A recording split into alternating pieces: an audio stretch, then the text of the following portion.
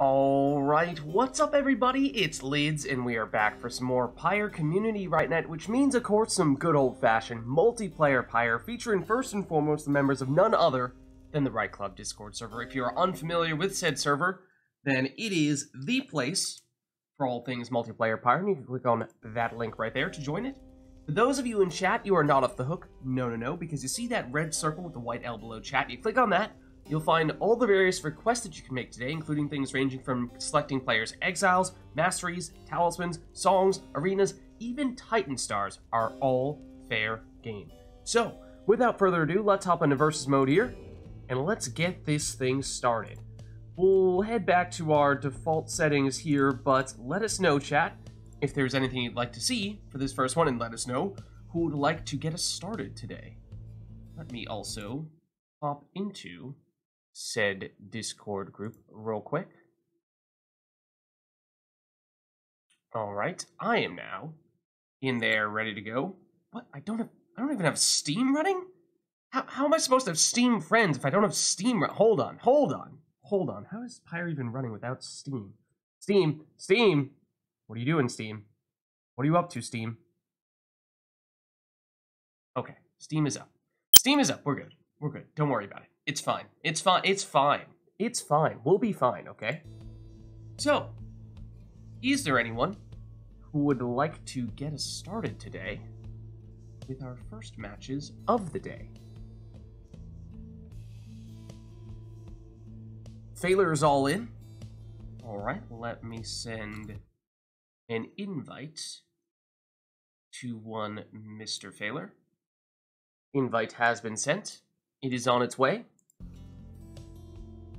Is there anyone who would like to go up against Failer? How's it going, Failer? How are you? Going good. How are you today? I'm doing all right. You thinking you'll be playing the Fate today? I am thinking that. Good stuff. Let me unplug my controller so I don't mess with you and whoever you're playing up against, but then I will start setting you up here. Okay. Presumably, Failer is going to be player one, although Pyre/remote play has messed around with us on occasion, where even after getting someone in before other people, that first person isn't always necessarily going to be player one, but we'll take a chance here. We'll trust that Failer is truthfully going to be player one. But that's only half of the equation. So who would like to go up against Failer for this first set of matches? Does anyone in chat volunteer as tribute? Katniss? Yay? Nay? I volunteer as tribute! Okay, it looks like Failer is truthfully player one, so that's a good sign. Alright. Oh, other thing I should mention is, of course, so at least for me, we had daylight savings last night / this morning, so that time shift may have messed some people up. I tried to give an announcement on Discord, so hopefully people realize that it might be starting at a different time for them today, depending on if they also observe daylight savings time or not, but may mean that there's a chance we might have a little bit of a slower influx of people today as people realize, oh, right night is going right now.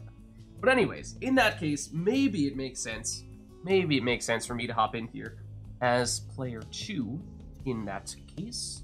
So in that case, I will plug back in said controller.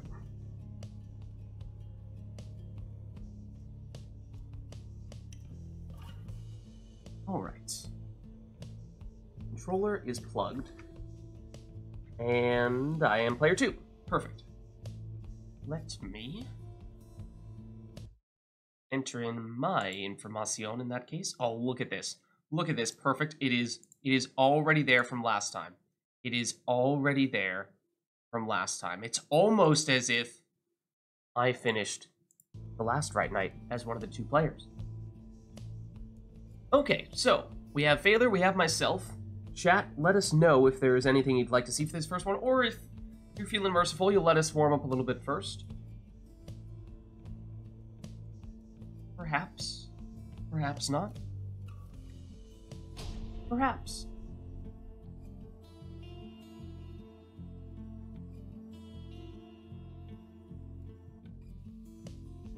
Ark exiles, you are gathered at the glade of Liu. Liu. At stake here in this rite. Chat, how many syllables are there in the word Liu? Further shame befall whomever fails. If it isn't 2, you're doing it wrong. If it isn't 2 or more, you're doing it wrong. Sometimes, I swear, he puts like 3 or 4 syllables in it. This night, Liu.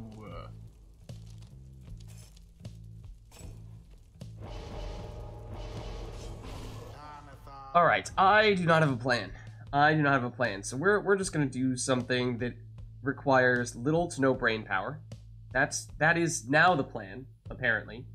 And so for that reason, we're just gonna hop around. We're just gonna turn our brains off, and we're gonna well actually sure we'll do this. It's slightly more brain power. That might be asking too much of me though. Like I said, it's the first match. It's a warm-up. It's a warm-up. Gotta get the pyre juices flowing. Okay. So we have Barker, who looks an awful lot like Rookie in the Pyre Hearts colors. Then, who did Baylor take? He took a harp first, and he took Raji second. Okay. Okay. We'll go in the bottom spots. We'll go in her home arena. Zaxiana. You know what? I don't usually take it, but I'll do Fell Swoop. I'll do Fell Swoop. And what do I want? It does make her a little more defensive. Probably gonna make her a Prayer Beads or Justice Plume person until I took Fell Swoop, and now I am not sure anymore what I want. How about we do... Yeah, we'll do it anyway. Maybe not the most logical of combinations, but we'll make it work.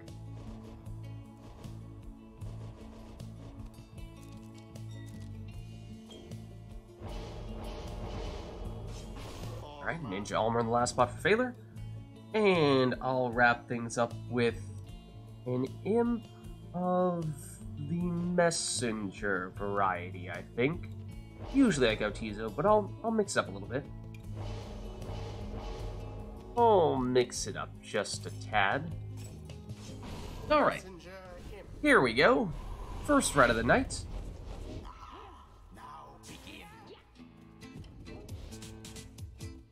Aloha. I paid 0 attention to what talismans you took, so I have no idea.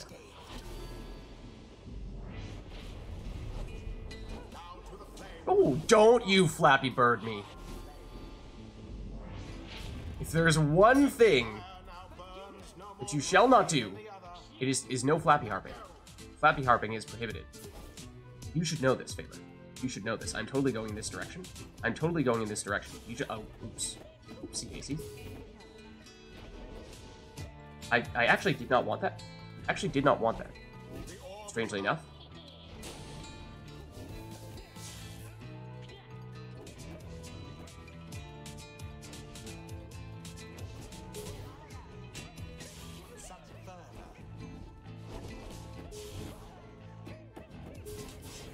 Oops. You still had someone on that, didn't ya? Didn't ya? Thought I could sneak in. I could not. Alas, I could not. This is gonna hurt. Oh, the aura. The aura was bigger than mine. Was bigger than mine, and thus it hurt. And thus it pained me.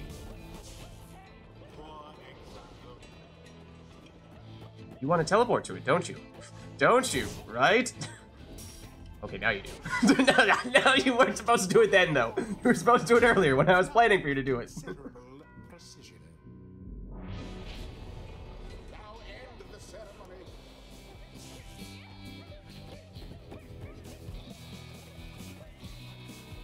No, no! That got a lot further than I thought it was going to get. That's a little concerning. Okay. Ruh-roh.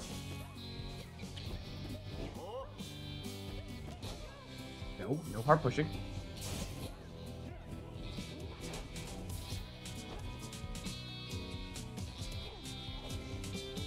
Also, I have not done anything with Fell Swoop, I've realized. So that was, you know, a decision that I made. Also, did not really look like that was on target, but okay. I guess I'll take it. Oh, there we go. That's how one flies.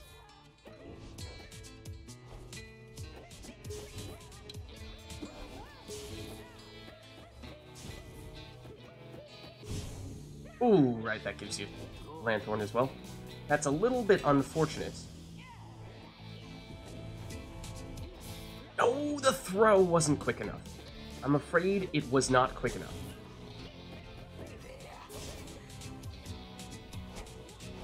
Oh, can't hop over yet either. So this is also unfortunate. GG. Good game. The fate prevail. A rite conducted with aplomb. Thus end this night's proceedings. Alright, well, that concludes our first rite. In chat, let us know if there's anything you'd like to see for the next one.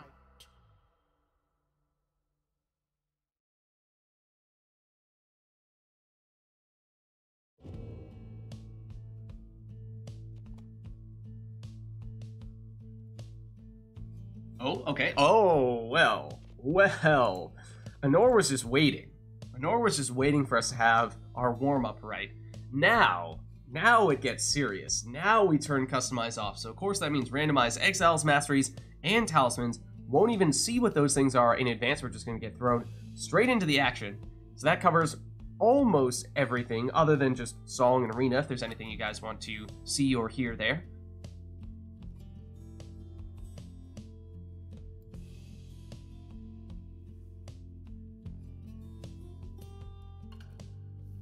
But if not, get started.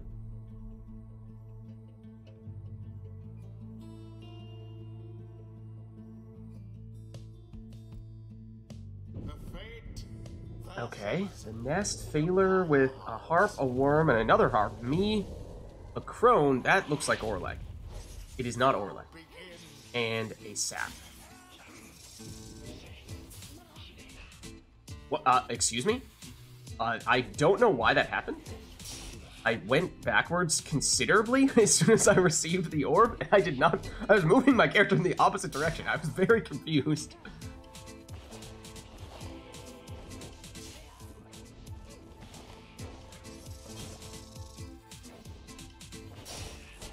No! Oh, I wanted that one. I really wanted that one. I have a bunch of exiles that take an eternity to come back from banishment. This is rather unfortunate, is what this is. That missed it. Oh, okay.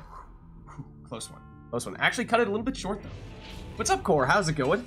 How are you? We are in a random match here. Customize turned off. No. Don't do that. Don't do that. Fear the sap. Fear the sap. Fear the sap! Fear the sap. Watch him have prayer beads. He does not have prayer beads. He does not have prayer beads. The sap does not have prayer beads. Hello.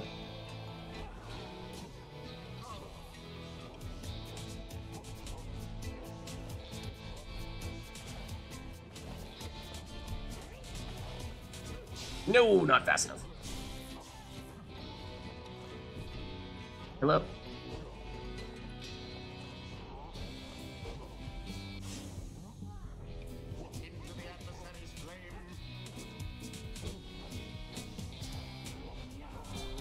No, I should have jumped, not sprinted.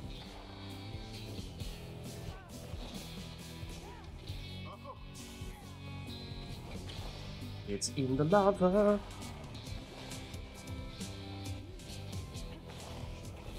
Oh, almost! Almost still made it happen. Oh, I should not have done that, though. Oh! Apparently I have Stubborn Flame. At least I believe I have Stubborn Flame based on that. Nope, I missed. But also I didn't miss. He has Rekindling! He has Rekindling. What is this match? What is this nonsense? I don't understand. Oh, you have Mooncrest. Okay. Okay. This is a thing that we now know. A thing that we now know. That was mean. So this is my problem. All of my exiles take an eternity to come back from banishment. Which does complicate matters considerably, I'm afraid.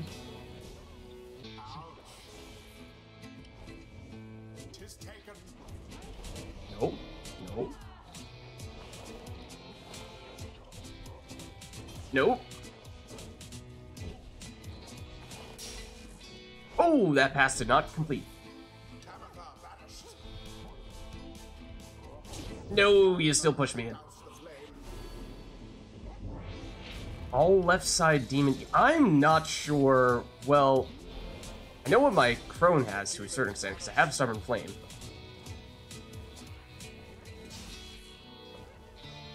Oh, that's short. Oh, and I just stood there watching it rather than getting my other character to pensive position. It's like, ooh, the colors. Oh, I needed the stamina for the jump. Nope, not this time. Not hard pushing me this time. Also, I don't like having all of my exiles right next to each other like this when you have a worm moving in.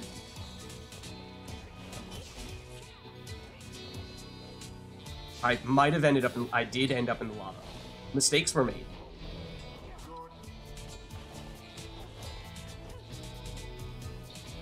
Surely he wouldn't.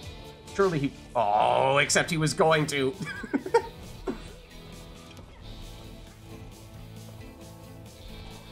Nope. Oh, that's unblockable. Oh dear. Oh dear. Yeah, I haven't seen if I have Celestial Spike on the demon though. This may be a thing. I also may have accidentally saluted. I may have accidentally saluted.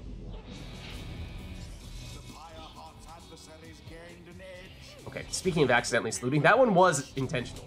That one was intentional. Actually, I should have. There's no chance I have that. Now that I think of it, it's quite literally a 0% chance that I have that ability.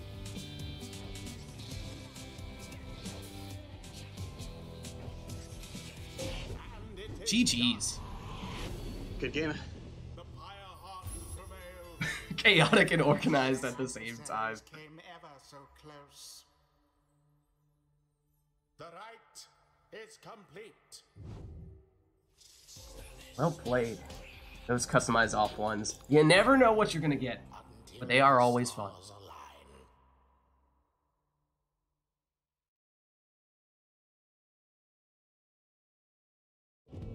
Alright, so we'll turn customized back on, unless of course that's something you guys want to see again, so let us know, chat, if you want that, or anything else in particular, and we'll make it happen.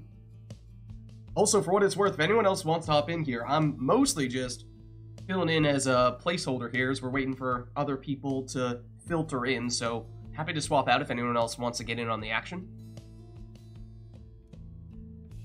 Hopefully, the hour shift from daylight savings time didn't throw too many people off. Or can hop in? Awesome. Awesome. I will pass the Pyreheart's baton to my teammate, Senor Core.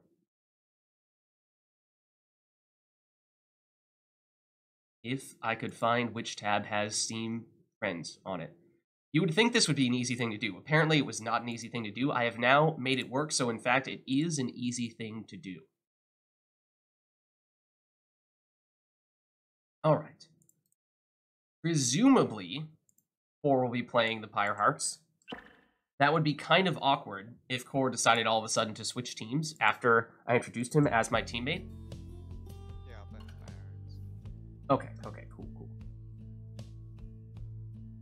So, in that case, chat, let us know if there's anything you want to see between Taylor and Core in this case.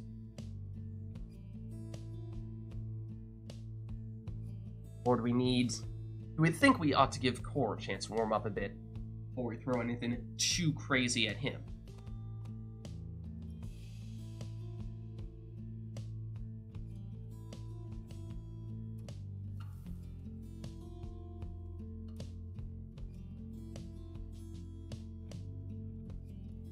Maybe so. Maybe so. Alright, let's get this one started then. We'll just have them take whatever they want to take.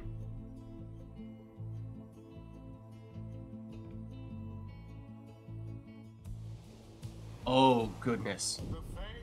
Well, is it a warm-up? If it's on the boat. That is the question Core will be asking himself here. Yes, they can take whatever they'd like. But will they succumb to the will of the Boet?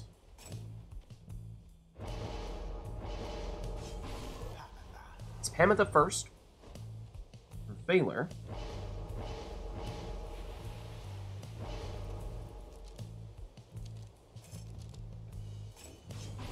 But Core goes the Crone route.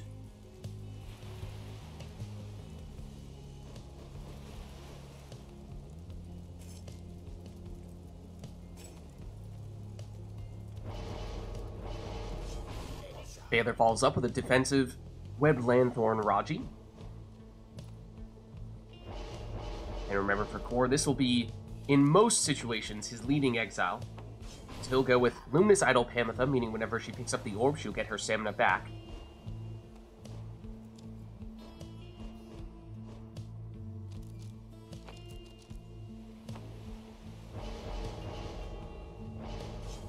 And at Titan Tooth Zaxiana, Phalar doubling down on those harps. Stunning anyone that he flies into.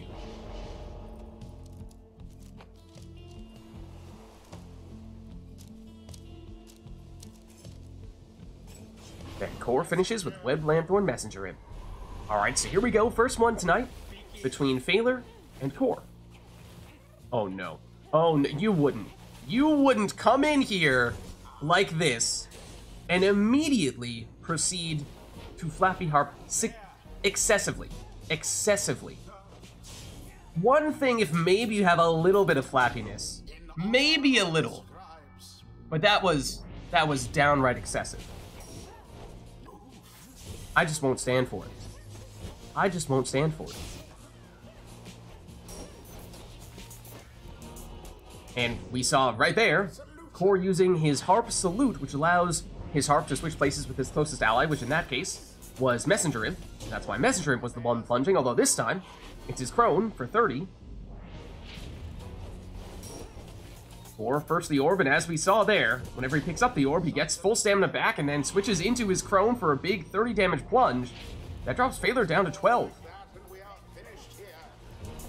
Oh, and switches into the Crone once again and seemed to take off like she got shot out of a cannon, but it's Phalar with the counterattack here, plunging for 20. Luminous Idol once again. Core switches into the Crone, but the jump gets blocked. Phalar with Pamitha. She's blocked. And banished. Imp for an Imp.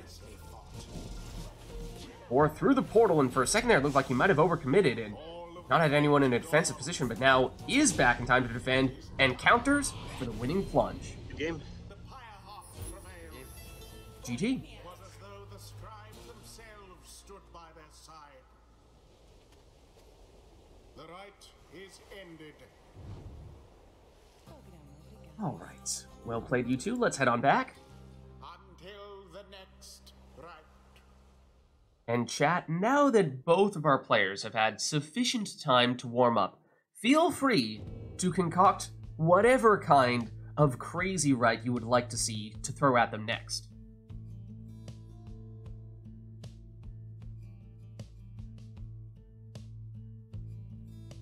Or, you know, you can just have them take whatever they want to take. That works too. But that, of course, would be significantly less devious.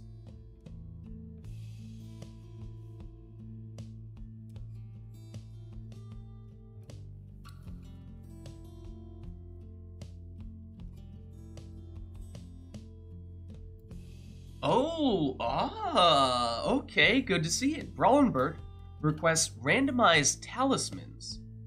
Okay. That's a little bit devious. Oh, and Anor also making an exiles request. Okay.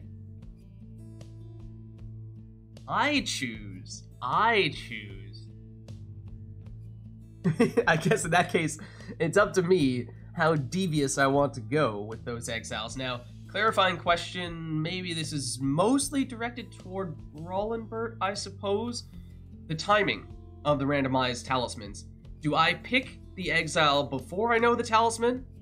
Or do I confirm the talisman and then I get to choose the exile with that talisman information already in my noggin? Oh, I thought we used the Discord bot. Yeah, we can. It's just a matter of, basically, you know, so maybe we could, in one situation, exile then talisman. Okay, yeah, so I have to pick a talisman going in completely, or rather, I have to pick an exile going in completely blind.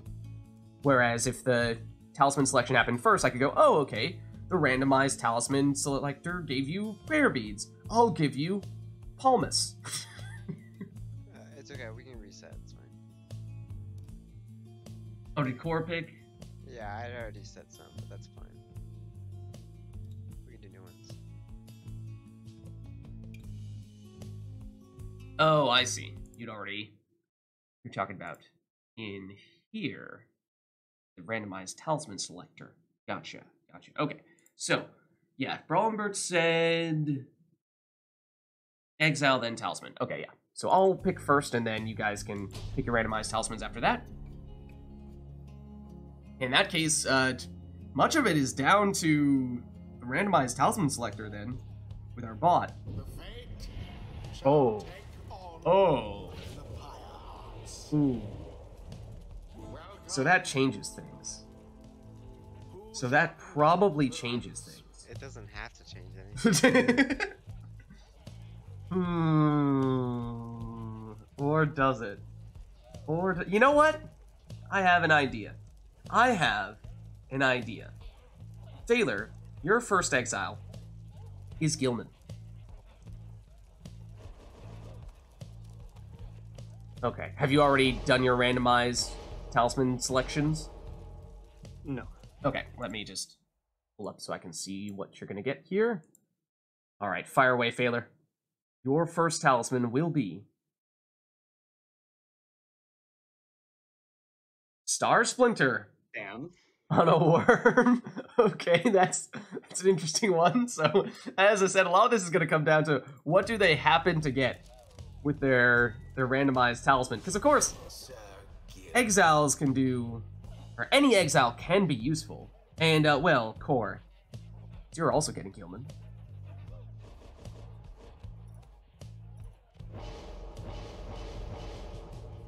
Alright, then let me tab over again to see what Core is going to get. For him, he got Scribe Rock.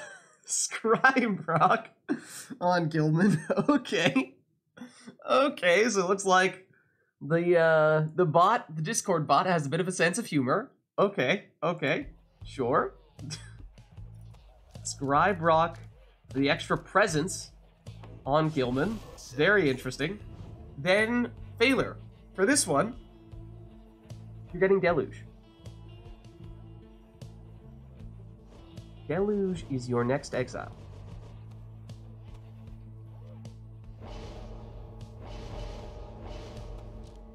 Okay, now let me tab over to Discord once again. This time. Oh, Oh, hey, look at that. Bright Wiz? There's a bit of luck. Okay. Technically would be the Gilman talisman, but you know, we'll give it to Deluge. Speaking of, actually, now Core, you're gonna take Lady River.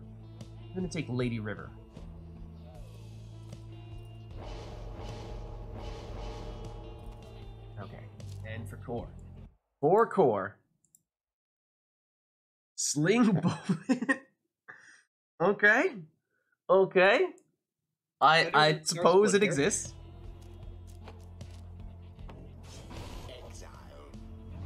And in your bottom spot, Phaler, you are also getting Lady River. It's triple worms, baby! I feel like this is heavily dependent on who gets the better test. And that's why I said it's all gonna come down to what the randomized bot is gonna give you. Okay, It's not too bad. modeled Yeah, that's acceptable. flask. Okay, not one Playable. we see very often, but sure. I'm curious to see how you guys make this one work. So recover stamina more quickly. And then your top one, as you can probably guess, Core, is Deluge. Alright, so then what does Core get?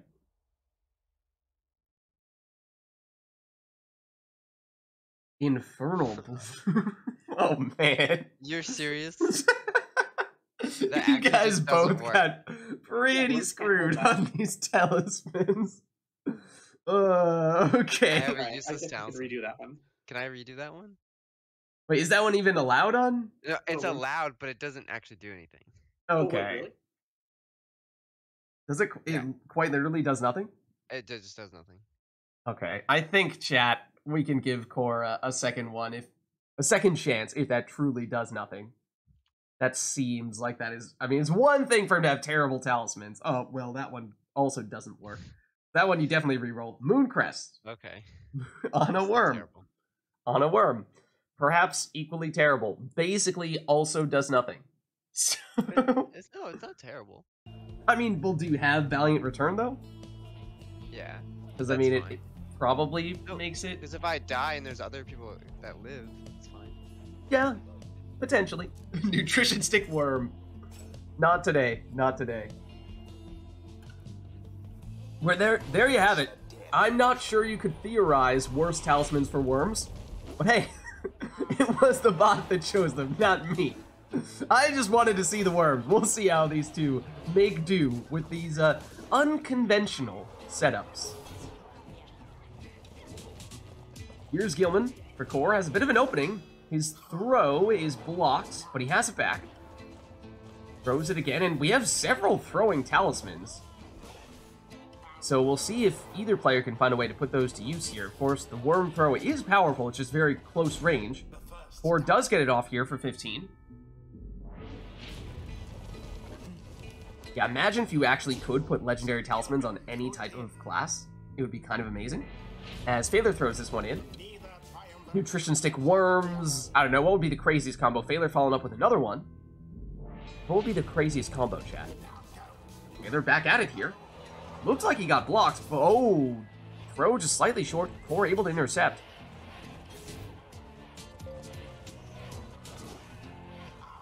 Core blocked. Series of banishments. Core perhaps making a little bit of space for himself, but he goes down. Trying to get rid of some of Phaler's worms here. Phaler with a little bit of, for a second there, what appeared to be Infiniworms, but didn't pursue it, didn't embrace it. Oh, stunning claim. Looks like that was from Phaler. And at least for a split second there, had the only worm capable of moving. Although, is that Core who just returns the favor? May have been, but either way, doesn't stop Phaler from plunging here.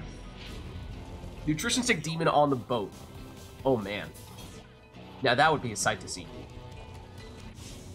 Oh, and here is the Infiniworms action for Phaler. And he throws it in for 15. Embrace Infiniworms. Embrace the power of the Infiniworm. Phaler speeds in for 15 here. Galemer's Anklet on Saps? How would that work? This is true. If that works, that would be amazing. Phaler plunges for 15, and that drops Core down to 10. So one more of those is all that Phaler needs. But not this time. Core able to defend successfully and has a worm in scoring position here. Throws this one in for 15, but he still has a ways to go. Bouncy sapling. We've seen some cursed saplings every now and again. That might be the closest thing we've seen to that. Phaler uses Stunning Claim, which slows everyone down, but does not happen at a time in which Phaler gets someone back from banishment, so he misses out on having the only player able to move. Oh. And did Core just cancel out a Stunning Claim there, making him the only player capable of moving? Because it looked like Phaler was unable to defend that one. Kor did lose Gilman in that exchange. Oh, and does he do it again here, perhaps? Oh, Kor breaking out the Forbidden Worm strats when he was most in need. When times got dire. Here comes Phaler! And he'll take the win nonetheless. Good game. GG. Such a well-conducted victory it was. The ceremony is complete. Alright, let's head on back. Well played, you two. Now I'm imagining the Kalimur's Anklet sap. I'm imagining a sap that rather than just placing a sapling, it actually throws it out. So it has the same radius as it always has, but it starts right next to the sap and it gets pushed and moves away from the sap until it slows down and eventually reaches its final destination. However, and we've seen that sometimes, a little bit on some arenas, to a certain extent, but in this case, with Kalimur's Anklet, that happens and then it bounces aggressively off of barriers, so you legitimately have a ping-ponging sapling, a pinball Literal air sapling. hockey. Exactly, exactly. Like imagine the hockey pucks in the cairn. Just like that, except it's a sapling that can banish people. Speaking of which, imagine if the hockey pucks in the cairn actually banish people rather than just being obstacles. That would be cool. Anyways, chat, let us know if there's anything you'd like to see for the next one. Enough of my theorizing. Somebody play Snadra here. I don't have one. I think you can unlock Snadra with channel points, with Lidcoin. I think you're allowed to do that.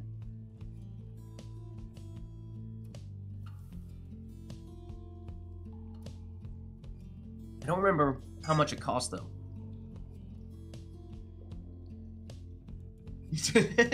We don't see it very often, it's true. 320, I think I have that one set up where it's a smart goal, and Twitch adjusts that value based on how much monies people have, how much Lidcoin people are hoarding. So if that one is too pricey, then look toward your Lidcoin hoarders who are stockpiling all of the monies, and perhaps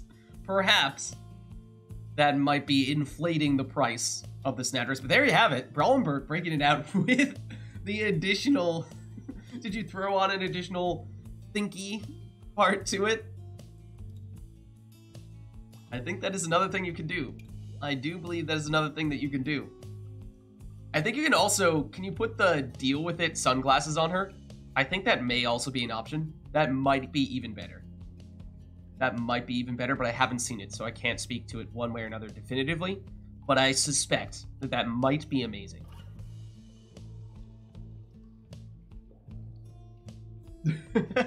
There you go. There you go. Oh, Brawl, is that one with the sunglasses right there? If so, it looks like an eye patch. I feel like Twitch might have struggled a little bit with that one. Might have struggled a little bit with where the sunglasses were supposed to go on Snadra. Arr, it be Snadra. She be sailing the 7 seas for the past 700 plus years, fighting the battle with scurvy. Other than that, is there anything that we would like to see for the next one? What are we thinking, chat? Anything Snadra themed? Well, I mean, sounds like Anor has a plan. Sounds like Anor has an idea. Knights of the Sea. Fitting, yes. Snadra for exiles, okay, sure.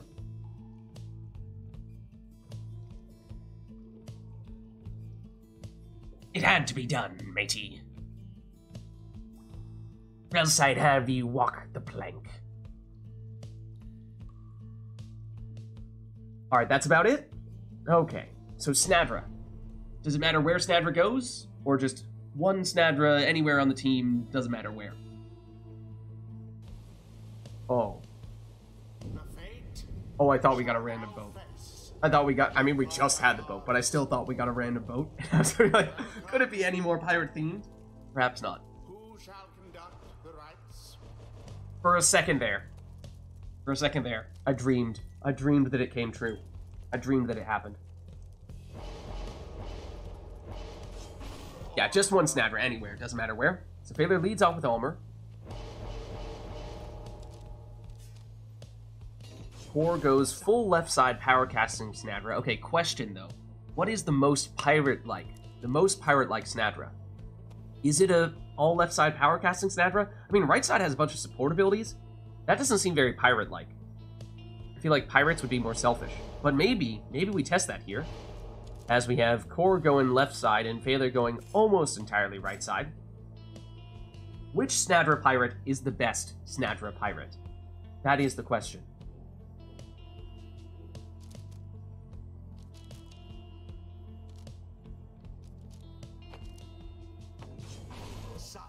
We shall see.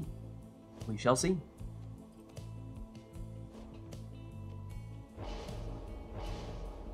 Snadra with the money talisman? That is true. That might be the most accurate. Ooh, legendary worm talisman on Gilman there. The extra distance on the jumps.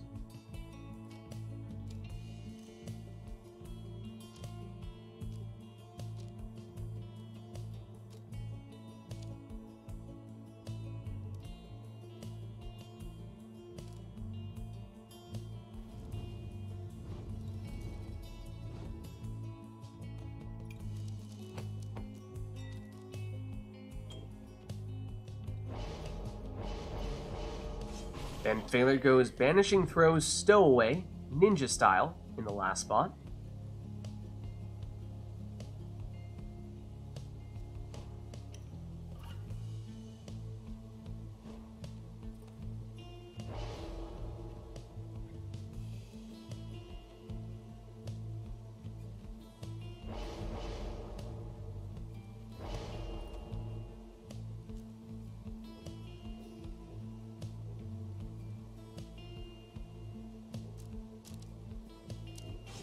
While Kor goes with an exploding Manly.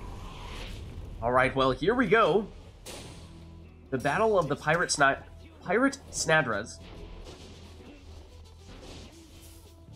Yar, it be Manly. But he be banished, yet Gilman be returning. He wait for his allies, and speeds round the other way. And speeds in with a throw! He make it in. He make it in. 15. Alright, no, I won't do Pirate Attack. But, the throw from Ulmer is intercepted here. Oh, and he banishes 2 of Kor's, make it 3 of Kor's exiles, although that does bring Gilman back with his valiant return. Ooh, looking for an angle there, but his throw is a little bit short. There's a power cast from Snadra, though. As we were saying, that was the power casting all left side Snadra, and so perhaps that is the way to go for Snadra. That is the test. That is the question. Throw intercepted by Snadra, and now Manly over to Gilman.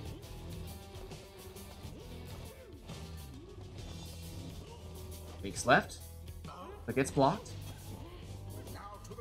Now Phaelor on the counter. Presses forward with the stowaway. Remember, she has banishing throws, so she gets rid of one of the defenders that way. Snadra finding some time. Oh, but she does get sniped. Then Phaelor teleports the orb and banishes the other defender. And right as he's about to get banished, has just enough time to get this throw off for 20. Ulmer. Banished. Forward Snadra. Trapped in the corner. Other Snadra gives it up to the stowaway. Looks to go the direct route, but she's blocked. Though banishes both defenders, yet that does bring back Gilman. He sacrifices himself, yet Phaelor teleports to the orb, which happens to be on top of the pyre. Ulmer down. Snadra. Defending the orb. Oh, well, the other Snadra gets rid of Kor's Snadra. And Phaler sneaks in this throw for 20. Phaler teleports the orb. His throw intercepted by Snadra. Snadra, oh, Phaler takes it back, but gets banished. And loses the stowaway as well. That leaves just Snadra back to defend. She hops over the cast, but now she's on the wrong side of Core, but still able to recover his Phaler. The throw, oh, well, Core has his sap positioned right on top of the pyre. But his Goose Garter goes down. Gilman. Trying to find a way around Snadra, and does. Enough to set up this 10 damage throw. Phaler teleports the orb. His throw, oh, Core seemingly jumping out of position there. So Phaler lands the throw, and that means one more of those, barring Rekindling, and Core would go down, but of course Core does have Manly.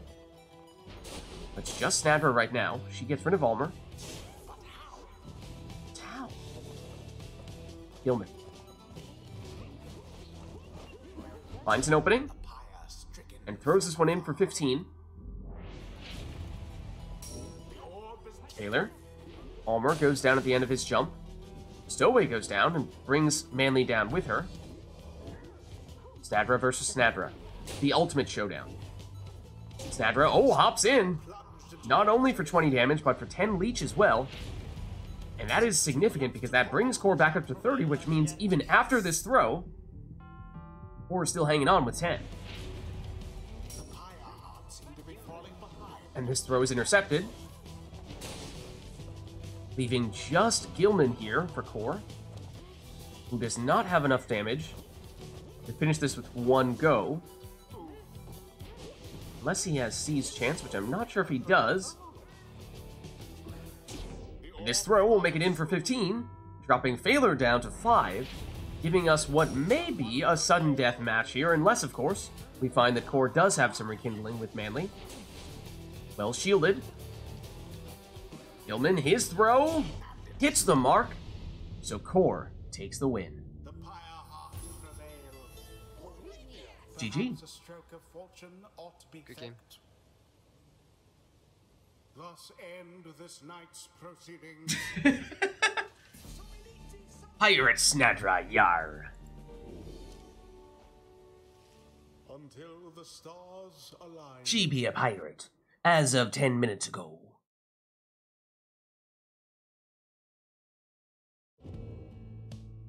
She's been trapped in Davy Jones' locker for the past 700 plus years.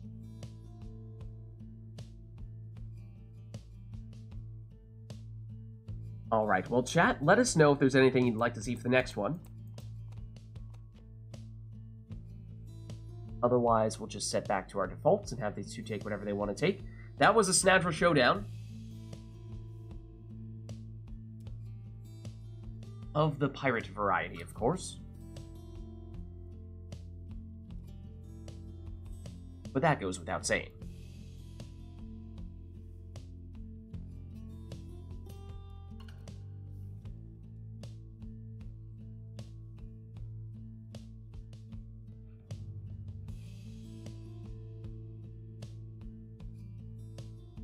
Alright. Not seeing anything at the moment, so why don't we just get this one started? And these two will take whatever they want to take.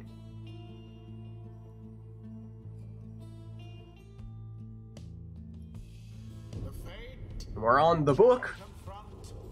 Snadra's home arena, for what it's worth. Will that affect their team composition at all? Who shall conduct the rites? We find ourselves in Davy Jones' locker. Phaler goes Titan Tooth Harp, so he will stun anyone that he flies into.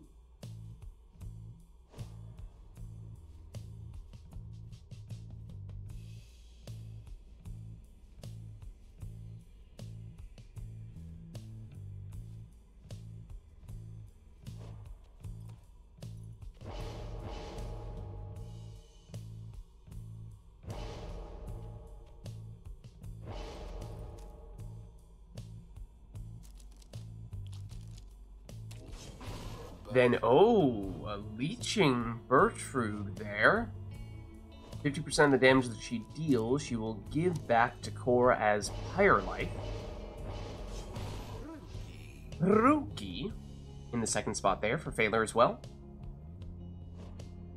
He is known for being quite good with the curs in the book. Sir Gilman. Now that's Core going with the Titan Tooth, though in his case, on Gilman.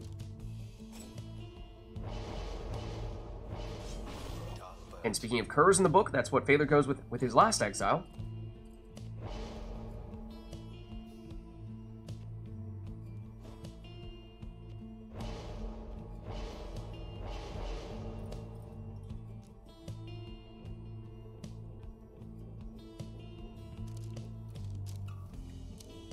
And Core once again does go with an Exploding Manly. So here we go. Ametha. I believe that was a potentially double Titan Tooth, though it's Phalar who recovers more quickly here. So he'll plunge for 20. Oh, Core hops over the orb. Phalar does not, stuns the defender, and once again switches over into his Prayer Beads Cur and plunges for an uncontested 20. Looks like Phalar has the formula here, although this time, Core wins the race to the orb and ends up in the opposing Pyre for 30. Core wins the race this time as well, but his throw is blocked. Phalar speeds in, once again with his Cur for 20. I believe that was with Dalbert, and once again, he's the one that has Prayer Beats. Phalar still at full strength. The Titan Tooth stuns Core, and Phalar sticks with the formula here. And without first the orb, she tries to Flappy Harp her way in. This time, Core is up to the task defensively. Switches back into Bertrude, who has an opening here. Plunges for 30. Ametha, bit of an opening, but Gilman recovers in time to stop her, although the Titan Tooth once again stuns Core, and Phalar is quick enough, although the plunge is perhaps a little off target. We'll still count it. 4 now, with Gilman. Bertrude moving in, the whole team moving in here. Everyone in the attacking third. And Core trying to lay siege on Phalar's Pyre, putting the sapling right next to it, but unsuccessful. Now Phalar with the counter, but he goes down. Now that leaves Gilman versus Dalbert. Phalar gets his reinforcements. Core waiting for his. Now he's back at full strength with Bertrude. Oh, and just snakes his way in. No jump necessary. Dropping Phalar down to 10. So 1 score is all Core needs here, but it's Phalar who scores next with his 20 damage plunge from Pamitha. Now she had Titan Tooth, not Prayer Bead, so she's gone for this round. So Phalar undermanned for this one. And an opening here for Core. And he seizes the opportunity. GG. GG. I'm swapping out now. Good games. Alright. Thanks for stopping by, Phalar. Good to have you, as always. The right is done. Alright. Let's head on back. And it looks like we will be looking for someone from chat to hop in and take Phalar's spot here. Just check in with you, Core. Are you good to stick around, or do you want to swap out as well? How are you feeling? I'm good to stick for a few more. Okay. So in that case, yeah, we're looking for one more here to face off against Core. Is there anyone interested in doing so?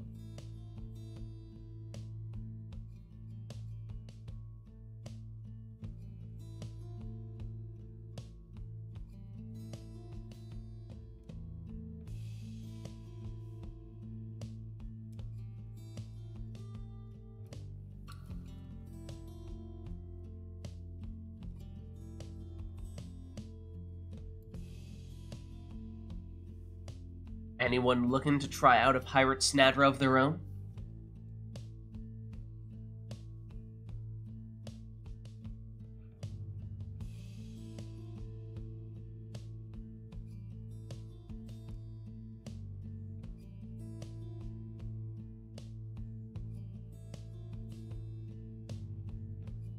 Barring that, I mean, I could hop back in here. I was in just briefly for a moment there against Phalar.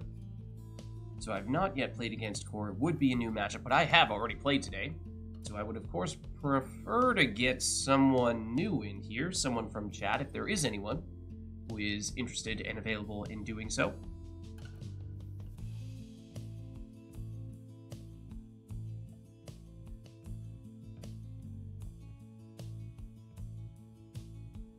But if there is no such person, and I suppose I can hop back in.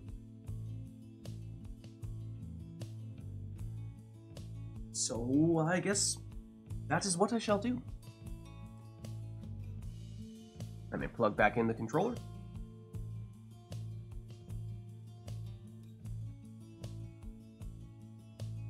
Where did I put the plug? That's where the plug is.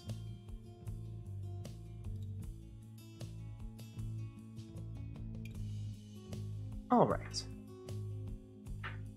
Let's see where this puts me. I am now player 1. Okay. So, I suppose, since we are usually both Pyre Hearts people, I'll go True Nightwings here to give us a color scheme that is easily distinguishable.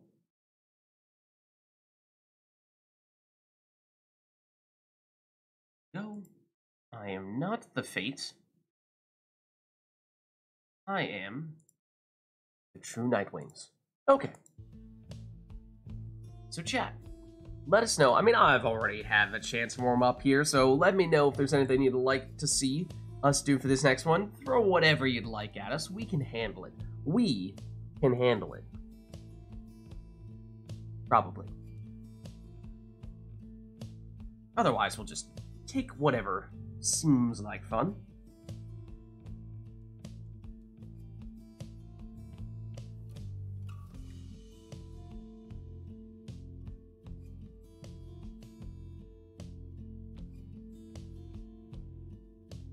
Alright, but seeing nothing here request-wise, let's get this one started up, and that's what we'll do. We'll just take whatever we feel like taking.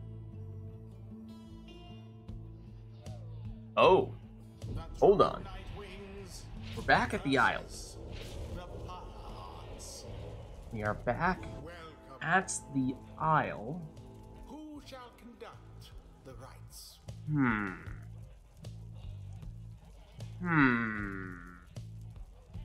There's always the temptation. There is always the temptation.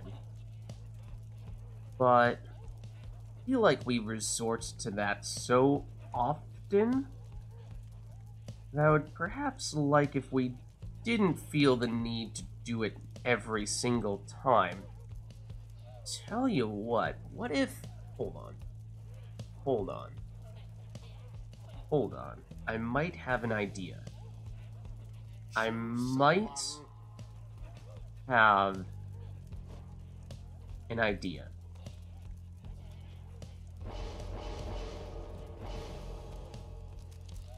I might have an idea.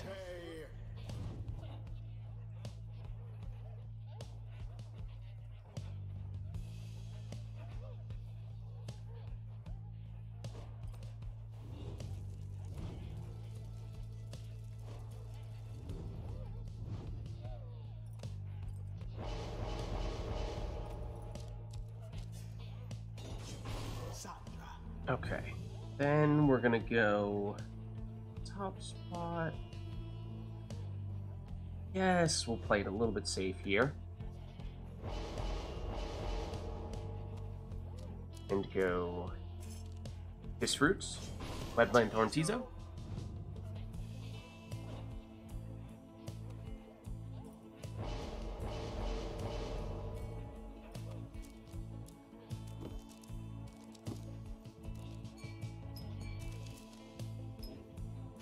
Oh, a Leeching Gilman.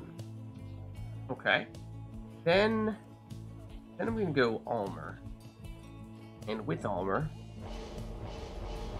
I am not one to use the Ninja Savage strats all that often, but I'm gonna give it a shot here with both of my Savages, and we'll see how it plays out. But that's not the key. That's not the key. Oh, I should have gone for something else on armor. I just thought of something better. But anyways, I have a bit of an idea.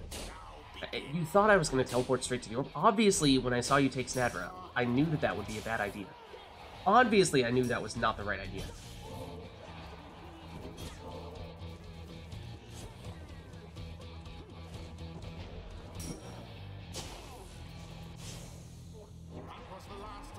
I mean, so that wasn't necessarily the plan, but we'll make that work.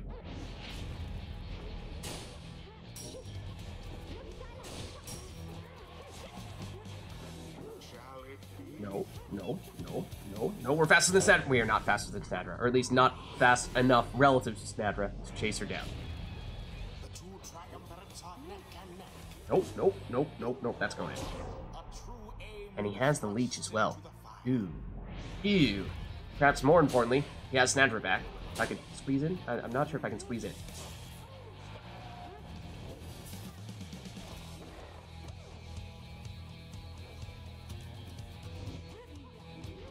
Oh, does it? Oh, okay, my entire plan might not work.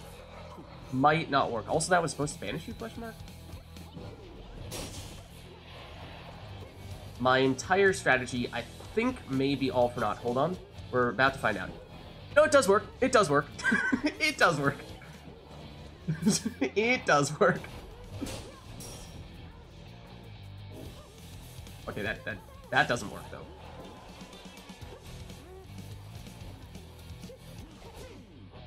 It was not even the direction I was trying to jump in.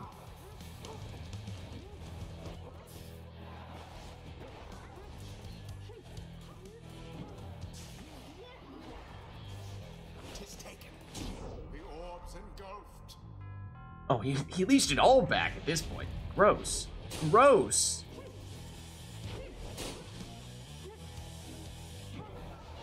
Almost. Almost. You might be able to tell what I'm going for now. I've done it a few times. The reason why I'm not doing it at the beginning is because he deliberately countered it with Snadra. I'm deliberately not doing it at the beginning because he would banish me instantly if I did. So he saw it coming. So, like if I sudden grasp to open up, then he immediately power casts with Snadra and I lose one or more exiles. So like this right now is an immediate loss. That's why I'm deliberately not doing it with the opening play. So that is intentional. Ooh.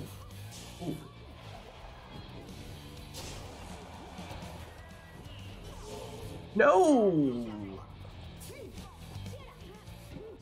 That also didn't work.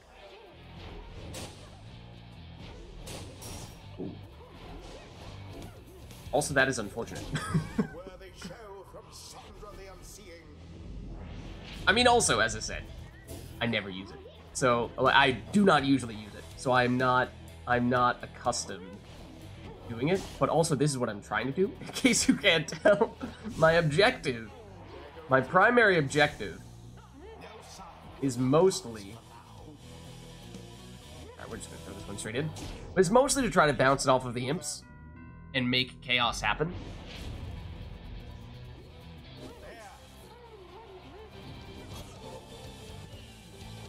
Ooh, that was not good. That wasn't much. Oh, you still got me. You still got me. You still got me and didn't... At least I would have thought you'd go down with me there. That surprises me. You were very much in the range of that explosion.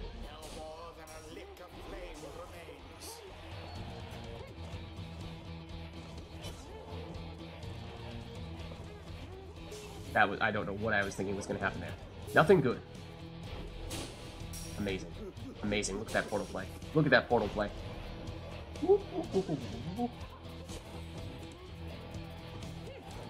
That was not very helpful.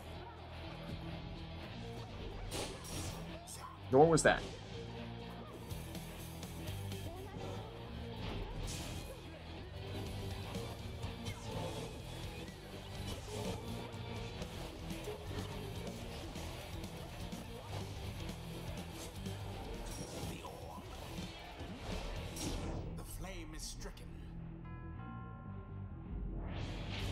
So, the best time to do the... Ooh, I got stuck. I got completely stuck.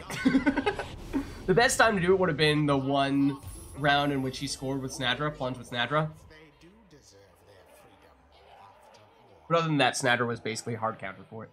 Thus end Game. this night's GG. proceedings. You can sudden grass because there's still invincibility. You don't. You Mhm. have beginning At least round for a bit. Until For a the bit. That's a long stars time. It's align. a second Mhm. and a half. Like I've removed that from my client because it's insanely long.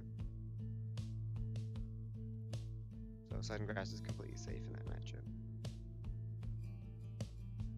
Like if you just watch the ones previously with Failer, like I don't Mhm. go forward that much. I play very defensive. Yeah. I mean, the sudden grasp was mostly an afterthought. The primary objective was throw it straight into imps, ideally multiple imps, watch it bounce all over the place, and maybe banish someone with the banishing throws sap, or rather savage, or just go with the range throw savage and hope that it happens to go in, and basically try to turn Isle of Kalimar into the Pit of Malith. But it's harder. It's harder than the Pit of Malith, for sure. A lot more unpredictable. Yeah, that was the thing that I was making a conscious effort to do, more so than optimize the salute, which, as I said, is very much not something that I have yet built into my usual playstyle with the savages. Quite literally never take it.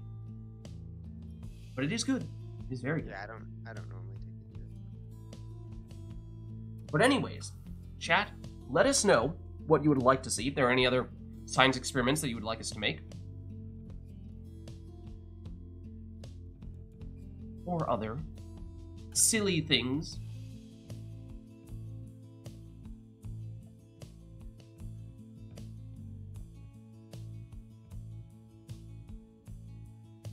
Such as turning Customize off. Alright, so that means randomize Exiles, Masteries, and Talismans, but we can still do a song, and we can still do an arena, if either of those things are of interest, so let us know.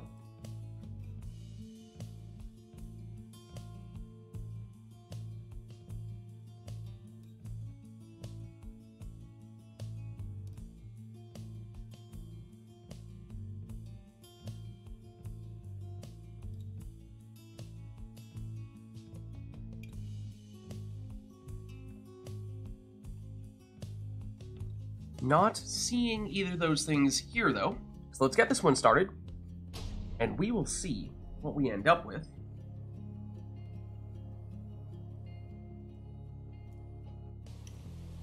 Oh, you hear the water. It's the fall. I have a Savage, I think Orlek, and a Worm. I can tell. Oh, I have 2 out of 3 true Nightwings. Okay. Then it's Gilman, it's Udmilda, and it's Palmus for core. Well, I have, okay, infinite stamina. Gotcha, gotcha, gotcha. It would be helpful to know what my Worm has. Oh, I really thought that somehow I plunged into my own pyre with Orlek. That is what I thought just happened. I was like, excuse me, Orlek? Mutiny? Ooh, that's very, very not good.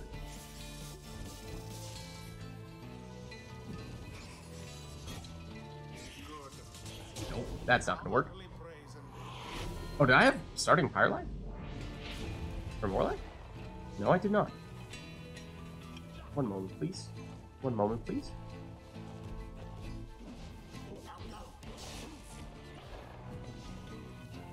Nope. Oh, what? Does Orlek have... Did you just see that?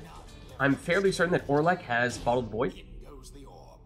Might be the most useless person to have Bottled Void on, the person who's going to get, by definition, come back from banishment the least often. Oh, what? I actually got the orb there? I did not think I got the orb there. Oh, okay. That was... I don't even know who I was controlling.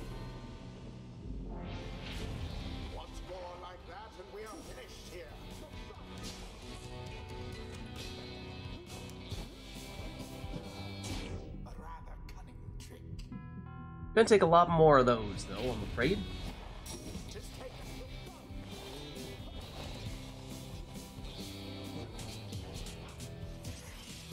I don't know who I'm controlling. Apparently it is you. Leave Gareth out, or it is Gareth. What am I saying? For a second, I thought it wasn't Gareth. It is. Nope, nope, nope, nope, nope, no, no, no, no, no, no, no. I may have the orb. I don't really know right now. I think I now have the orb. You were supposed to get knocked back by that. You did not get knocked back by that. Where my exile is anybody's guess.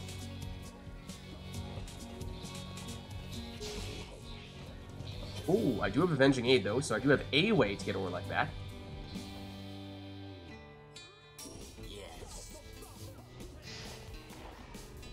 There's the salute for you, chat.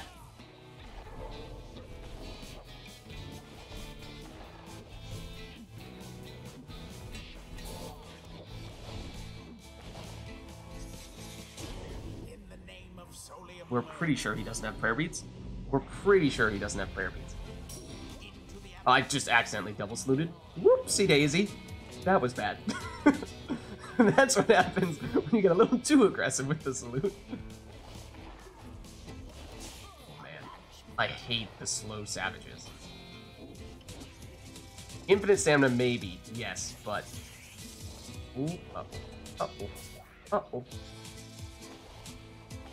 Uh-oh, bud. No! I don't know what happened there, GG. Oh, that was a weird one. Adversaries confidently thwarted. The right is done. Alright, let's head on back. Until the stars align. You know, you do see people get Orlek, but most of the time when it happens, it is not with any way to get him back. I did have a way to get him back there, so that's probably more than you can ask for. More than you can really ask for.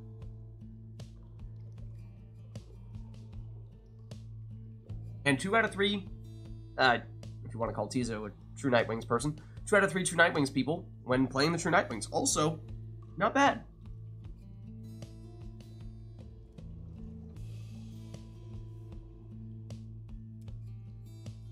Well, let us know if there's anything you'd like to see for the next one.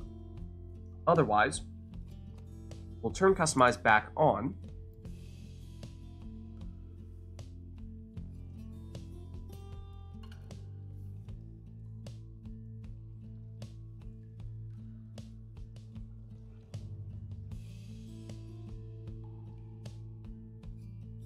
And then we will proceed to turn it back off. I'd like to see less of this whole customized thing.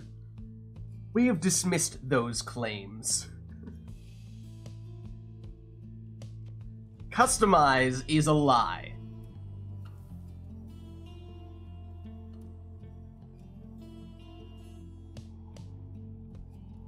Oh. Okay, it's Ridge.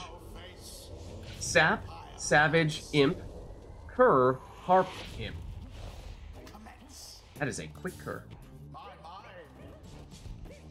What do I... once again, I have the Infinite Stamina Savages. Did I not just say that I'm not a fan of the Infinite Stamina Savages? You get Infinite Stamina going through that portal? I think you did. I think you did.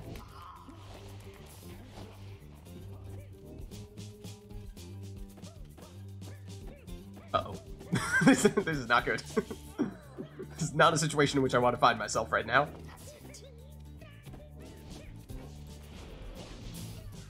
Alright. I have Ball of Void again. I have Ball of Void on Gareth.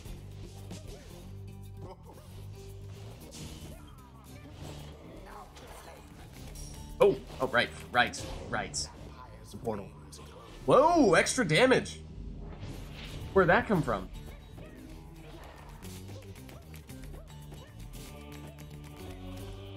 Your infinite stamina will, I think, run out. Excuse me? Excuse me? Excuse me? You're supposed to lose your stamina before I am. No, I'm an imp. Or your aura before I am, rather. I always get it first. You do? As the attacker? Yeah, it doesn't matter. Yeah, actually, yes. If you're an imp, then you attack. Imp does? Oh, it seemed like it was the attacker who lost it first, no matter what. Throws himself into the flames. Now, end the ceremony. Like that. Because I reached the ground first. That's the thing. And imps have naturally good.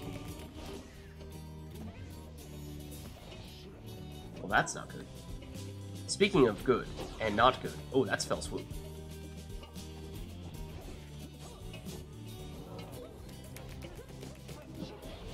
Oh, I have quick throw.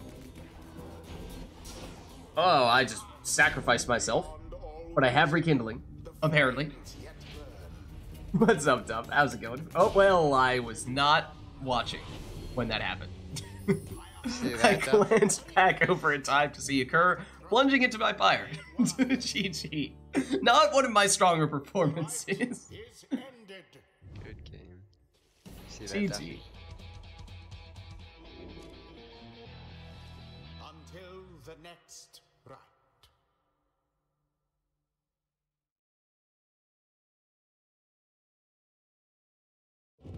Alright, well, we'll turn Customize back on, but let us know, chat, if there's anything else you'd like to see for the next one. If you want to, of course, we can proceed to turn Customize back off. It is an option.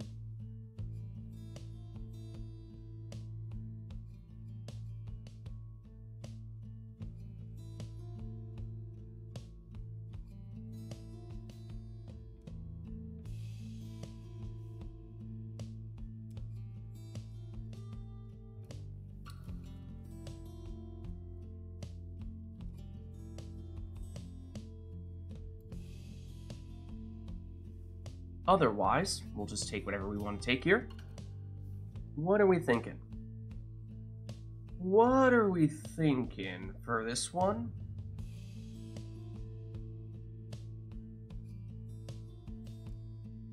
Perhaps we do. Just see what we end up with. And we'll take it from there. We'll take whatever we'd like to take. Oh, but hold on. Oh, but hold on. Shall take on the power. See, but the thing is that we must. Welcome. Grand Ceremony. Who shall Okay, so we could go back and activate it. We could save it for the next one. We could go back, activate it, and lock in the boat. But the boat, right? Well, here's what we can do. We'll go Grand Ceremony. Did I just go past it? I did, didn't I? One of the early ones, isn't it? I have an idea. Oh, no, it's not. We can do Grand Ceremony and not the boat. Nah, don't be silly. Don't be silly. Ugh. Skip the boat. What are you talking about? What are you talking about, skipping the boat? welcome? Because obviously. Who shall Obviously. conduct the rites? Chat, have you booked your flight? Have you checked your confirmation email? Or Air Orlek?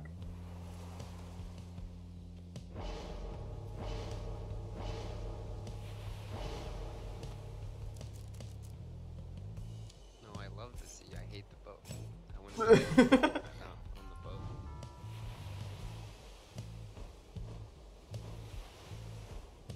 Yar, we be on the boat again.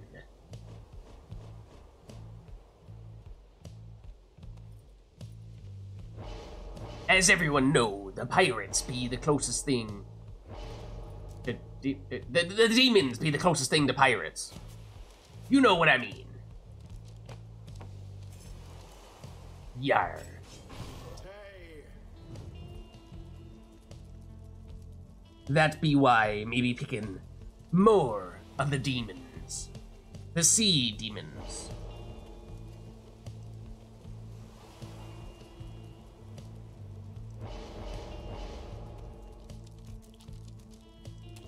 It had to be done. Demon Snatra.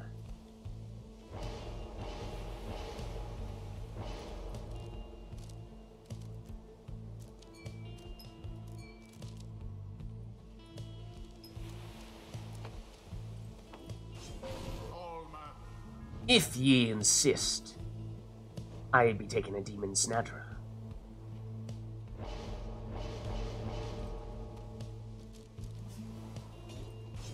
Sandra.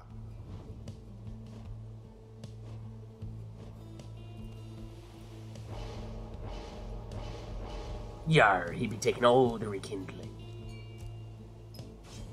Manly. Now to the flame. Begin. You're gonna have to be a little more clever than that, I'm afraid. I'm afraid Herr Orlek stops for no one. No man.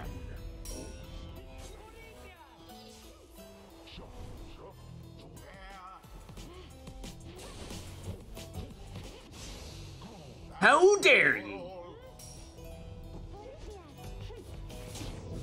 How dare you?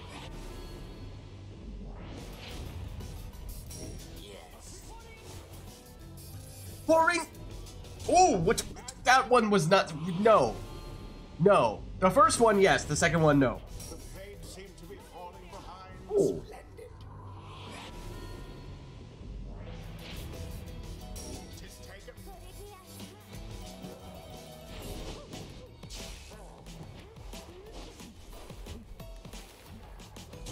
There we go. Glory to the scribes. Glory to the scribes. I did indeed get double Perigneus. Oh, you what you want? What you want? Yes.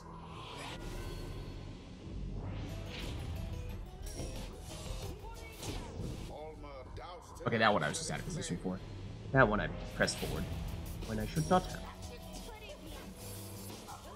Woo! That was not intentional though. Whoop! Don't mind Orlek here.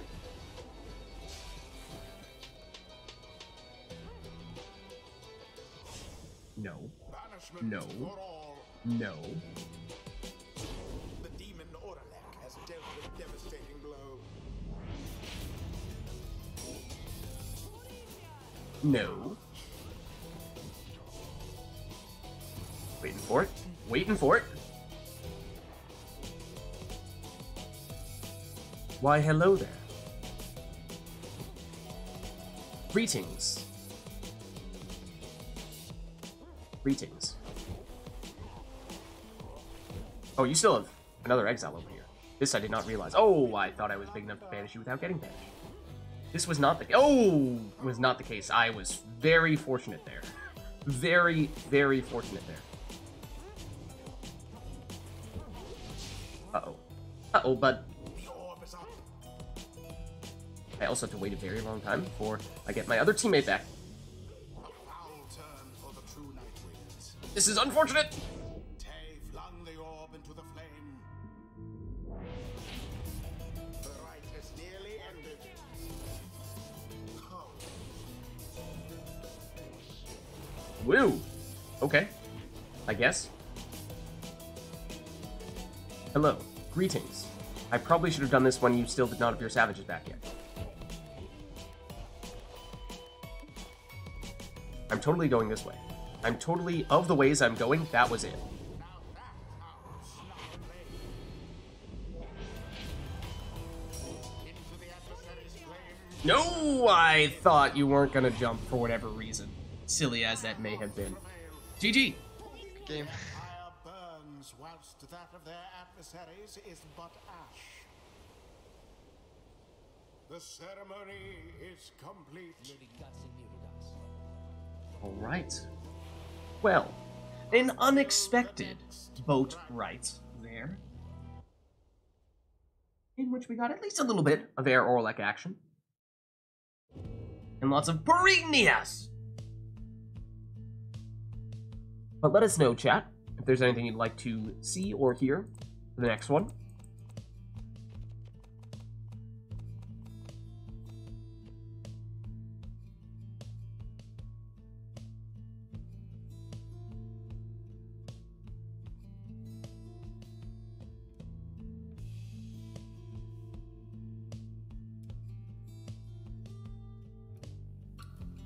Duff is choosing exiles.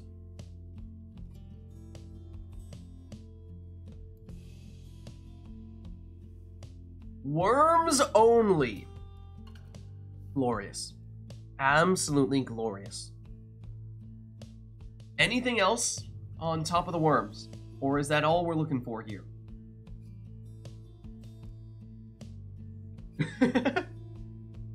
I lose all my 3v3 worms against lids.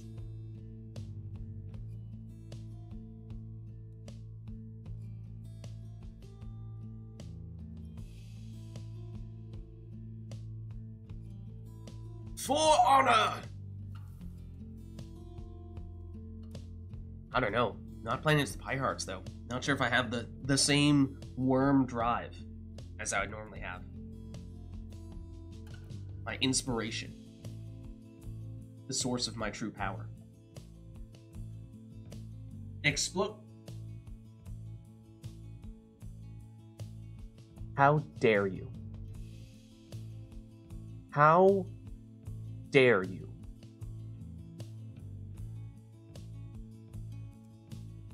I believe that says Exploding Deluge, if I'm not mistaken.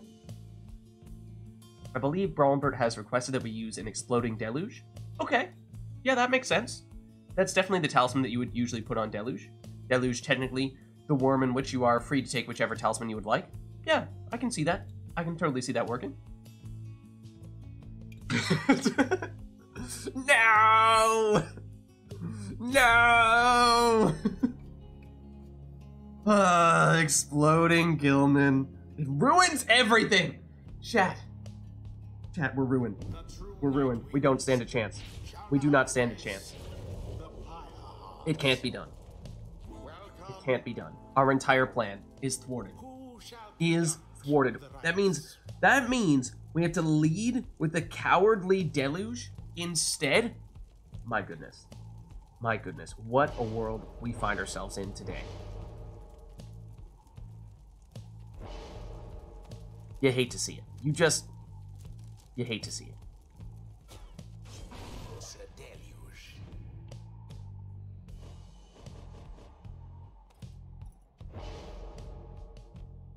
So, just to clarify, it is an Exploding Gilman. Okay. Then in the northerly part, this is where we do it.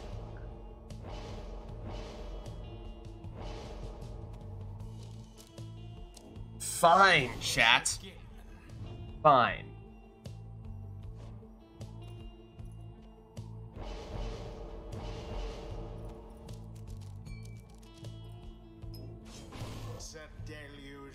Okay, and then Lady River.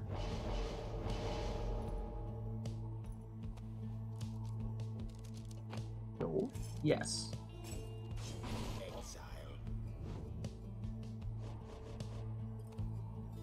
That leech on Deluge on Core's side could be a factor. And he also took Stunning Claim and a little bit of extra starting Pyre Life.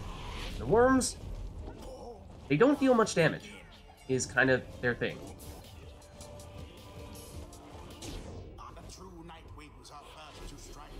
It's kind of their thing. Is the problem?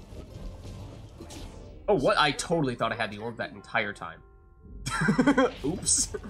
Apparently, I did not. Apparently, I did not.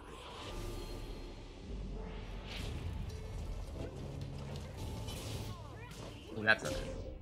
Okay, we're learning here. We're learning. Don't do that, is what we are learning. Also, once again, Core has it, even though I thought that I had it. Flung with force of will.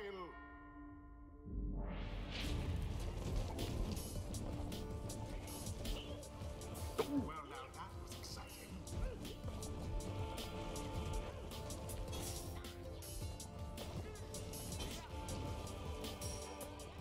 One moment, please.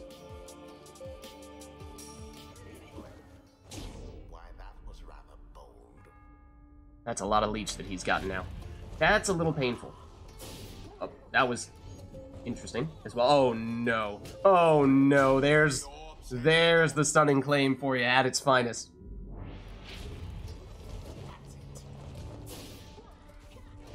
And, okay, now I see what this was all about. Now I see what this lead off with the exploding deluge was all about. It's a trap. You see? It's a trap. It was a trap. That was also... I walked straight into that. Hello. Hello, goodbye. Band from the early 2000s. Is totally what I meant to say there. Into the adversary's flame.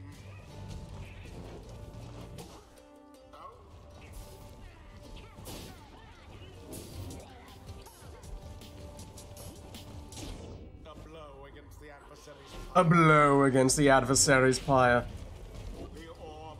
The orb. It is done. He did, chat. He did it. He had a strat. He had a big time strat. Their adversaries utterly. The rite is complete. GG.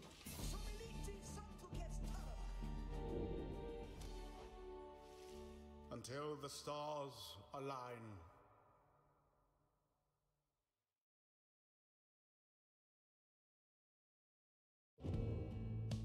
Alright then, chat. Let us know if there's anything you'd like to see for the next one. And also, let us know if anyone would like to hop in here. I'm happy to switch out for anyone in chat who'd like to get in on the action.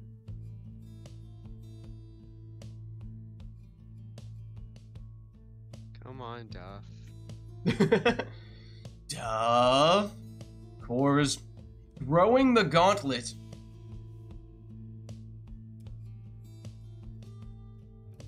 He has called your name. You have been summoned to the battlefield. Do you accept this challenge?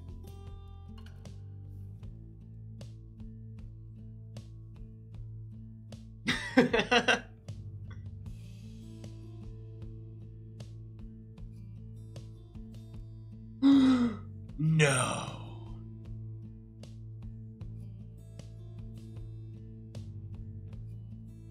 Oh dear. Oh dear.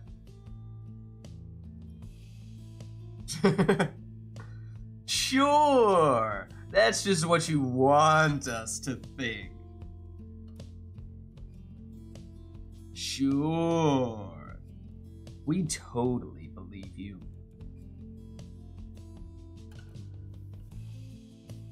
I don't know. Sounds kinda sus. Maybe. But maybe not. Well, anyways, like I said, chat, open invitation if anyone wants to swap in for me. You're welcome to do so.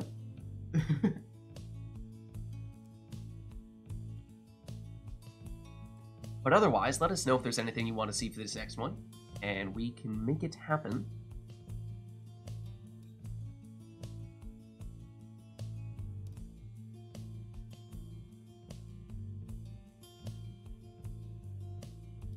Oh no.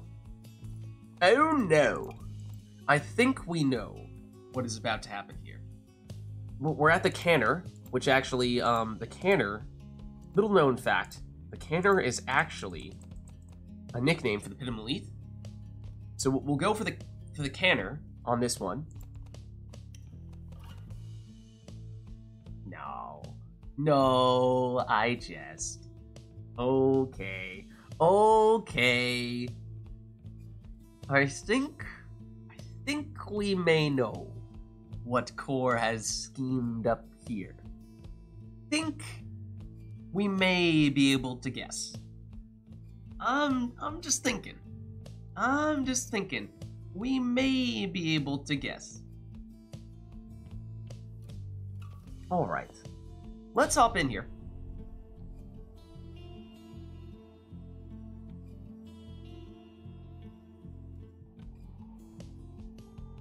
The true Nightwings versus the Pyrehearts. Okay, there's only one way to do this, I'm afraid. There is only one way to do this. Actually, there's multiple ways to do this, but there's one way that we are going to do this. That being...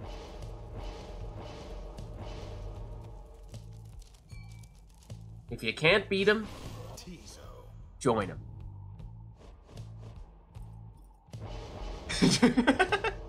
Exactly. Follow your guide. He will lead you to the promised land. What else do I want? So, let me just acknowledge that I'm not beating Core at his own game here. So, we're just gonna embrace the chaos. We're just gonna embrace the chaos and live in the moment and enjoy it, you know? So that means we're going to have an exploding deluge.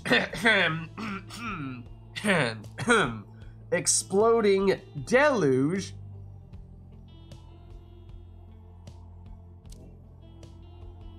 Take notes, chat.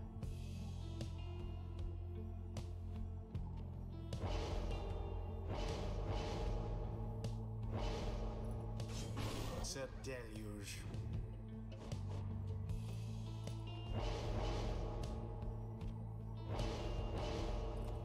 Oh, right, and once again, he's gonna go the stunning claim route here. Okay, I think we still know what's gonna happen in that case. I think we may still know what's gonna happen in that case. Well, it was probably gonna have to be Snatter in this next spot anyway, but, false claim strats.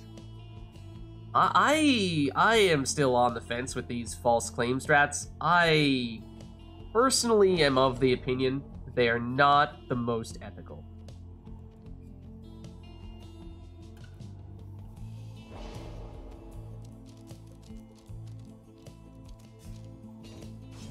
Sandra.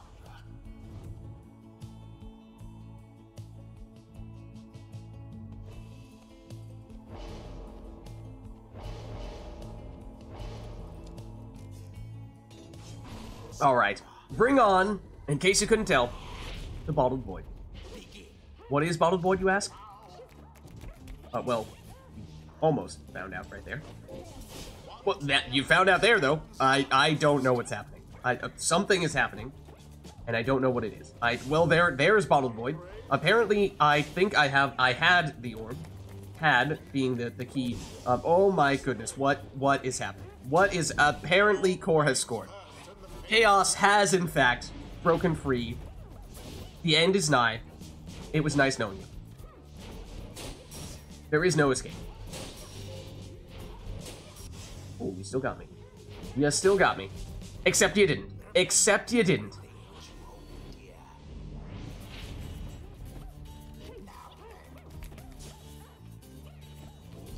Here comes the chaos. Here comes the chaos. Oh, I have Deluge permanently banished. That's why I don't have anyone right now. Okay. Yeah, so plunge with Deluge. Not gonna be all that nice. Not going to be the best of things. Nope, no, okay, well. Avoided the Bottled Void triggering in order to give you the score, which is maybe not the best of trade-offs.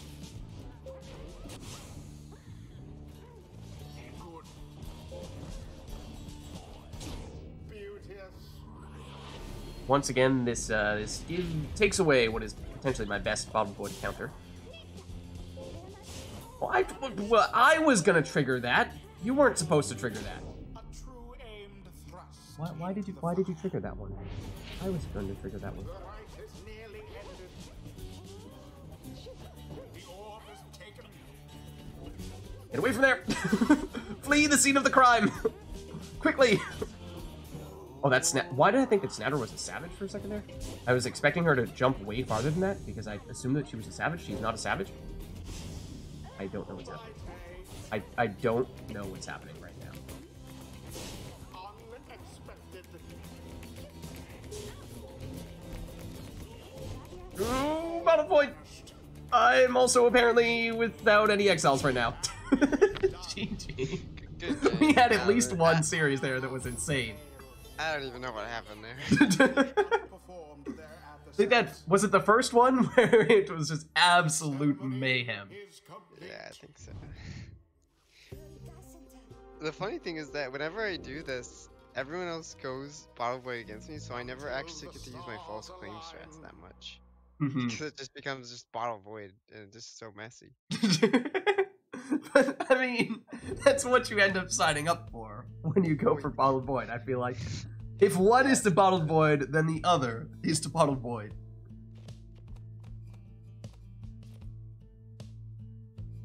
All right, well, chat, let us know what you'd like to see next.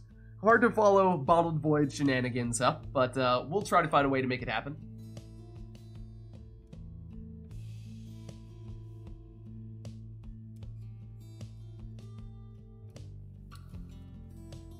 And once again, if anyone wants to hop in here, I'm happy to pass the torch off to you.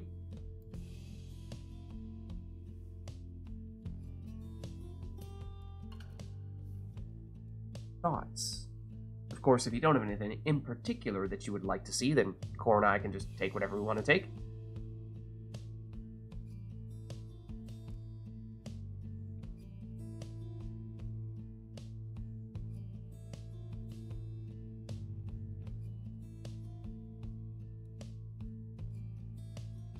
And so, perhaps, just go with what feels right. Just follow your dreams. The true Nightwings Just shall follow confront your the dreams. Pyre Hearts. Welcome. Just follow your dreams. Who shall Actually, you know what? conduct You know what? fights? You know what?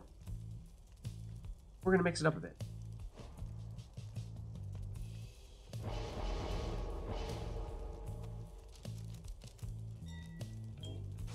Exile.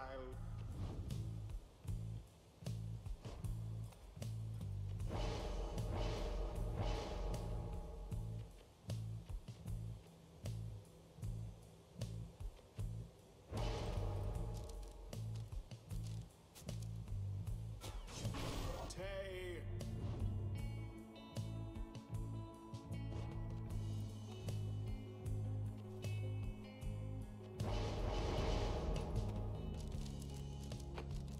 What shot? Pamatha. Titan Tooth Pamatha to stun anyone that she flies into.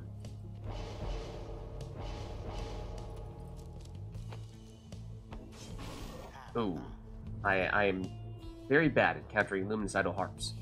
They've tripped me up on many a prior occasion. I'm afraid.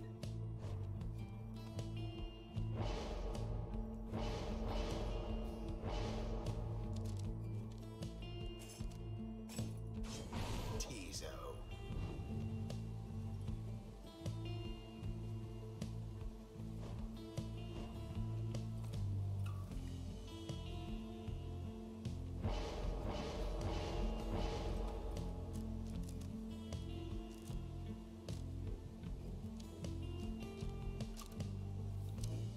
Another exploding manling. Air commence.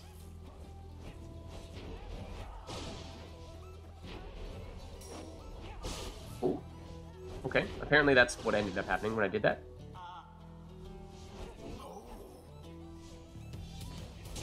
There we go. Honor of the scribes. There we are. That was a Titan Tooth Exile, though, not one of the Prayer Beads variety, so that means I am, I'm afraid, down in exile. I totally saluted there. Excuse me, did I not take the salute? Banished all of Did I not take the salute? was flung right in. The fire on each side burns just as true. Oh. Hello, it's me. Been wondering if after all these years you'd like to meet?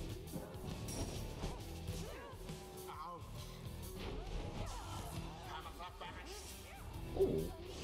Cruel and unusual. Look at that. Expert strats to teleport myself about 5 feet in the opposite direction. This is the part that I hate.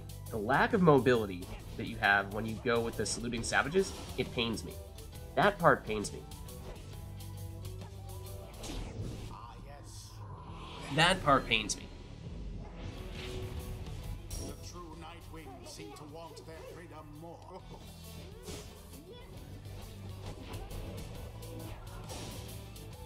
Okay, no, never mind. I don't want to go through that portal. I take it back. On second thought, that was not where I wanted to be. On second thought. Pamatha flung the orb into the flame.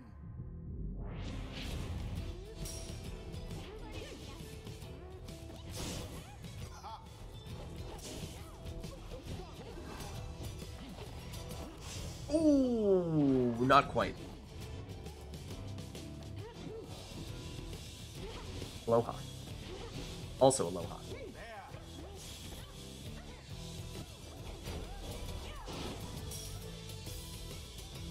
Okay, maybe we won't go through that. Maybe we will decide not to go through that. Maybe we will go through that.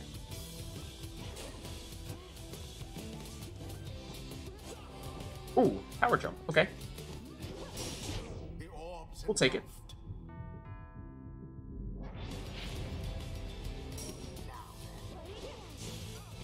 Ooh, the throw did not complete.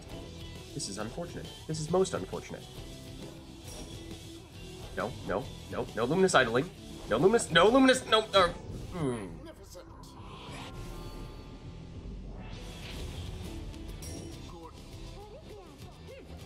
Ruh-roh. A blow against the adversary's heart.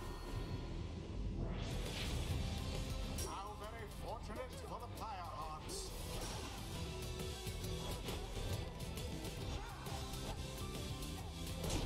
Sublime. Now end the ceremony. Oh, not quick enough. Not quick enough, I'm afraid. Aloha. Nope, nope, nope. None of this Flappy Harp nonsense.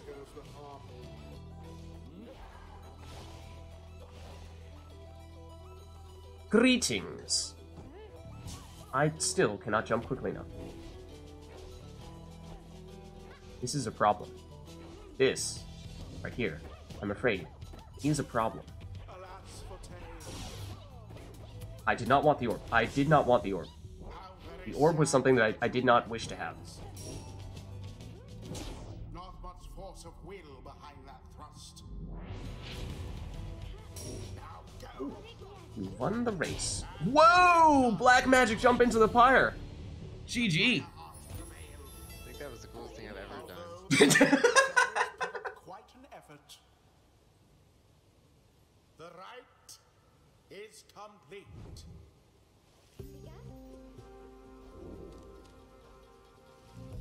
Why isn't there a jump farther for Savage, like a talisman, so that you could just black magic jump every time? I mean, it would be amazing if there was.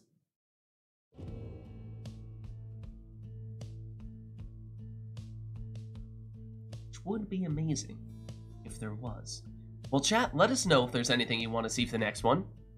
If so, we'll make it happen. Otherwise, we'll take whatever we want to take. Or, if anyone else wants to hop in here, I'm happy to swap out.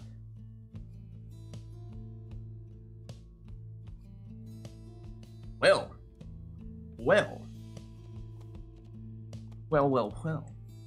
We have ourselves customize turned in the offward direction, because offward is now a word.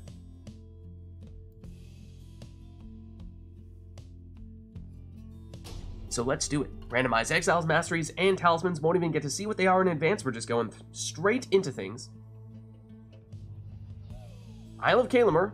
The true Nightwings For me, now face that might be Orlek again. And is that 2 savages? It is Orlek. He is down. I probably do not have a way to get him back. This is a problem. It's a crone, as you can see here, for core. A demon, which is actually 2 demons, one of which is Orlek, for core as well. Ooh, I'm not fast enough. I'm afraid I'm not fast enough.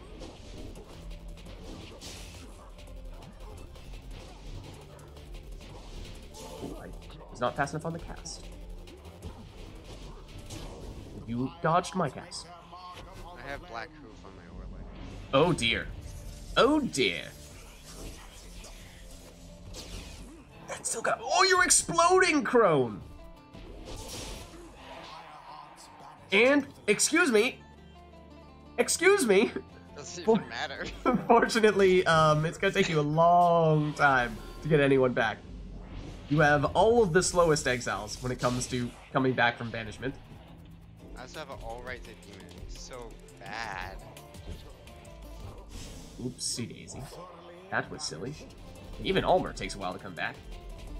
At least long enough that you will have time to do this. that was rather bold. Yeah, I have 30%.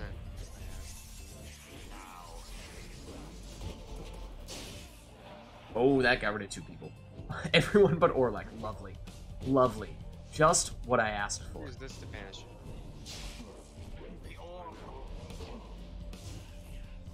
Nope. Stay away. Get knocked back. There we go. By the scribes. What are the chances Orlek has? Orlek does have prayer beads. You're serious. Okay. Okay. We'll make this work. We'll make this work.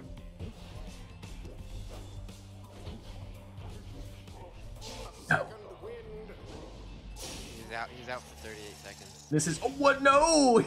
Out for longer than usual? What is it? I have 30% on my demon. Oh, right, because you're all right side. Okay.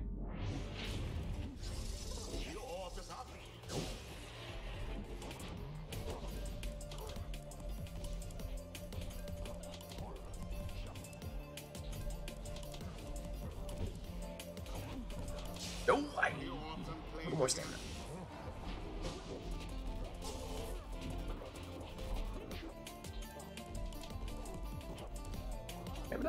Stamina. These stupid imps. Oh. Oh, no. So much for casting.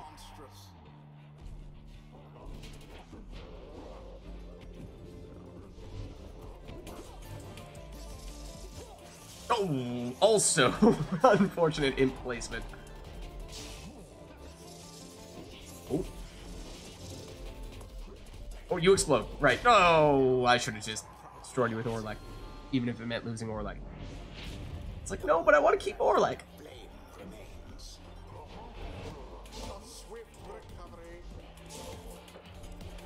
Thanks, Imps. Thanks, Imps. Wow. Quite the barrier. I can't even dash 4 times in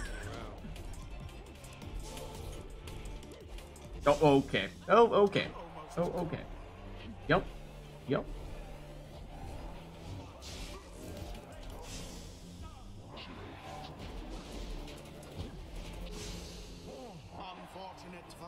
Unfortunate indeed.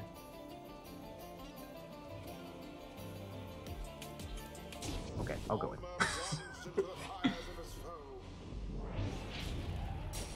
Oh, you do have the salute. Oh dear. Oh dear. GG. We're getting really weird ones with the customized turned off today. Their adversaries must be crying tears of shame. The right is ended. All right, let's head on back. Until the stars align. Like, one of my demons didn't have enough stamina, and the other one had too much. We'll turn customize back on, unless you guys would like for us to turn it back off. Let us know if that's the case, or anything else you might want to see for this next one.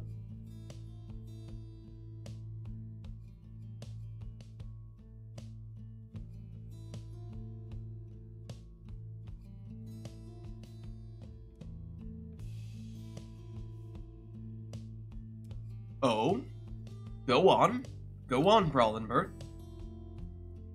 No talismans, sure. Specific exiles. All dogs. Okay. Okay. Is that all? Reset. Wait. Okay. I see. Yes, that does work. Reset masteries. All curs. Ring of Jomir. No talisman. Okay. Is the one that bugs us out, or is that after we've done a preset? Right. I think it's after? Question mark? Or no. No, it's here. It's here.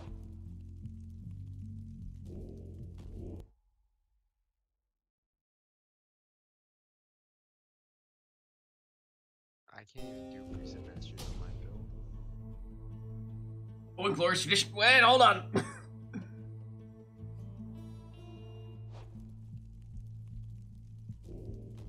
Hold on.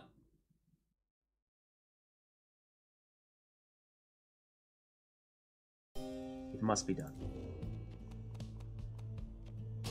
There it is.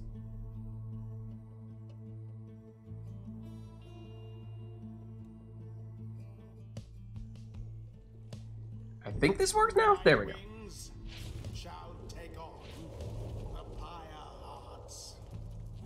Alright, so no talismans, just preset masteries and all curs.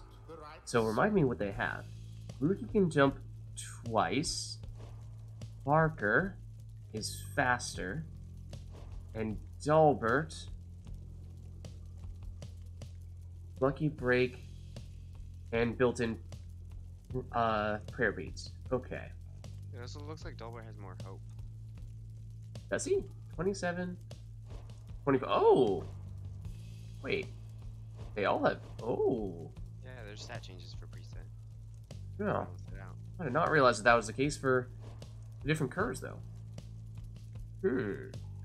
That's interesting that although Barker has the lightning run giving him extra acceleration, his quickness is actually lower than Rookie. Relative to, and much lower than Dalbert's. Wow, Dalbert's actually an old speedster. Huh. It looks like it's just quickness and hope that changes. Now, wait, what? Dalbert has higher of both quickness and hope and is the one with 2 masteries compared to Rookie and Barker just having 1? That's weird. Dalbert OP confirmed. Confirmed. Yeah, I remembered that, like, Orlek and Snadra. Snadra has her glory reduced to 15. Remember that part, but I did not remember other stat. Yeah. I don't remember this many other stat changes, though, across different exiles. Huh. I do not remember that. Anyways, so as for who ought to lead off here, guess I'll go Dalbert. Dalbert. And quickness does not actually affect the maximum sprint speed of the curs, so yeah, it doesn't matter when Barker is sprinting ahead, but it does matter for when he's just walking around. So he's a lower low end and a higher high end. Greater range of speeds. I think... I don't know. I don't know. We'll go Rookie down, or up there. We'll go Barker last. Dalbert.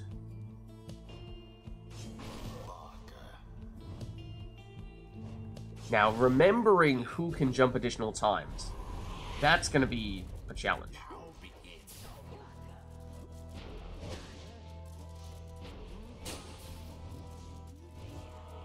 Oh, and that was my double jumping cur, and then I didn't double jump.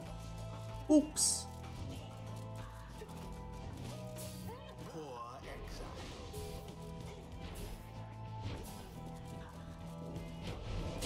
Oh. No, mine didn't reach it. Oh dear. That's the thing about the curs, though. They do come back very quickly. They do come back very quickly from banishments. There we go.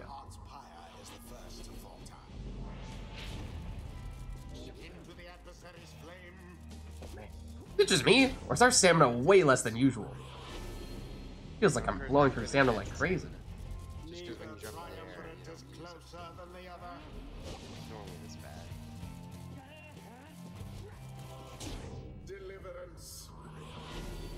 Deliverance. Shall the true Nightwings press their luck, perhaps? Perhaps.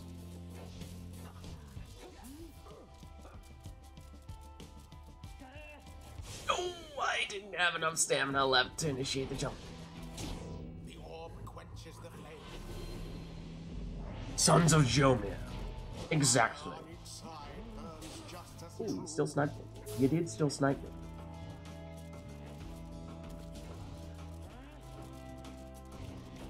Cur ores actually do get kind of big once you get all next to each other like that. That's your double hopping cur. Tiny as they may be initially. The true Nightwings seem to be falling behind.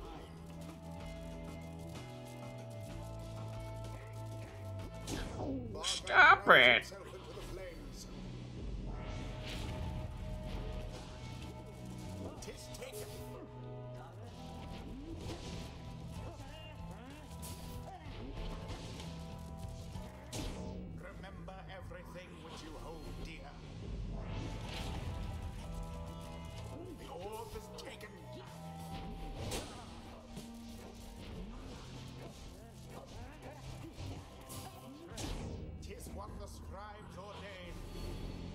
It is an interesting playstyle, relying entirely on the curse.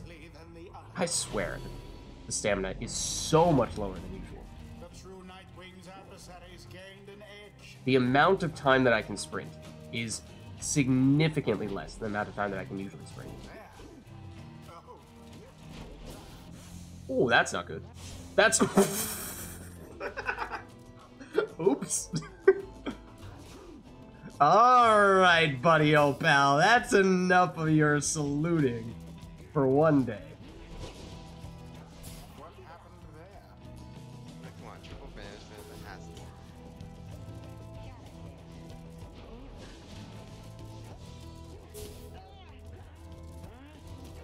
How comical.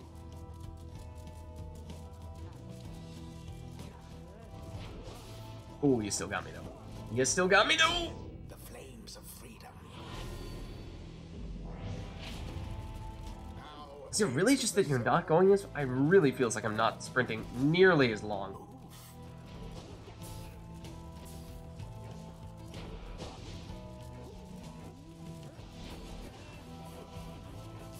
That's not who I want. That's also not who I wanted. Oh.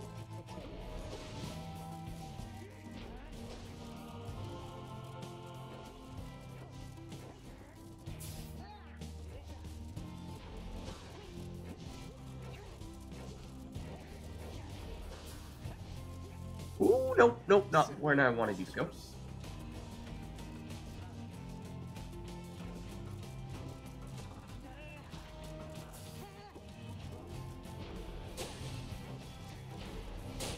Parker is lightning fast compared to the others. It's my double hopper, it is! Oh no, it wasn't. I take it back.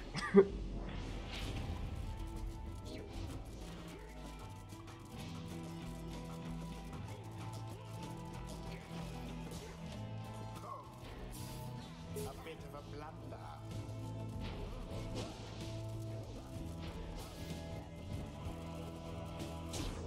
Ooh, just barely. Just barely. Just barely. What prevail already?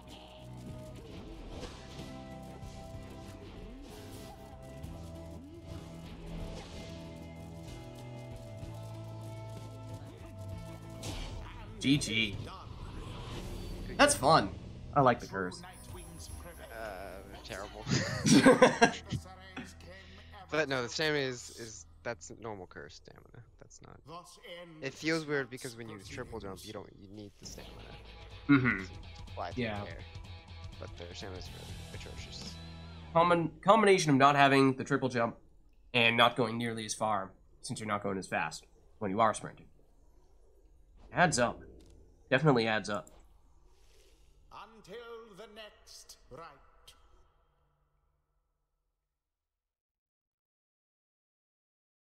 Yeah, Rumi, absolutely. You want to hop in, I'm happy to swap out. Or I don't know how you're feeling. Are you looking to stick around? You looking to swap out as well? How are you feeling? I'm down to swap out too if like Brawlenbert wants to get in. Yeah, so Rumi, we can definitely get you in. If anyone else would like to hop in as well, it sounds like both Core and myself were willing to pass the torch. We're willing to swap out. Whoever would like to come in next.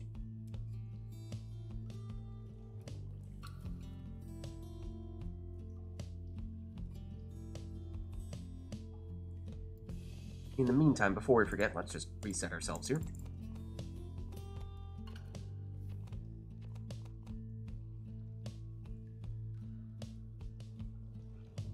So yeah, at the very least, let's get Arumi in here. At the very least, let's do that. We are. We'll go Dissidence today, alright? Would play Brawlenbert, but your internet's kind of meh today. I mean, we could give it a shot. Give it a try.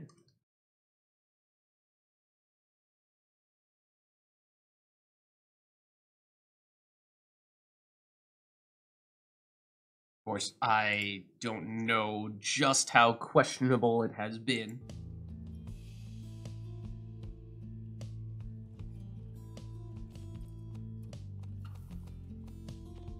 Obviously, you would know better than me. Sure, let's try. All right, we'll give it a go. All right, so Core, in that case, I think we will both swap out here, and we will open the door for both Rumi and for Brawlenbert here. Hopefully. Yeah, good games. Thanks for stopping by. Hopefully, Brawlenbert's internet will hold up here, and it won't be too bad. Also, do I see Brawlen? There you are. There you are. Brawlenbert, which triumvirate would you like to be today? What are you thinking? Rumi's going Dissonance. Tempers? Okay. Let's turn off Fire Hot. Let's turn on the Tempers. Okay. And there we go. Oh, let me double check real quick. Verify. In theory. Oh! Brawlenbert is disconnected. In theory, Arumi was player 1, Brawlenbert was player 2. Hopefully this is not an indication of what may or may not be to come here with the internet issues. Arumi, I'm pretty sure you were still there. I'm pretty sure that was Brawlenbert disconnected, not you. I'm pretty sure you're good, Arumi. Don't scare me like that, Arumi. I think you're good. Window is most certainly not open. I mean, I was tabbing out to get Brawlenbert, but... Oh, no, Arumi is correct. Arumi has also dropped. Lovely. Lovely. Hold on. Let's get a lifeboat out here for Arumi as well.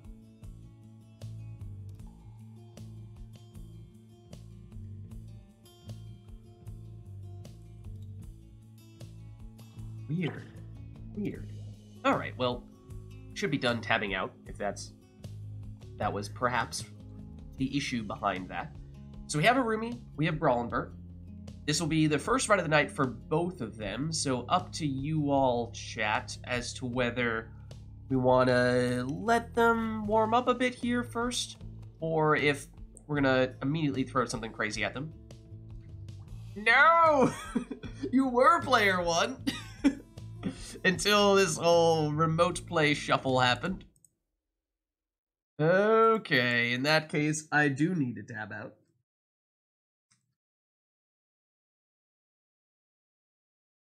I swear, Rumi was player 1 initially. Okay, swap Dissidence 1, and we swap Tempers 1, and we swap in-game. Oh, that's gonna stop us from doing that. There we go. There we go. Alright, so chat, as I was saying, if there is anything you'd like to see between these two, let us know. It is going to be their first one of the night, so maybe we give them a chance to warm up a little bit first, but that is up to you. Customize is currently off for Arumi and only Arumi, which is, I mean, obviously, that's what we meant when we said we're gonna allow Brawlenbert to warm up, but definitely not Arumi. That is, obviously, we did not intend to allow Arumi to warm up.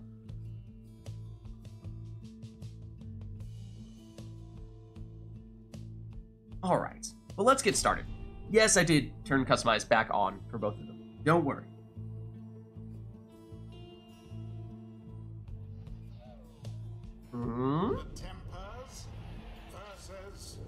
Alright, so you are welcome to take whatever you'd like to take. We are on the Isle of Kalimur. Who shall conduct the rites? Oh. So when I was messing around with the savages here, trying to bounce throws off of the imps, I did it on 2 of them. But then I think I said, as I was selecting my 3rd exile, that I may have messed up I may have forgotten to do one specific thing that might have been preferable to do, and that was this. Going with the legendary Savage Talisman, the Kalamir's Anklet, which bounces casts off of obstacles, including those imps. So if I was truly looking to maximize the chaos, then that would have been the way to do it. And so that is the direction that Brawlenbert is going in here. Whereas Arumi goes with Bertrude.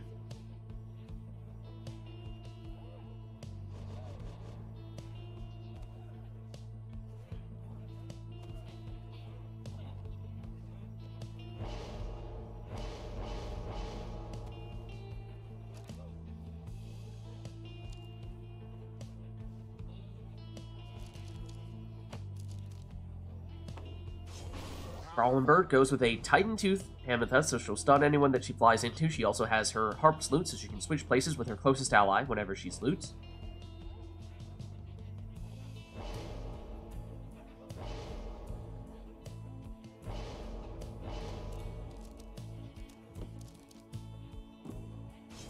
And it's Gilman for Arumi. I thought I remembered Arumi saying on several prior occasions that he does not find himself to be much of a worm player, so a little bit surprised to see that he's opting to do so voluntarily here.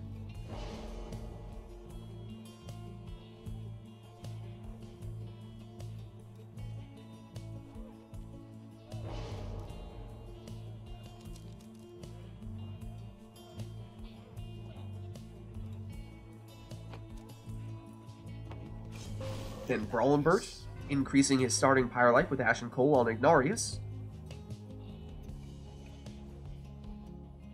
Worms are growing! Exactly. Exactly. Arumi has seen the light, confirmed. It is the only way. The worm way. Alright, and here we go. The first match between these two, Brawlenbert with the Tempers, and Arumi as distance, as Arumi starts by plunging in with Bertrude for 30. That is one of Arumi's preferred strats, and took Prayer Beads on her for that reason, so she's back in this round already. Here she is. Through the portal she goes. Gets infinite stamina in the process, and actually, I believe, got pushed in.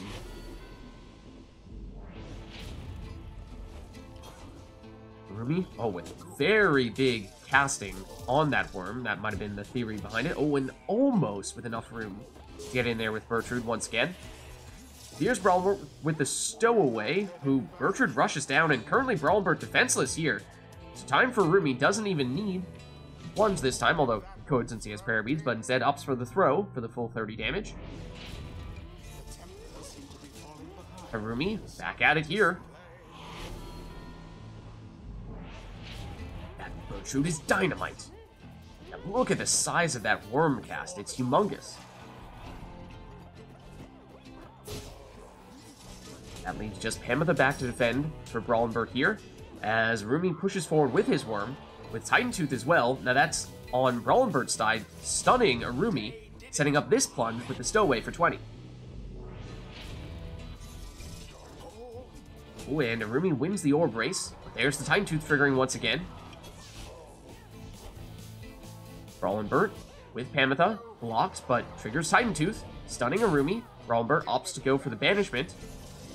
Try to get rid of as many of the defenders as he can, although loses Pamitha. Arumi goes to the portal for the stamina. It's Bertrude who tries to loop around the other way, but Brawlenbert didn't fall for the trick. Oh, except look at that. Around the defender and in for 30 damage on that plunge. Elusive maneuvers from Bertrude. Oh, and Bertrude has the Crone's Loot, turning all of Brawlenbert's characters into defenseless howlers here. And this throw, that means, is unstoppable, so Arumi takes the win. The dissidents prevailed.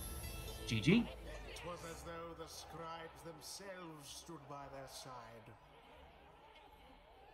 The ceremony is complete. Yeah, and how was the internet connection there, Brawlenbert? How did that one feel? Until the stars align.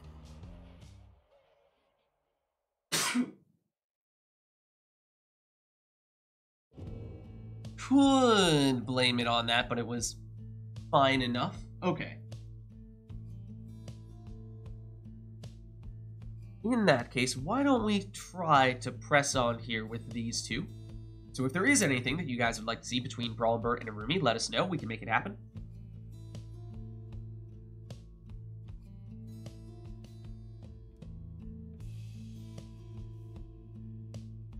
That is Arumi's go-to strat. The Crone Plunges. He is a fan.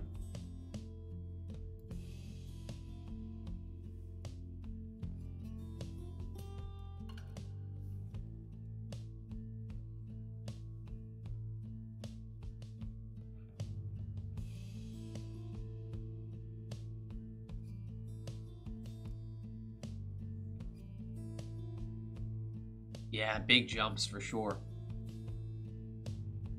Dramatic leaps from across the arena.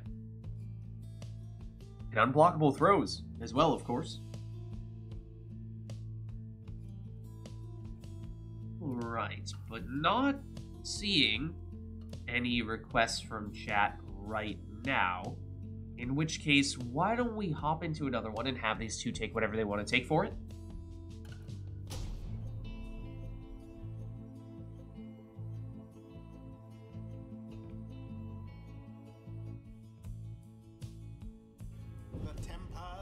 Oh, and it's the book? Okay. The dissidents. Welcome. Who shall conduct the rites?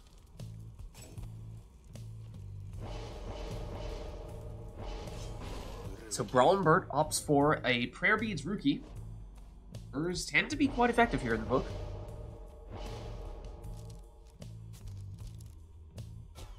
Then Triesta's Plume on Pamitha, extra damage if she plunges while flying and a 50% chance of coming back from banishment if she's flying when she plunges. So sort of like a hybrid between Prayer Beads and, say, a Kerfang. Kinda weird how snakes can jump that far. They coil like a spring, something like that, apparently. It's an engineering marvel.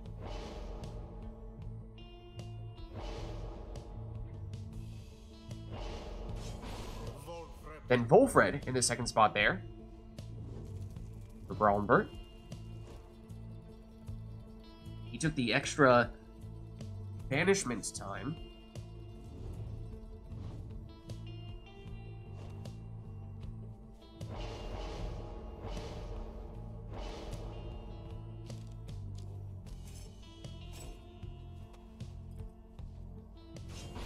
Ooh, oh, I think I know what's happening here on Arumi's side. That's harp number 2. I think we might be about to witness vile atrocities. I think I know what Arumi is planning to do. That's a power casting headwind. But I think...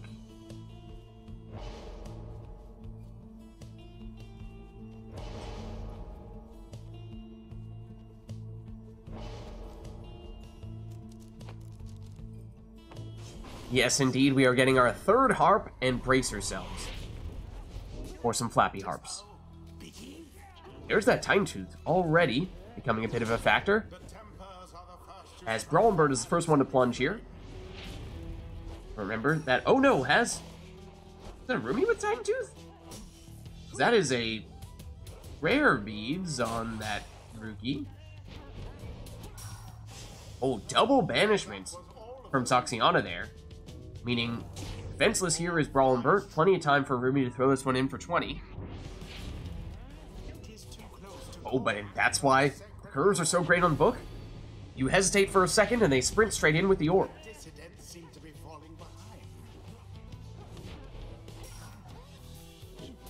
Headwind. Trying to sidestep those harps. Does so, and then banishes one of them. But then one of those harps takes out Headwind, as well as Rookie, and Volfred somehow gets out from that corner that he seemed to be pinned in. Oh no. Oh no. How utterly brazen. It is exactly as I feared. Remember that it's always laggy, even if you're the host. Exactly. Exactly. The dissidents have this at least gained an edge. Edwin, the bullfriend. Luki has returned. Arumi waiting patiently now that he has all of his characters here. Is Arumi disconnected, potentially? Hold on a second. Let's pause here. Your controller is acting up. Yeah, I suspected something was up. You need a second to unplug, replug, or figure out whatever it is that's going on. Saw you moving for a second there. But otherwise, you were quite still.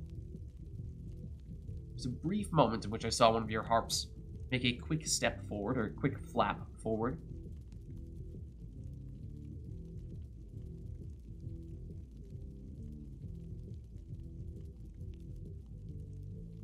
This controller's been giving you some problems. Gonna grab another one. Okay. No worries then. Give me a minute to do that. So yeah, as soon as I saw Arumi go double harp, I had a sense. I had a sense he was gonna go for the flappy harp atrocities.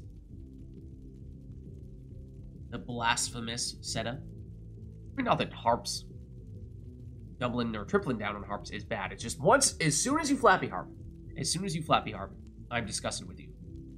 Roland Bird crashed. Uh-oh. That's what that sound is. Steam! I mean, that one might have been Steam, but the first one apparently was Arumi's controller. Can't blame it all on Steam, but, you know, much like even if you're the host, blame it on lag. Even if it is not Steam that is the problem, we are going to blame Steam. Steam, how could you? How dare you, Steam? Steam is having a fit. Yeah, I wouldn't rule that out.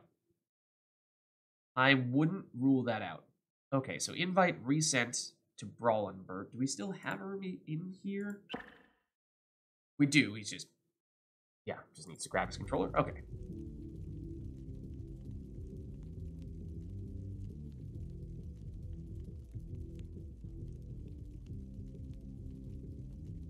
Yeah, and you saw earlier, and I think we saw earlier today as well, whenever you have the curs in the book, they're so quick that they can get to the orb and to the opposing pyre before running out of stamina. So it's lightning fast how quickly they can score. I did also, I believe, hear somebody, yep, somebody disconnect there. It was Brawlenbert once again. All right, well, we'll give it another shot here. We will give it another shot. Third time, perhaps, just maybe, is the charm. Let you restart Steam just in case. Okay, that's probably a good idea.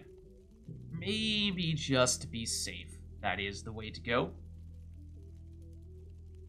Sometimes Steam with its whole, you must restart Steam thing. And, you know, we inevitably try to delay it as long as possible. Like, no, do I really need to this time? Well, sometimes. Sometimes.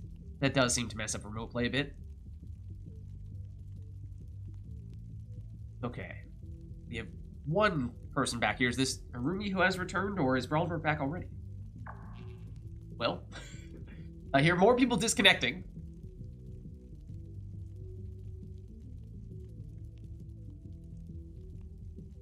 Who remains? Who is left standing? Brawlenberg is still in here. Arumi has crashed, it seems. Let me resend the invite to Arumi, in that case.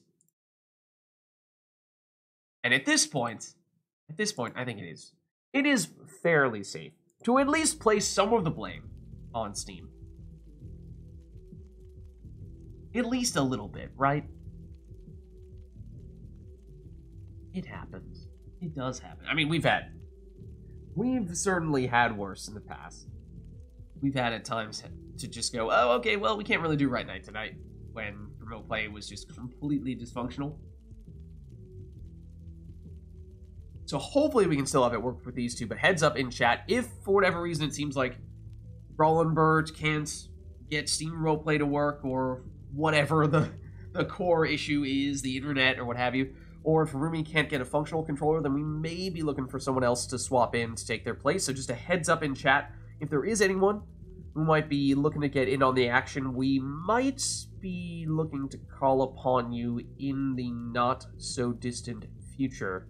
depending on if Arumi and or Brawlenbert can resolve the issues that do perhaps appear to be transpiring.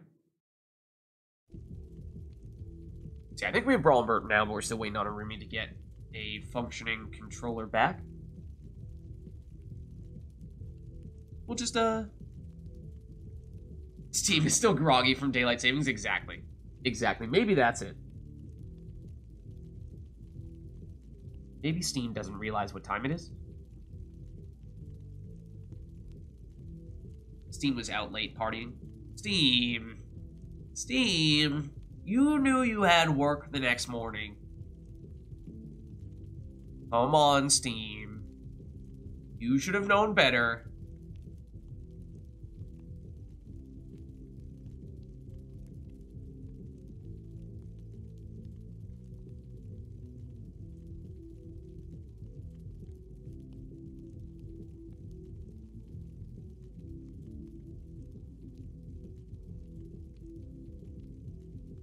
And in terms of our, just thinking of our quota for Grand Ceremony, have we reached that yet? I know we did one earlier, but I think we've only done one at this stage, not the second one. All right, no worries, Ruby. We may have had a little bit of remote play issues while you were gone, but hopefully it is fine now. Hopefully it is fine now, and hopefully your controller is now back to a functioning state. So, what I'll do is, if you can, I don't know, can you confirm, Arumi? Does it seem as though this is... I mean, we're obviously on the pause menu right now, so I guess it's kind of hard to tell if it's working, but I'll give you guys a countdown here. I'll go 3, 2, 1, go. Controller seems all good? Okay. Yeah, so go 3, 2, 1, go, and on go, I'll hit resume. 3, 2, 1, go. Yeah, we'll see if you're still player 2. Okay, does look like we're good here.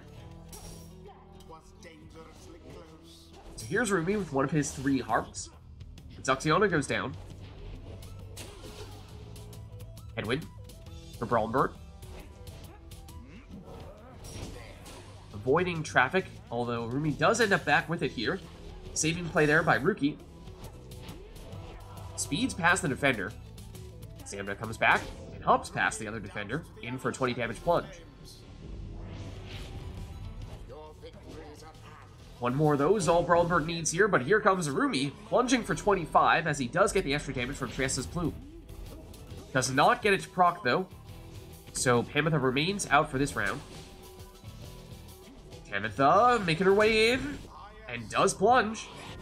That drops Brawlenbert down to 10, but Brawlenbert does have a sap. I don't recall how much rekindling he may or may not have. Well, 10 is the answer.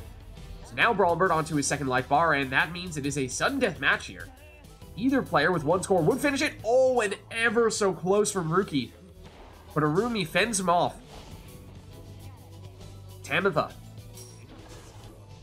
Sapling takes her out. Bullfred, oh, takes out the defender. Suddenly no one to stop him here. But Tamitha comes back just in time. Ruki gets rid of one of the defenders, but goes down himself. Headwind. Tamitha. Despite Tamitha's raiments being the same color as Brawlenbert's team, oh, they are not on the same team. Here is Ruki with time. Oh, but the throw is just for 15, but the plunge is for 20. So Rumi hangs on here. Brawlenbert loses Ruki. Arumi back at full strength after having plunged in the previous round. Bullfred trying to set up an exploding sapling to take out one of those harps. But Brawlenbert is stunned here. Rumi with a little bit of extra time. Rumi banished. Brawlenbert now with Headwind. And just Headwind, he goes down. Ruki returns. Rumi the other way! And in for the win. GG.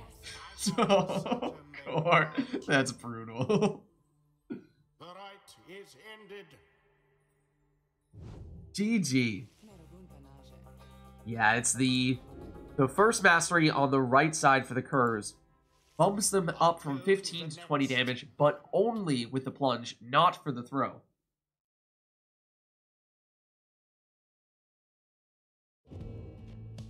Alright, well chat, let us know if there's anything you'd like to see for the next one. Totally yeah, I forget it sometimes too. Because you don't see throwing curs that often.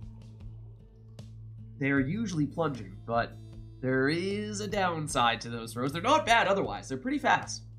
But they do have that one thing where they don't deal as much damage.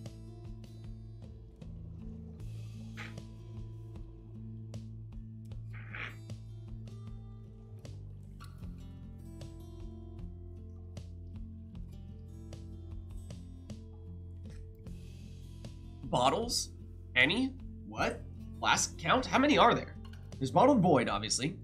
There's what, the Molten Flask? Or no, Mottled Flask? What is the name of it? There's one of the flasks. There's those two. Is there anything else? What else?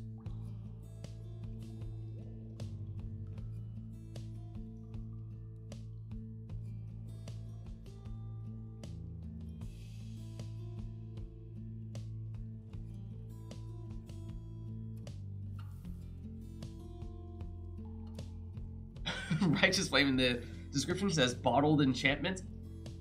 That one too? Okay, okay. Anything else we're forgetting? I mean, it might be one of those situations where it's much easier to determine once we're actually on the talisman selection screen. There's probably one or two that were like, oh, right, no one ever takes this, but it does exist. Typhoon Bottle. Bottled Void. Flask. Righteous Flame. Plenty of bottles. Okay. There's actually a fair number of choices, it seems. Right, Wisp is a wisp living in a cask. You could potentially say that's bottled. Maybe. Alright, well let's get this one started, and Anor will have you be our judge. If people are uncertain as to whether something counts, you will be the person who determines. The Tempers shall confront the dissidents. Okay, it's the Glade of Liu. Welcome. Who shall conduct the rites?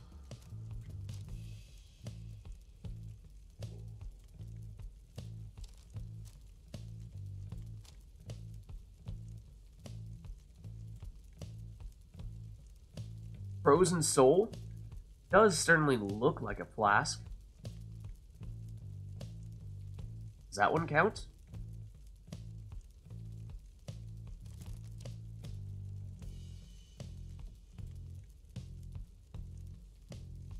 Righteous Flame.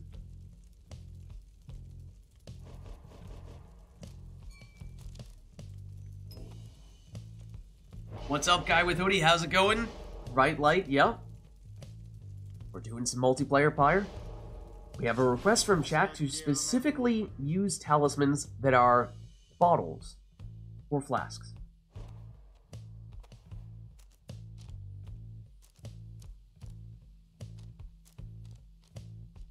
Yes, there's definitely mottled flask there. Frozen Soul, I think Anor said that works too.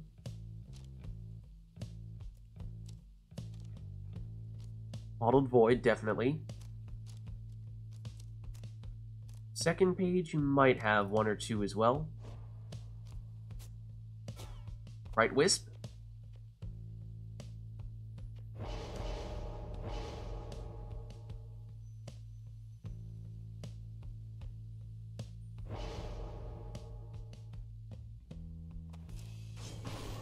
Alright. So actually both players leading off with a worm here.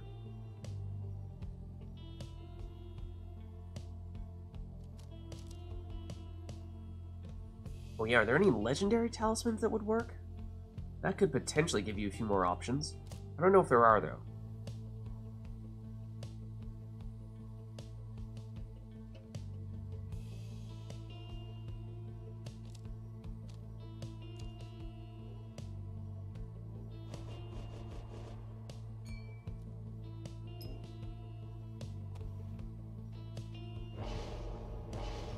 no bottles of the legendary variety. I guess like all the legendary talismans are affiliated with the scribes or Kalimur more directly.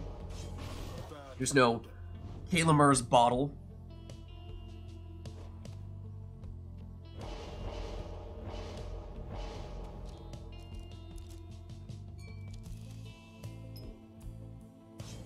Ooh, and a leeching worm. Arumi double worming it up. You'd love to see it.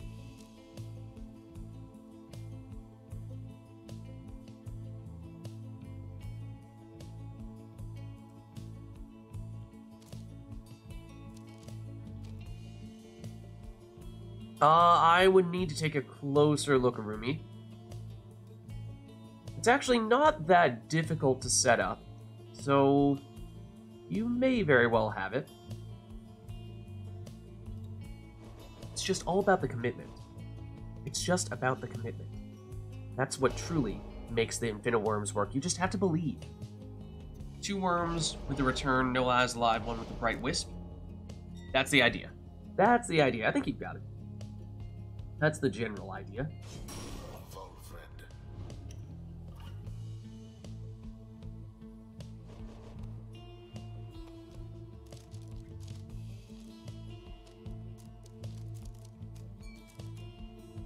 Oh, goodness.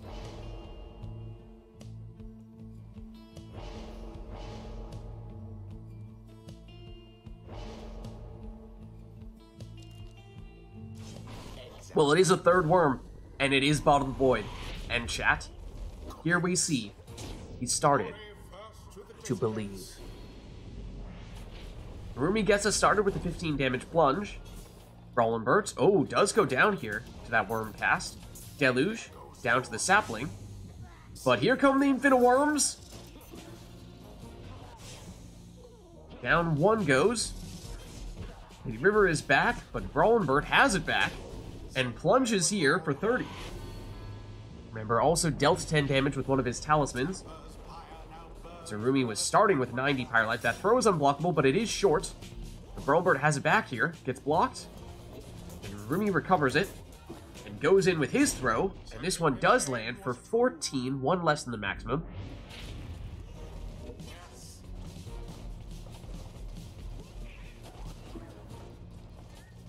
That throw, oh, just short from Brawlenbert. Deluge, his throw, also just short. Brawlenbert has it back. His throw also looks short. But this one does land for 15.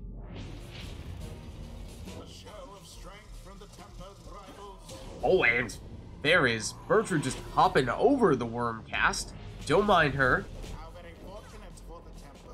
No prayer beads on her, so she's out for this round. Of course, prayer beads is not a bottle, is not a flask.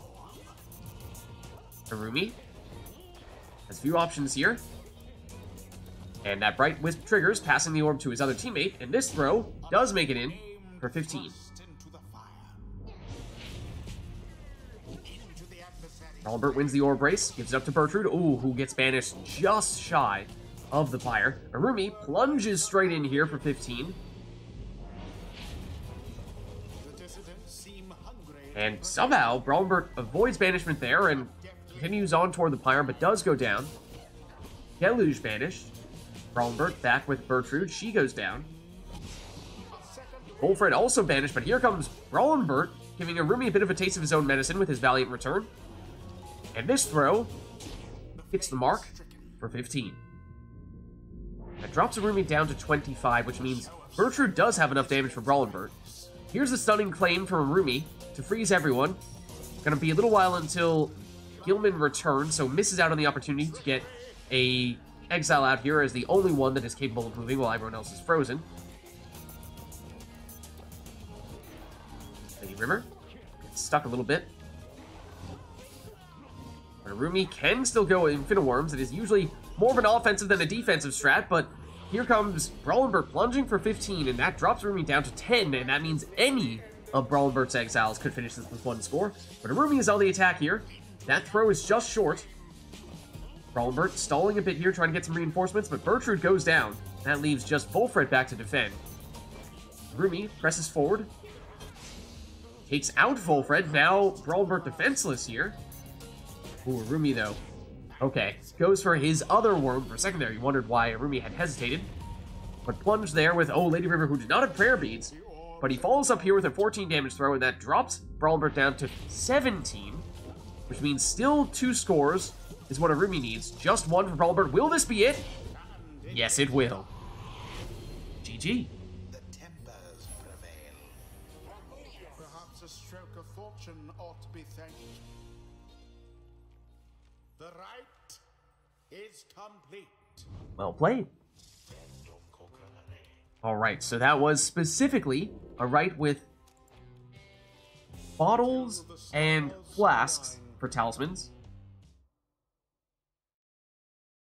Oh, yeah, I thought that you were looking for an exile with prayer beads, but then obviously you can't do prayer beads given that request, so but it was the leech you were looking for. That makes sense.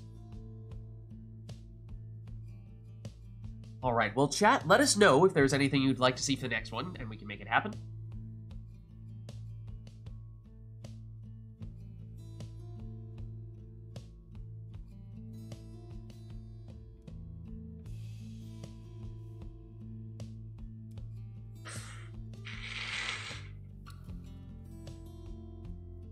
Oh, and we do have an exiles request from Core. Okay.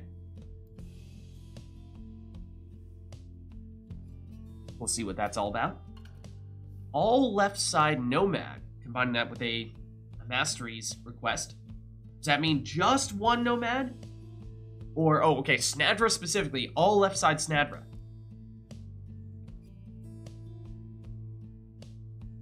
So just one exile core?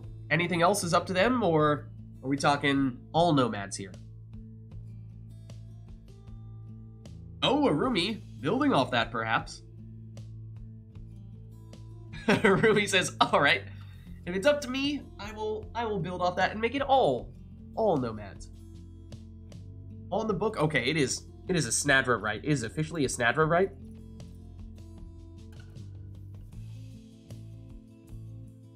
On the book, all nomads, Snadra at least, must be all left side. Oh, okay, sure. Go for it, Core. Go for it.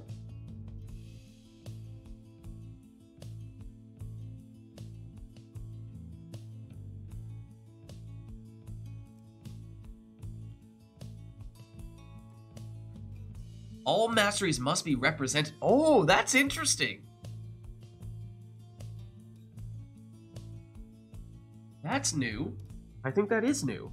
I mean, I suppose we've heard people say one of this type of exile is all left side, and one of this type of exile is all right side. So maybe it's, you know, distinction without a difference, just a matter of phrasing. But very cool idea.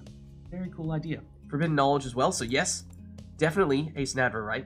So yeah, basically, you have Snadra is all left side, and then you must have all of the right side nomad masteries represented, whether that be from one of those nomads or split it across 2 different nomads, up to you.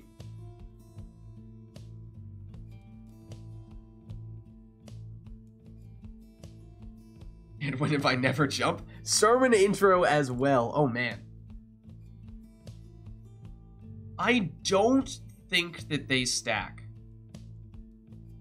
Yeah. I mean, right side. Right side doesn't stack.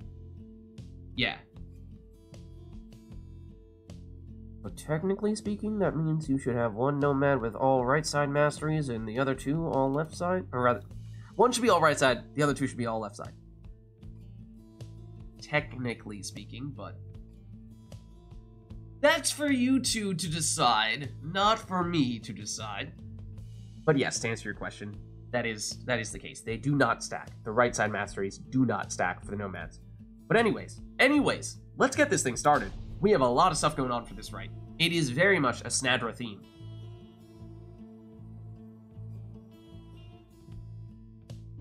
Greetings, exiles. Greetings. You stand within the Book of Rites itself. Here you may yet prove your worth. The stars themselves shall be your witnesses. Tempers, stand prepared. Dissidents, stand prepared. Okay. Who shall make this right? Left side Snadra needs to be in the first spot. Okay, so you're leading off with Snadra then, it sounds like. So yeah, first one is Snadra, all left side. For both players, it sounds like. Snadra, all left side. Then we'll have, in the second and third spot, more nomads, and you have to make sure that you get all the right side masteries at some point.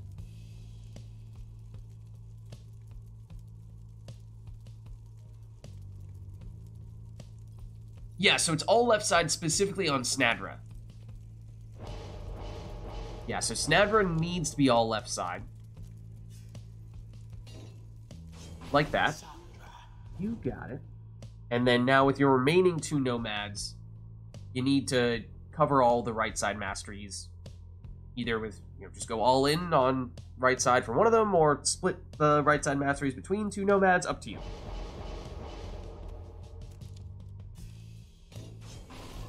So Snadra first.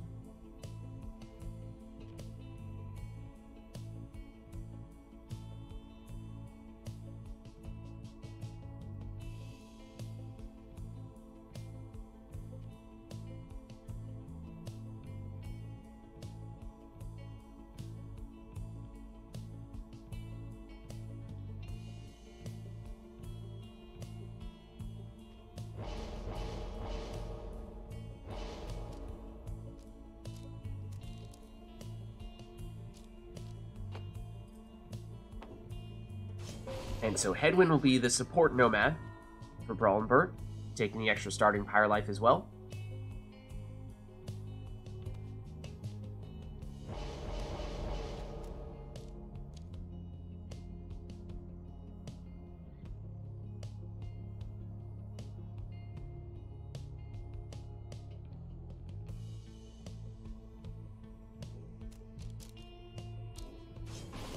Oh, then an exploding Hedwyn for Arumi.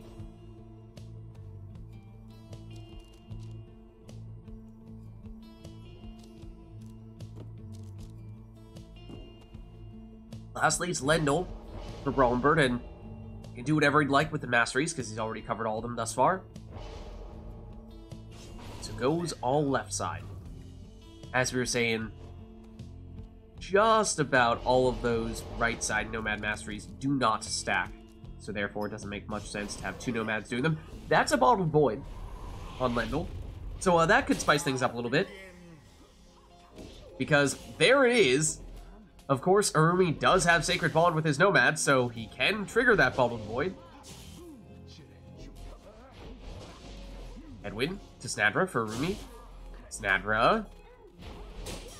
Can't avoid the cast. And I have a feeling we're going to see a whole lot of power casting here. But with that, that means a lot of Banished Exiles, and Brawl and Burt finds himself with an uncontested plunge here with Lendl. He's out for this round. Snadra. Her quick throw is intercepted. Lendl brings back everyone on Arumi's team, and Arumi plunges here, gets 20 damage and 10 leash. That is one of the notable masteries on the left side of the tree for 2 out of 3 of the Nomads on each team. Brawl and Burt stuck a little bit on the edge there, but does still have time to throw this one in for 20, and that is, once again, one of those leeching exiles. Brawl and Burt off to the races. Oh, actually banished the defender, notably, and there's the Bottled Void triggering, and it is enough to throw off Snadra. And the other Snadra on Arumi's side goes down. Hedwyn versus Lendl. Lendl banished. Hedwyn versus Hedwyn. Over to Snadra. Snadra going the throwing route and does have enough on that for 16 on that throw. And I believe she is also the one with Leech, or one of the ones with Leech on Arumi's side. That looked odd visually, but okay. So, and Brawl and Burt just too quick. Makes it into the Pyre there for 20. Snadra can't avoid the cast. Ever so close to making it in, but Brawlenbert able to defend successfully. Attempt number 2, that's the exploding headwind, and he does have a few victims there. The orb is up.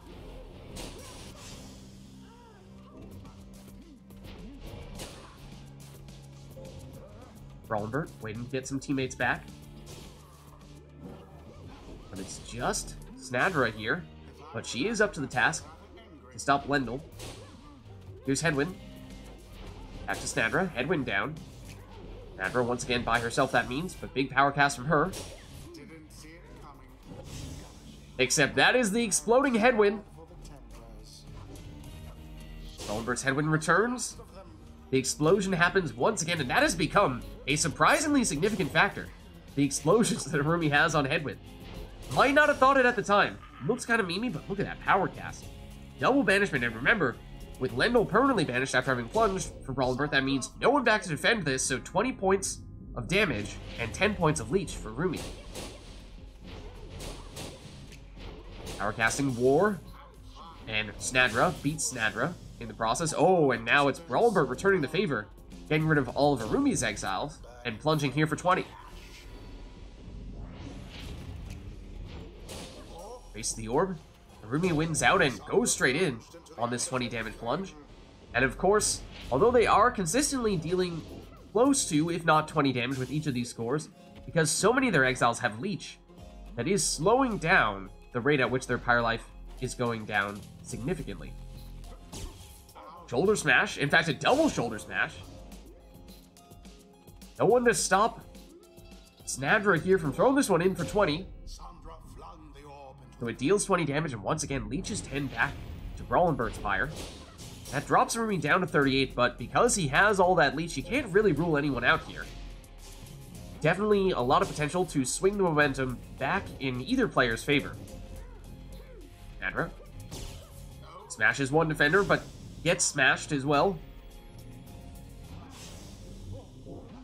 And suddenly it's Brawlenbert with a 3-0 character advantage, and that sets up another 20 damage score, 10 damage leech. Brawlenbert's starting to pull away with this. For the power cast, Brawlenbert wins that. Snadra. Rumi retreats. And goes down. Exploding Headwind bought him a little bit of time here. Just enough to bring back his teammates. And now it is at least temporarily Brawlenbert who is defenseless, although Snadra has returned. And she's once again claiming victims. Rumi somehow finds a way around all of the defenders and plunges for 20 and leeches 10. And after that, it means that Brawlenbert does need at least 2 scores. So very significant for that reason, as Arumi, as we were just saying, scores again and leeches more pyre life. And you just can't rule anyone out here. No, Arumi defenseless. So this is an opportunity here for Brawlenbert. So momentum swings back in his favor. And once again, Arumi finds himself in a situation where one more score would be enough to take him out, unless he leeches more pyre life back, as he does here. Arumi just still hanging on. Loses his exploding Headwind, though. Oh, and loses Lendl. No one to stop Brawlenbert here. He plunges for 20, dropping Arumi down to just 8. No Lendl for Brawlenbert in this round, though, so Arumi plunges for 20, and guess what? Leeches 10. However, still at 18 pyre life means one more score is all that Brawlenbert needs here, if it is for the full amount of damage. And just Lendl back to defend, Arumi needs to be careful here. When Arumi does lose Lendl, but here comes Headwind. He gets rid of the other Lendl. Goes down, oh, and his self-explosion is not big enough to take out Snadra. Snadra runs past the fire, and the Bottled Void throws her off. Arumi hangs on. Lendl banished.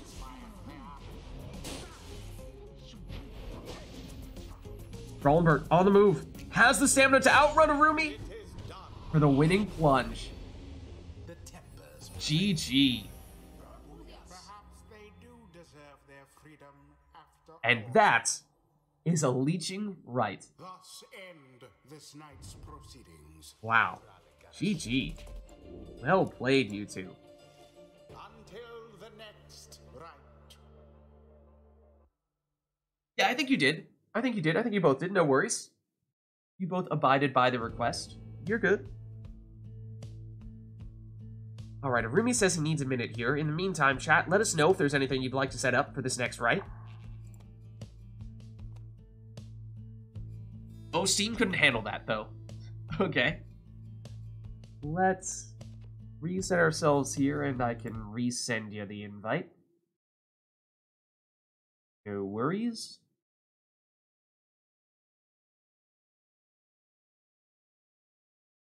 There you go. So yeah, chat, let us know if there's anything you'd like to see to follow that one up. Think it may be best for you to step out if Steam's not cooperating. Did that work to get you back in here?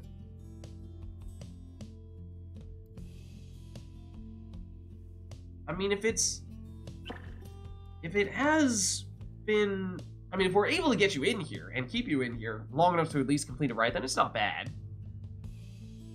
That was crash number 4. I mean, like, this is a quick fix. If it's like crashing continuously in the middle of a right, then that's maybe a different story.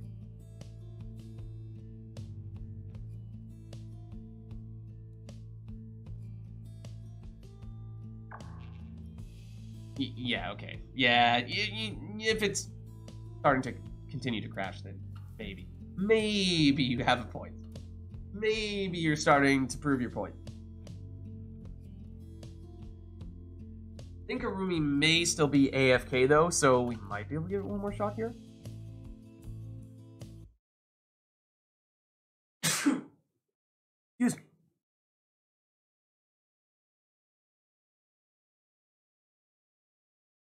Oh, did we drop Arumi? Hold on. There's Arumi as well. No, Arumi's still in here. Okay. Except, oh, hold on. We just lost somebody.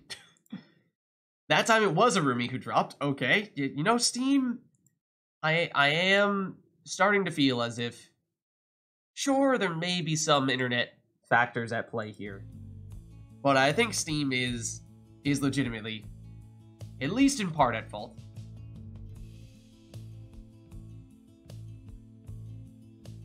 Do you have to go for dinner though?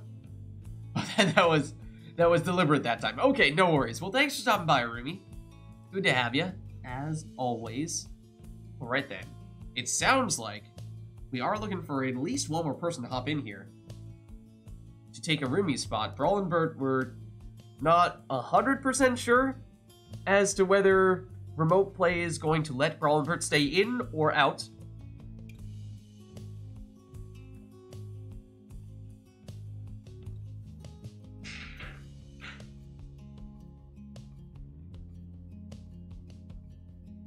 Some good matches for sure. I mean, that last one, perhaps chief among them.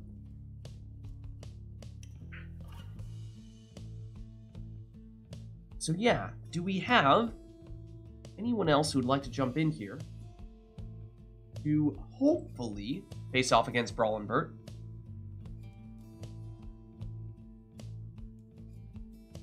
Hopefully, Brawl and Bert can stay in here without remote play putting up too much of a fuss.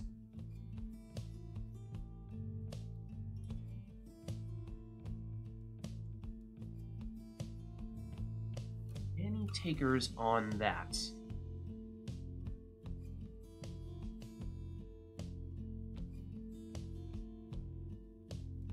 Oh yes, and we also had a request from, I think it was Core, that I'm not sure if I even talked about it all, but it was all masteries represented on both the left and right side.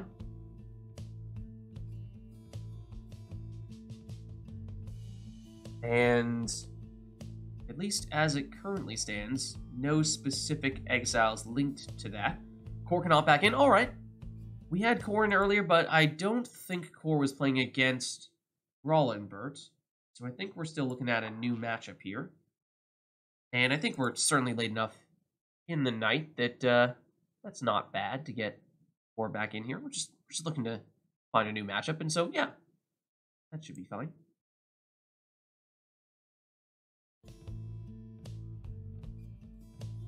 Oh, Wisty. Hello. Say, how's it going? As it turns out, we are looking for someone to hop in here. Would you like to get in on the action?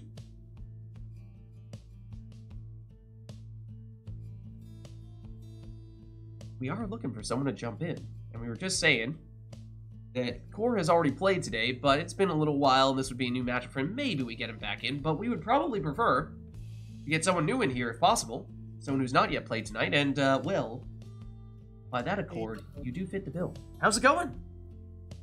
I'm good. Nice, nice. I mean, if you're up for it, we'd love to get you in here. Yeah.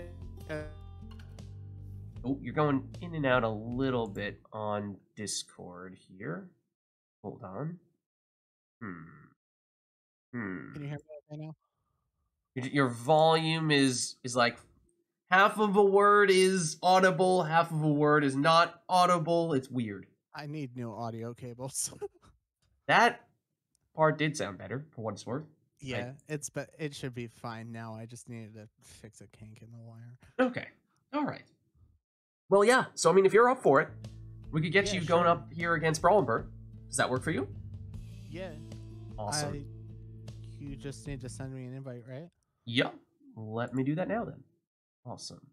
Let me find you here on the Steams. There you are. I haven't played Brawlenberg before. Nice to see you. Nice. I always love when we get new matchups. People who have not yet played each other before, because I feel like it always uncovers new combinations that we haven't seen before, and that's exciting stuff. And what team would you like to be today, Wisty? I'll be Fate. Fate. Okay, gotcha. Give me a second, I'll set you up here.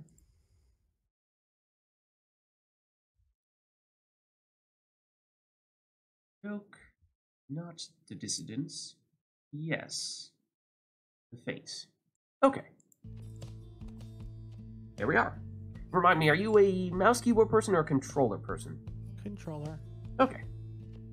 Let's see if Steam. Let's put you on player 2 here.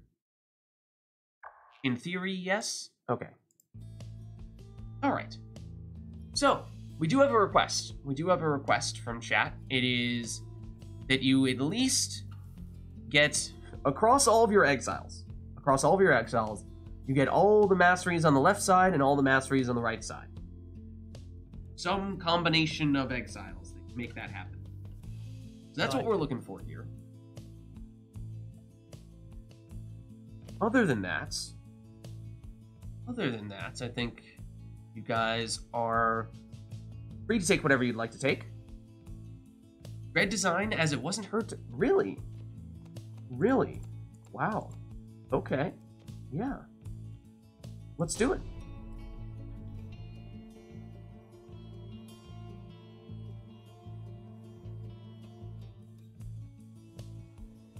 The Tempers shall take Oh, and this is fitting.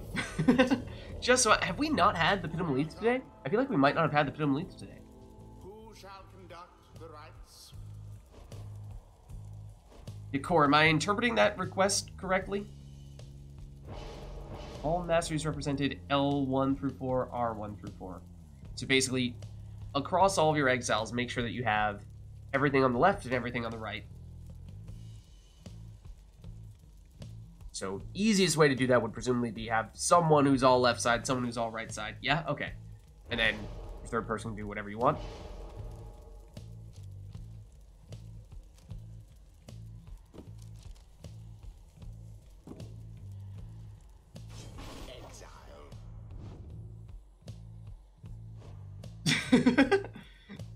Anor, is this...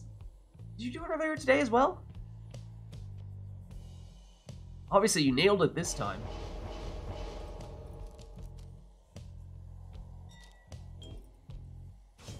Wisty's going with a quick throwing Jody. Anor's found a loophole. She's found a workaround. She's onto us. She's cracked the code.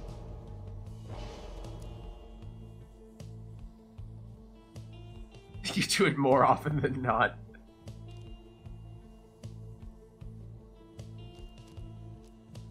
Oh, we almost had one with the boat earlier today, right?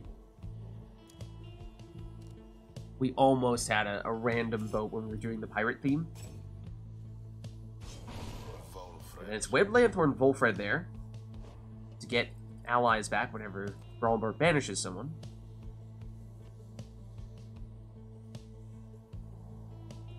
Now, so if I'm understanding this correctly, if I do one all the right side, then my third one can be whatever, right?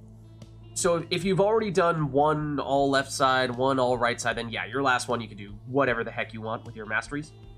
Totally. So you just need to like across all of your exiles, you need to get. This is me moving this. Don't panic. this, and this. So yes, yeah. All right. So Jody, I did all left. So Birdie, I can do all right.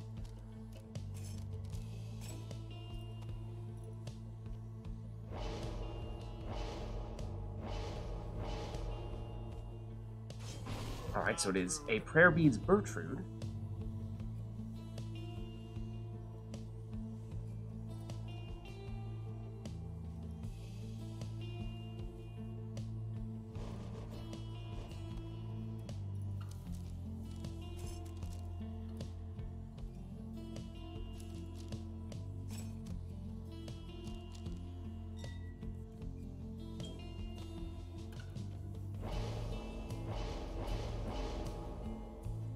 And Brawlenbert's team has just become infinitely more stylish.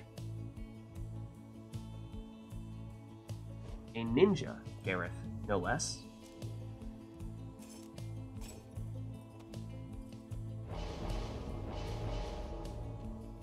And lastly for Wisty, it is a Web Lanthorn Raji. So here we go. First matchup, it sounds like first matchup between Wisty and Brawlenbert ever, so very much looking forward to it, as Brawlenbert plunges here with the Harp for 20. As both players, across all their exiles, need to have all their left side and right side masteries accounted for. Wisty, with Bertrude, plunges in here for 25. And I believe Bertrude, yes, does have Prayer Beads, so she's already back.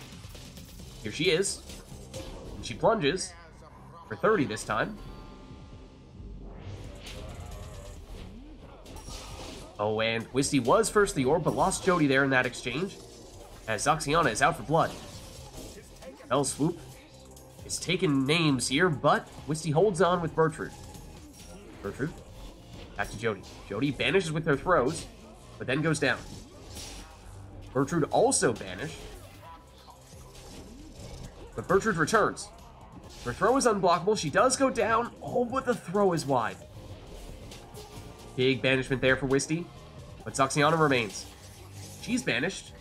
Gareth, back to defend. He goes down. Suddenly, Wisty, no one to stop them, plunges for 30.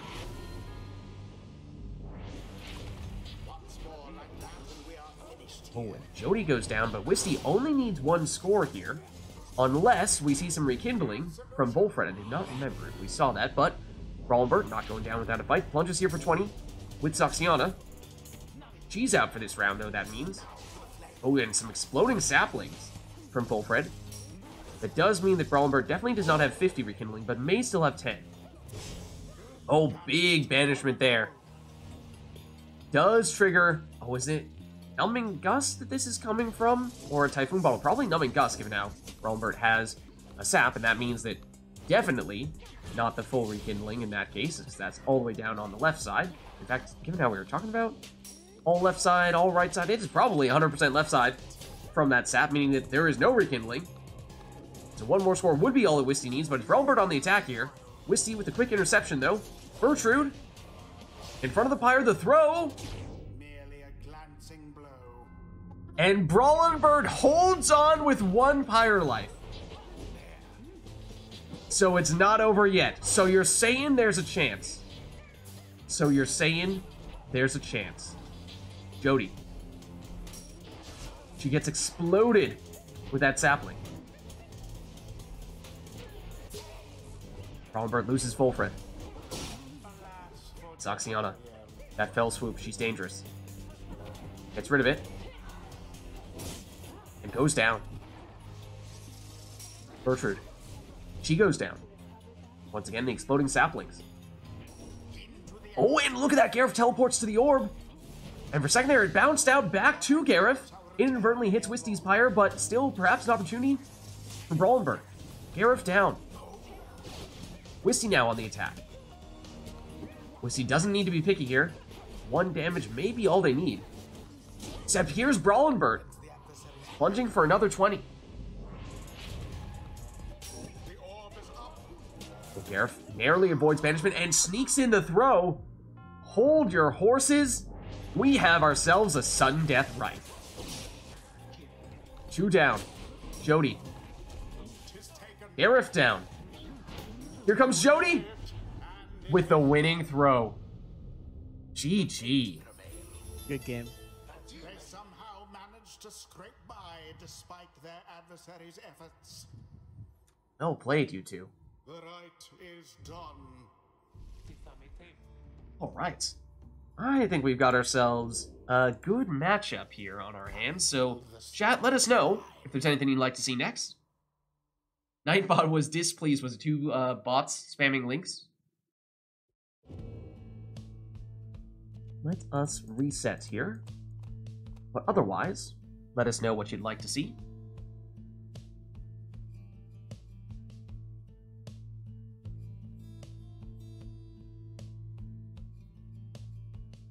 Otherwise, of course, we'll just have these 2 take whatever they want to take. That previous one was players needing to have all masteries accounted for. Will the Scribes. So Honor said that she had predicted the arena on several prior occasions. Did so last time with Dread Design. If it's Will of the Scribes, what would that mean? Ball of Solium? Also on her today, potentially.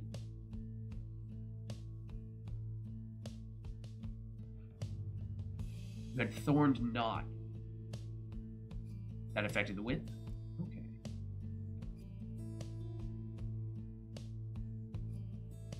Anything else we'd like to see here? We have the song all locked in. Is it, though? I don't know. Like, Solium's arena, okay, fair. But to say the Tempers get to claim the Fall of Solium as their home arena, that's... It is called the Fall of Solium, true, but it is also the designated championship arena of sorts, and in that way is kind of an independent third-party arena. That's kind of at least the way that I see it. Solium is their scribe. I see what you're saying. I see what you're saying, and on some level, it does absolutely make sense, without a doubt. But at the same time, because and you first encounter the Tempers at the Fall of Solium, yes. However, because it is the designated Liberation Rite location, to me, that is a more significant status than it is to the place where you first encounter the Tempers. We're missing the most important fact, which is that all of the arenas belong to the Pyre Hearts. There you have it. Everything is a Pyre Heart arena. Exactly.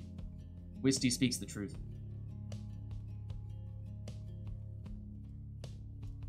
This message brought to you by the Sea Dominion. What about the Isle? We'll give that to the Tempers. They can have that one.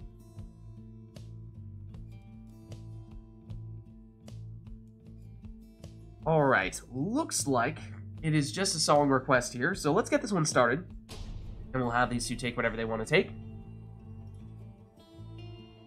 Yeah, I say the Fall of Solium is a neutral site for Liberation Rites.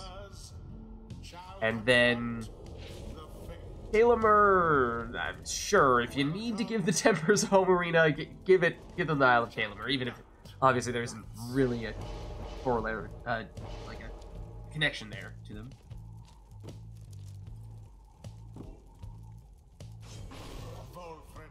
And we saw last time Brawlenberg go with some aggressive exploding sap plays. Does go with the sap here once again.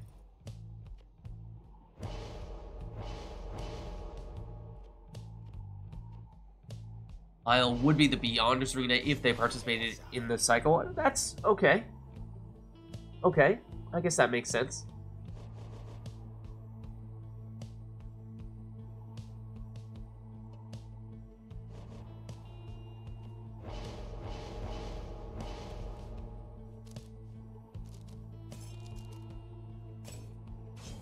And it's Prayer Beads Pamitha for Brawlenbert there in the second spot. Wisty led with what I believe was an exploding Lady River.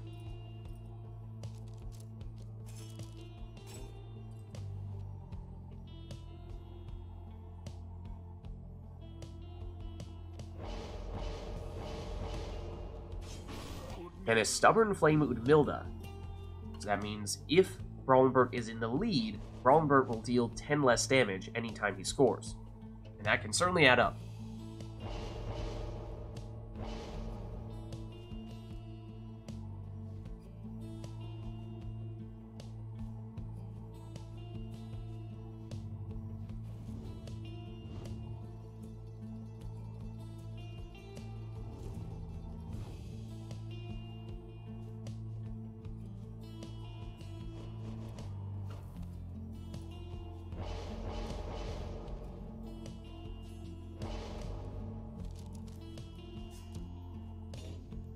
Brawlenbert was thinking Worm, but instead goes Power Casting Headwind.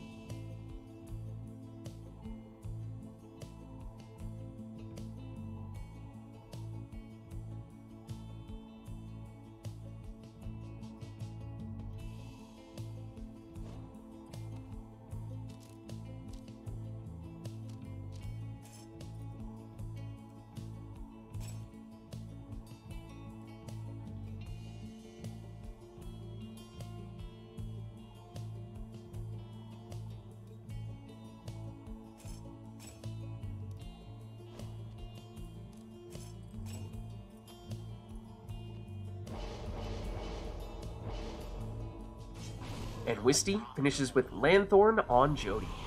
Alright, here we go.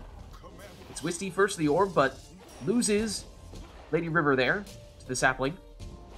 Jody finishes one with the throw. Did take Celestial Spike. Ooh, and a multi-pronged attack here. Really, 3 exiles pressing forward here. Gertrude down, though. Jody down, though. Now just Lady River.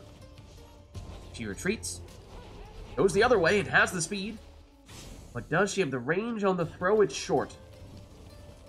Oh, except second time around. Makes it to the orb and blows up. But here's Brawlenbert with Pamitha. Pamitha flies over the cast and into the pyre for 20 damage. I believe Brawlenbert took Prayer Beads on her. Yes, she has returned. Oh, and that's a sapling that can explode. And therefore is more dangerous than usual. Pamitha once again, this time, does not make it in. Wisty with Udmilda. Jody can banish with those throws and nearly takes out Volfred there, but instead, Volfred vanishes using the exploding sapling. Pamitha flies around and... oh, does go for the plunge. Looked like a quick throw there for a second, but that's the Stubborn Flame activating. As we were saying before, if Brawlenbert is in the lead, he is dealing 10 less damage anytime he scores. Well jumped there from Headwind, though he does still go down. As does Volfred. Jody banished, but might have created enough space for Udmilda. Yes, she did. Here is Udmilda's plunge. The pyre on each side burns just as true. Ties us up at 70 apiece. Quick throw from Lady River for 13. Brawlenbert locks down the orb with the sapling and it explodes it, taking out one of Wisty's exiles. Pamitha locked. But banishes one defender, banishes a second defender, but gets banished by the third. Lady River can't find a way around Headwind. Volfred goes down. Lady River explodes, taking out Pamitha. Jody goes down to Headwind's big power cast. And Lady River is the first one to come back here. Her versus Volfred. And the throw connects here for 10. Lady River again. Now with Milda. Back to Lady River. Trying to find an opening. That throw looks short. It is. Wolfred. Oh, just gets caught by the edge of that cast. Jody. Goes down. Oh, and a snipe from Hedwyn, but that does bring back Lady River. With Valiant return, but her throw is wide. She's back, though. Banishes one defender. Gets the orb back. Banishes the second defender. Ametha back now. She goes down, along with Lady River. Albert now with Wolfred's exploding saplings. Lady River again blows up on Wolfred. Ametha. She's banished, along with Lady River. Jody versus Hedwyn. Hedwyn, big power cast. Just trying to hold off Jody, but cannot do so. Here she is. Can banish with those throws, but doesn't need to this time. Oh, but couldn't get the throw off in time before she goes down.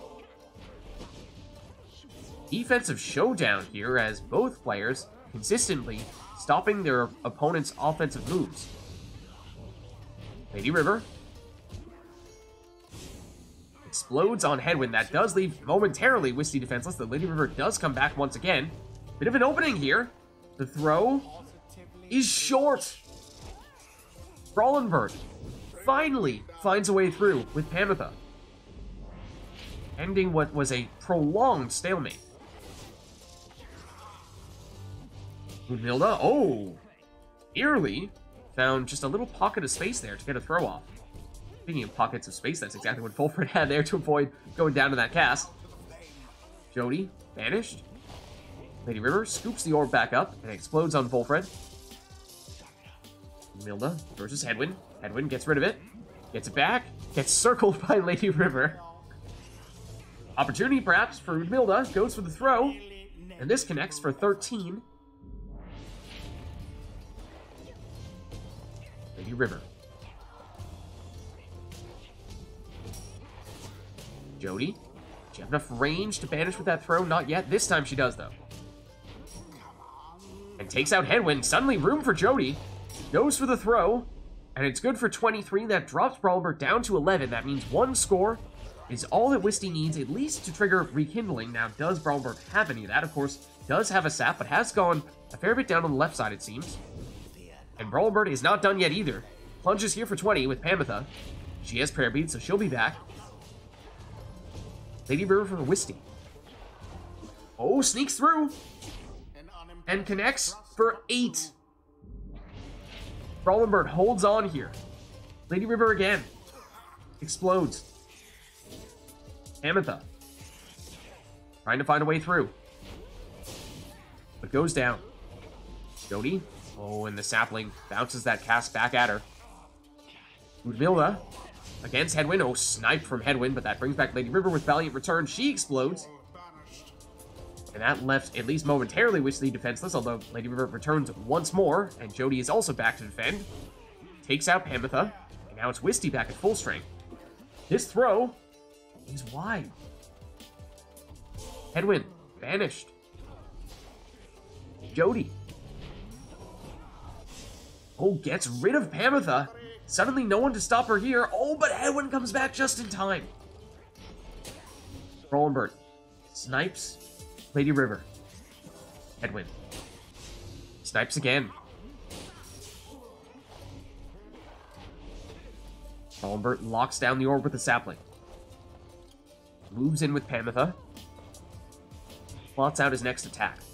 Goes to the other side and pushes his way in. Dropping Wisty down to 10. It is anybody's match. Udmilda. To Jody. Jody looking to banish and does with her throw. Does so again, getting rid of Hedwyn this time. Jody versus Pamitha. Pamitha wins out. Pamitha flies past one defender and in for the winning plunge. GG. Empire nearly was extinguished there, but no. The right is done. My heart can't take that. I think we have quite the matchup here. I think we have two very evenly matched players. And that is always great to see. Till the next right.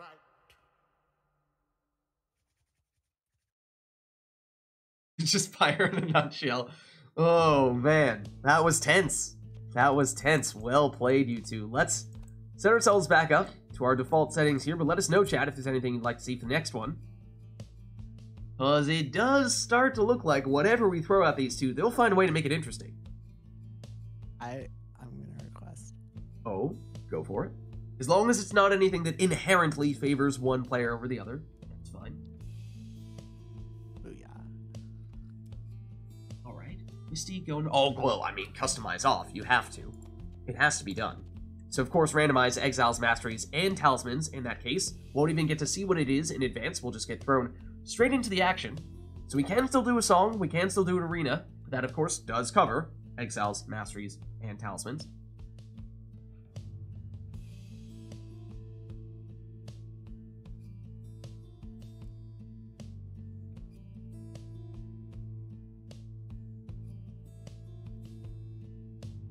And so, let's do it.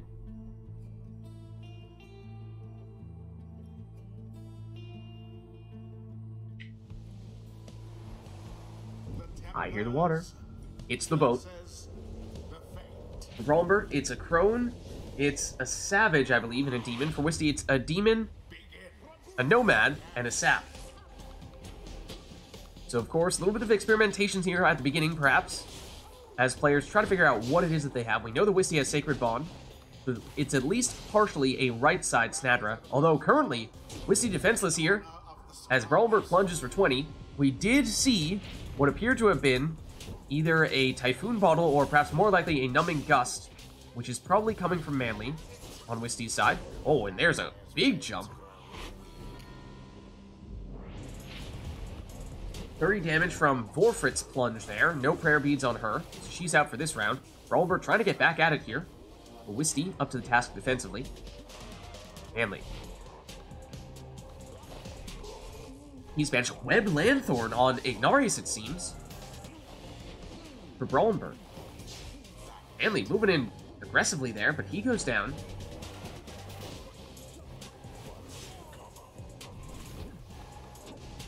Ignarius for Wisty. Against Ignarius for Brawlenbert. And yes, there we have it. Confirmation. It is Web Lanthorn on Brawlenbert's Ignarius. And of course, the demons on the boat do have pretty crazy jumping capabilities. Looks like no shoulder smash on Snadra. We suspected she's primarily right side, and here she is plunging for 20. Don't yet have a great idea for what the talismans are outside of that Web Lanthorn that Brawlenbert has. But no prayer beads on Jody, so she's out for this round. No salute you saw. Brawlenbert experimenting with it there. Trying to see if he could turn all of Wisty's exiles into defenseless howlers, but not this time. No, he does not have that mastery. Oh, and there is Wisty with a quick counterattack, plunging with Ignarius for 30. No prayer beads on him, though. He's out for this round now. That leaves, at the moment, just Manly to defend. Oh, this throw is unblockable. Doesn't have the range, though, for Brawlenbert. It doesn't look like it does. Snadra down. Well-placed sapling from Wisty. Manly. Does Wisty choose to push forward with him? They do, but he goes down. Aerith down as well. Snadra.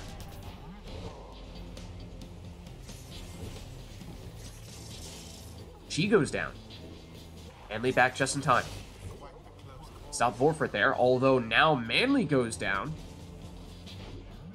Oh, and that was Brawlenbert trying to see if he had Brazen Manor. No time to pull it off, though, even if it was the case. He goes banished. Oh, and look at this. Wisty ever so close. Aggressive plays there. And nearly Brawlenbert with a quick counterattack there, as Vorfrit was hanging out next to Wisty's pyre, but couldn't make it happen. Whoa! Snadra takes flight. You don't see that very often from the Nomads. She's out for this round, that means, but Ignarius returns for Wisty. Now it's Manly taking flight, and currently, Brawlenbert defenseless here, so it's Manly who plunges for 25. That means he's out for this round unless he has prayer beads, which he does not. Snadra. Against forfeit here. Able to block her. And retrieve the orb. Oh, but she's banished. Ignarius returns, though. Ooh, but Brawling Bird is quick. Plunges here for 30. That drops Wisty down to 20. Now, of course, you can't rule it out. There is a chance that somebody has Right Light and has 20 Rekindling, but barring that, one score is all that Brawling Bird needs here. Brawling Bird with Ignarius. Trying to see if he has Brazen Manor. Technically doesn't need it, but tries nonetheless. Everyone down on Brawling Bird's side. Time for Wisty, if they're quick. Plunges with Snadra. And that drops Brawling Bird down to 20, which means now Wisty can finish this with one score as well. Has the orb here with Ignarius. Big jump! Oh, on the Pyre's doorstep, but Ignarius gets banished.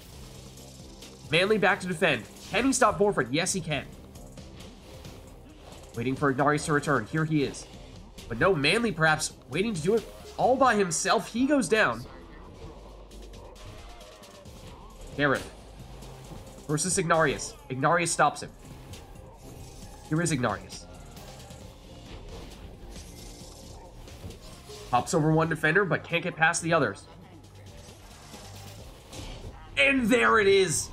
The leap into the pyre for the winning plunge. GG. Forgot how much Dread Design slaps. It does slap indeed. Well, good night, Denor. Thanks for stopping by. Good to have you as always. Catch you later. Well played, you two. Until the next round. Might not have had any salutes. No. Sad face. I don't know. Did we know, other than the Webbed Lanthorn on Brawling Bird's Ignarius, do we know any of the talismans on that one? For that right? That's the only one that I could determine, I think. A lot of untapped potential there, potentially. I love vote matches so much. Well, let's turn Customize back on, unless, of course, you guys want to turn it back off, in which case, let us know. Let us know if there's anything else you'd like to see between these two.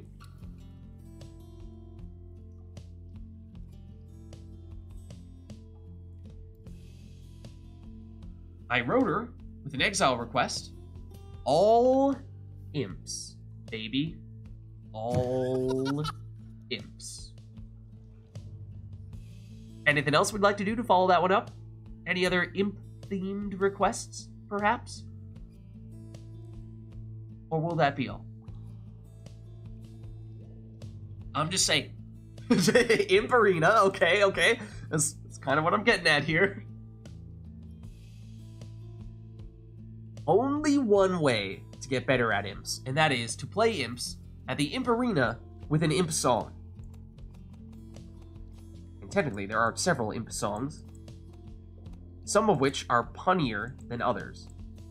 This one is perhaps the most straightforward of choices. Rumi. It's beautiful. It's a masterpiece. Brings tears to my eyes. Okay. Well, that covers just about everything. Let's do it. Let's make it happen.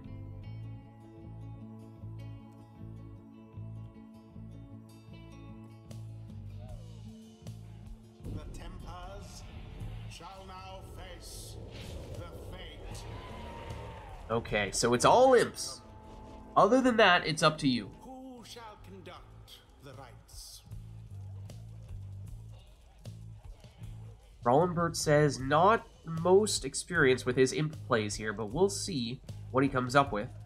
Generally speaking, of course, we tend to see people use imps as a defensive role player on their teams. But if you're going all out imps, then it does mean you might need to find a way to manufacture a little bit more offense than you would usually see out of an imp.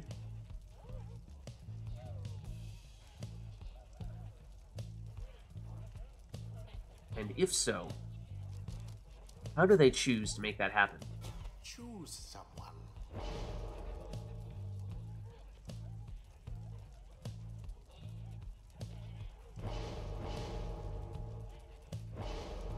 Well, Brawling Bird goes for the extra damage there and the legendary imp talisman for infinite stamina on that first imp.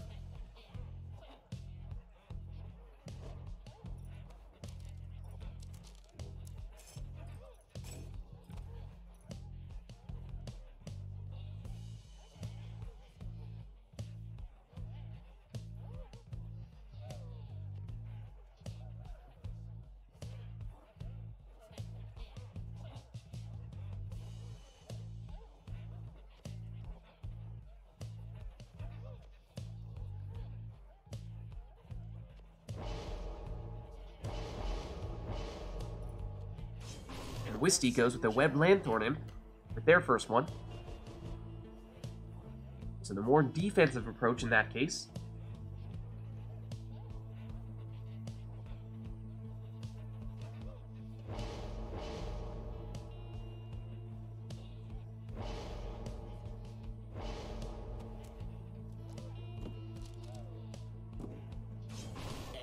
And Thorned Knot, so a defensive one for the second imp selection on Brawlenbert's side, as he led off with an offensive imp.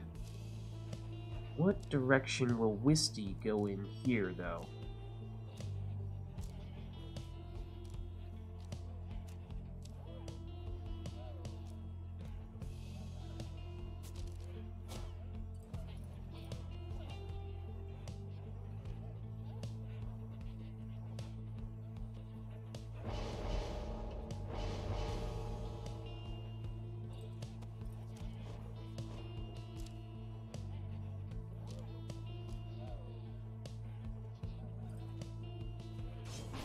And it's Fairy Spirit, dropping the Infinite Stamina Globules, the Moon Drops, whenever they banish someone.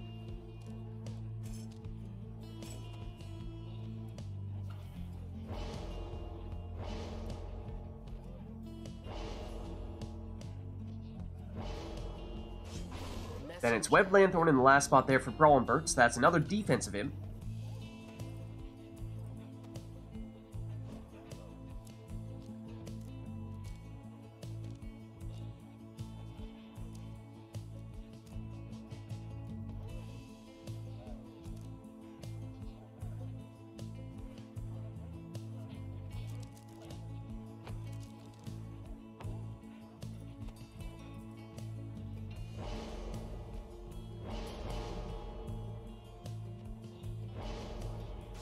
As Wisty finishes with the throwing range, giving a more offensive imp setup. So here we go.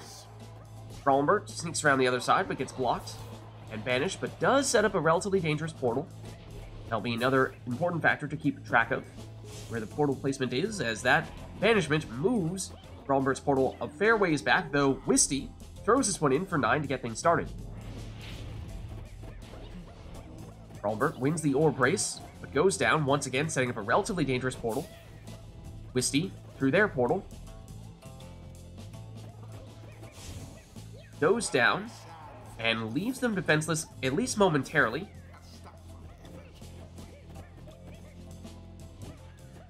Sneaking around the other way, and using the imp defensively, a bit of a shield.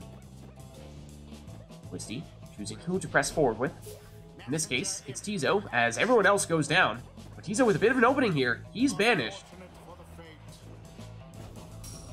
Here comes Brawlenbert. Straight in, with his offensive imp as well. That's 25 damage rather than the usual 15, so Brawlenbert with good presence of mind to make that move with his imp of choice. Now it's Brawlenbert who's defenseless here, so time for Wisty. If they're quick, and they are, plunging for 15 here. Brawlenbert with Tizo. So, down the other way, but he's banished. Raji nearly sped past the defenders. But now Wisty defenseless here. Brawlenbert sets up a portal. And tries to go through with Tizo, was perhaps that time a little too greedy, trying to score with his extra damage imp, as he had an opening with his 15 damage imp, but insisted on going for 25. Wisty does have that Infinite Stamina Moon Drop. There it is.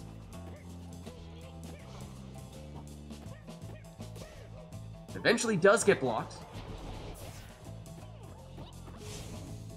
as Brawlenbert is the one doing the banishing here, and Wisty does not get someone back in time to stop what is, again, Brawlenbert's preferred offensive imp. Wisty, though, with an opening, opts for the throw, but does not have enough time.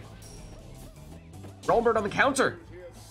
Quick enough, that time, just 15 damage. Though Brawlenbert gets a Moon Drop there for Infinite Stamina, perhaps a little bit unexpectedly, but does go down nonetheless. And Wisty defenseless for the next few seconds. Is Brawlenbert fast enough? He is! With Tizo, the extra damage imp, drops Wisty down to just 10.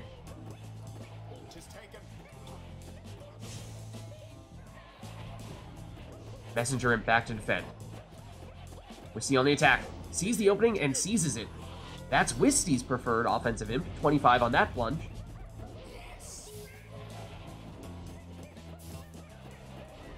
Wisty back with the orb. Raji back defensively. And up to the task. Brawlbert pushing forward aggressively. Through the portal. Oh, and Wisty out of position here. As Brawlbert sneaks past for the winning plunge. GG. They brushed aside their adversaries without too much trouble. Well played. And yeah, Iroda, you might be right about that. I'm not entirely sure where that Fairy Spirit came from that time that Brawlenberg got it. So it was right at the start of a round. I forget if they even persist in between scores or not. They may, but the fact that it was there to begin with.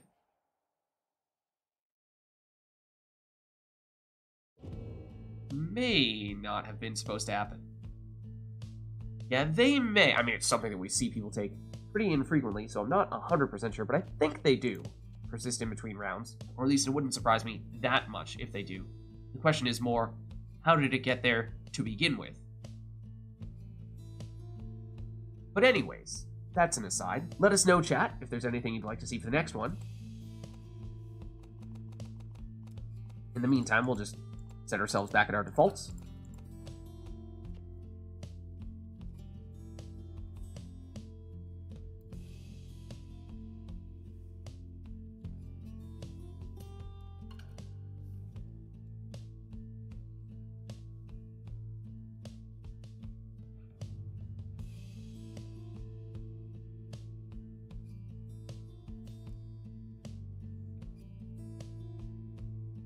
Alright, not seeing anything at the moment, so let us know if you have anything in mind, otherwise we'll just have these two take whatever they want to take. Perhaps we ought to go that route. Perhaps we shall.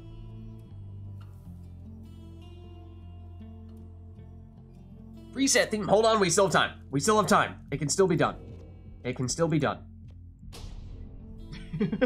Twice? Okay, gotcha. Gotcha. So that means we'll have one with the Tempers theme and one with the Fate theme. The Tempers Okay, we're on the book. take on the But other than that, it is up to you two to take whatever you'd like. who shall conduct No requests affecting your team composition. It is the book, which means it is a very small arena. Which means that a quick exile such as a Kerr can make it to the orb very efficiently. I think we saw Brawlenberg go that route previously. While Wisty goes with a Meta Demon, Celestial Spike Jody.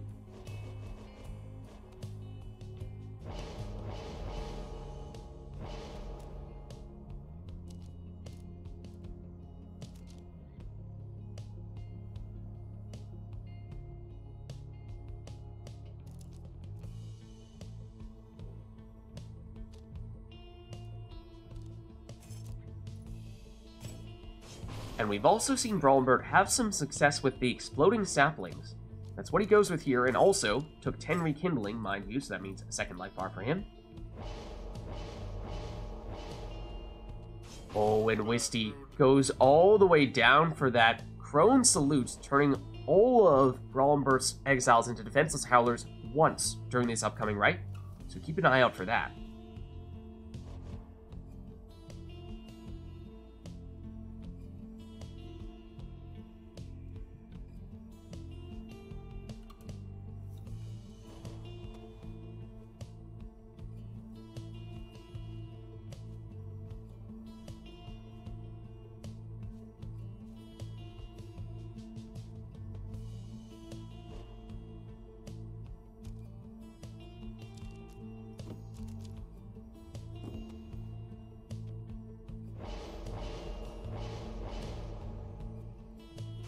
As Brawlenberg goes with the legendary Worm Talisman for the additional jumping distance.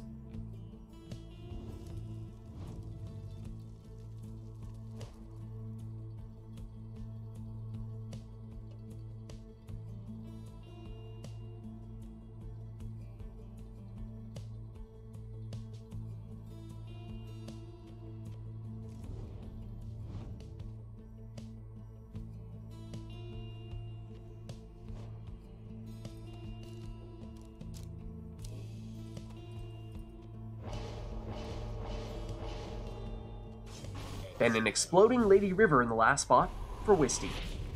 Here we go. And that is the quick play that Brawlbert was looking to make with that Kerr. As we were saying, small arena. Fair beads on Dalbert means he can hop straight into the pyre. Oh, and huge cast there from Dalbert, but he does go down. Now, Wisty with the counter. That throw looked like it might have been slightly short. It is. Dalbert trying again. Not this time. Jody sidesteps the cast.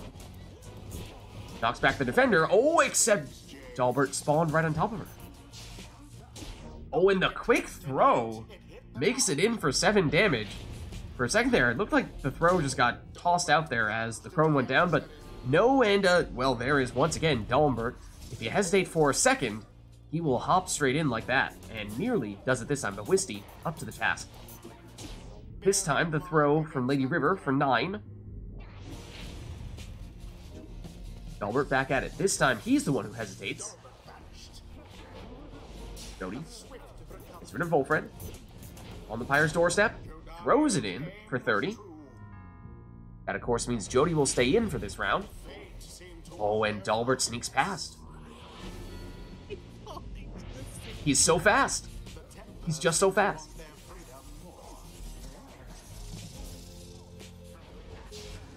Well shielded there. Oh, but Volfred does still go down. Dalbert banished as well, but that does bring back Gilman. Get Wisty quick enough on the throw to get this one in for 30. That means one more score from Jody would trigger the rekindling, but remember, Brawlbert does have 10 on his second life bar, as we see right here. And now that means next score for Wisty would do the trick. And Brawlbert, running out of time, has had a lot of success with Dalbert, but would take 2 of those scores to finish the job here. Here comes Wisty, moving in with Jody. And that throw will seal the deal. GG. Their fire burns whilst that of their adversaries is but ash. The ceremony is complete. All right. Well played, you two. Let's head on back. Until the stars align. Ah, okay. It's been a while since we've seen one like this. Arumi with a masteries request. You can spend 7 masteries across all your exiles. Yeah, however you wish to use those. So you could load up on all the masteries on one and take 3 on another and then have 0 on your final, or you could split them more evenly. Up to you. Akor follows up with a similar talisman request. You can only have 2 talismans. So up to you to allocate those talismans and those masteries as you see fit. This is too big brain for Brawlbert. Too much brain power required for this one. Not enough soul in your pocket to get the 3rd talisman. Ron needs to make a living. Ron's got a job to do. Those talismans, they don't come cheap.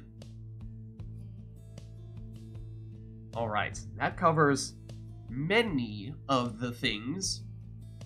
We do still have a song as well. This will be round 2 of our preset theme. So why don't we get this one started then? And again, it is 7 masteries split across all of your exiles, however you would like to do that. And then 2 talismans split across your 3 exiles, however you'd like to do that.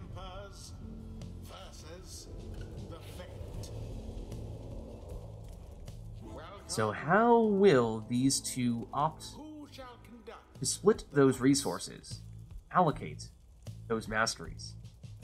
Pretty sure I already know my team. Okay, Wisty has a plan.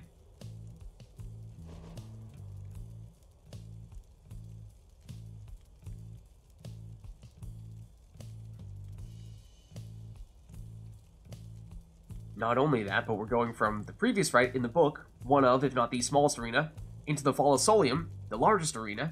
It's a bit of a dramatic shift here.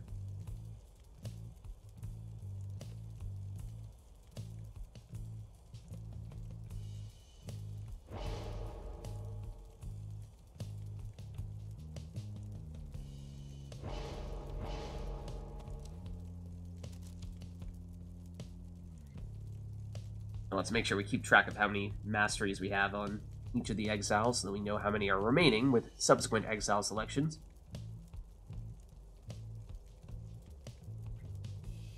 So Brawlenbert has taken 3 masteries, including the Salute. Oh, but perhaps would like to spend those masteries elsewhere.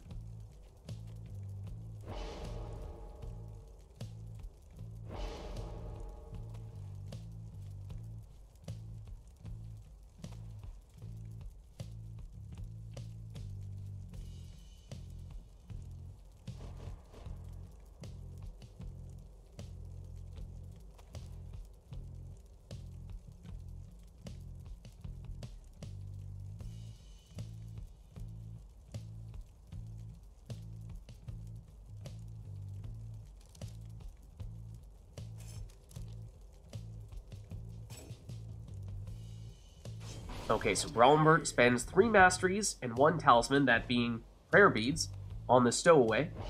Wisty said they had a plan.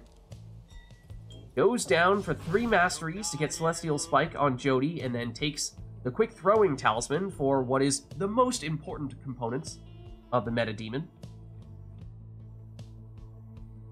It's not late game. You've just been through a couple of liberation rites. You know, you haven't leveled up all your characters. You haven't been able to purchase all the talismans.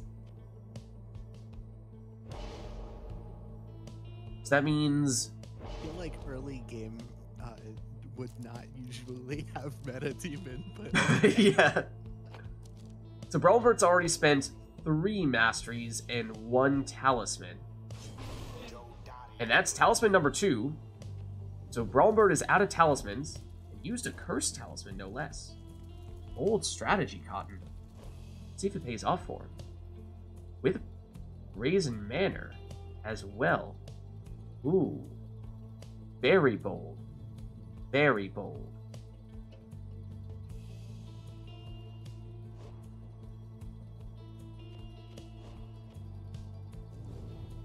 Okay, so Wisty, I believe, has spent 3 masteries, 1 talisman. Of course, it's easy at the beginning when you feel free to spend all your masteries, use a talisman, but once you get toward the end and you're running out of stuff, then it becomes much trickier as you're left picking together all the scraps, trying to find something that still works.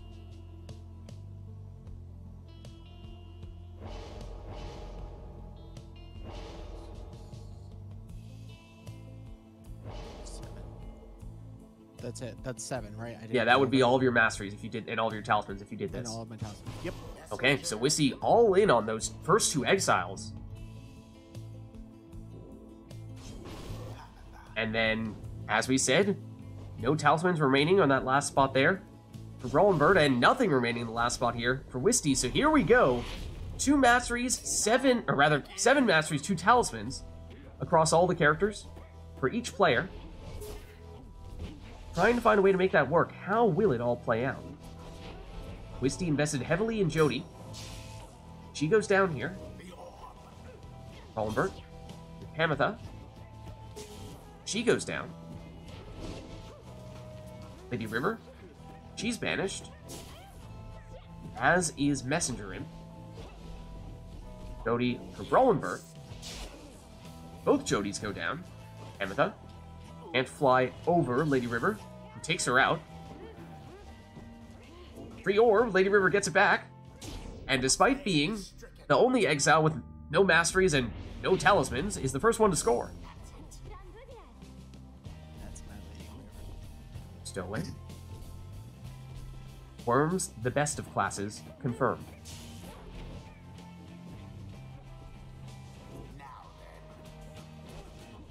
Jody. Oh, just misses the banishing throw, and goes down here. Lady River back with it here. Her throw is unblockable. Does it have enough on it? It does. For the full 15. Lady River, again, our leading scorer, despite being the exile with the least investment. And there's the Stowaway jumping in here for 20. She had prayer beads, so she is back for Brawlenbert. Jody banishes 1. Oh, but Brawlenbert does have that Savage Salute, so can teleport to the orb. Yet the Stowaway does go down nonetheless. Once again, an opening for Lady River. which she seizes. This time it's 9 damage on the throw. Brawlbert teleports to the orb, but goes down. Jody. Ametha cuts her off. Ametha avoids banishment, switches into the stowaway, and has prayer beads, so Brawlbert is pleased, is perfectly fine. Plunging in there because the stowaway will return.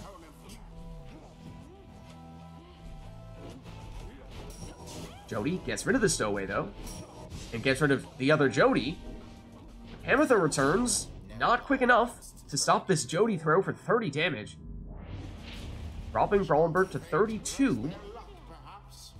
Stowaway for Brawlbert. Finds a way in. And that means both players looking at needing roughly 2 scores.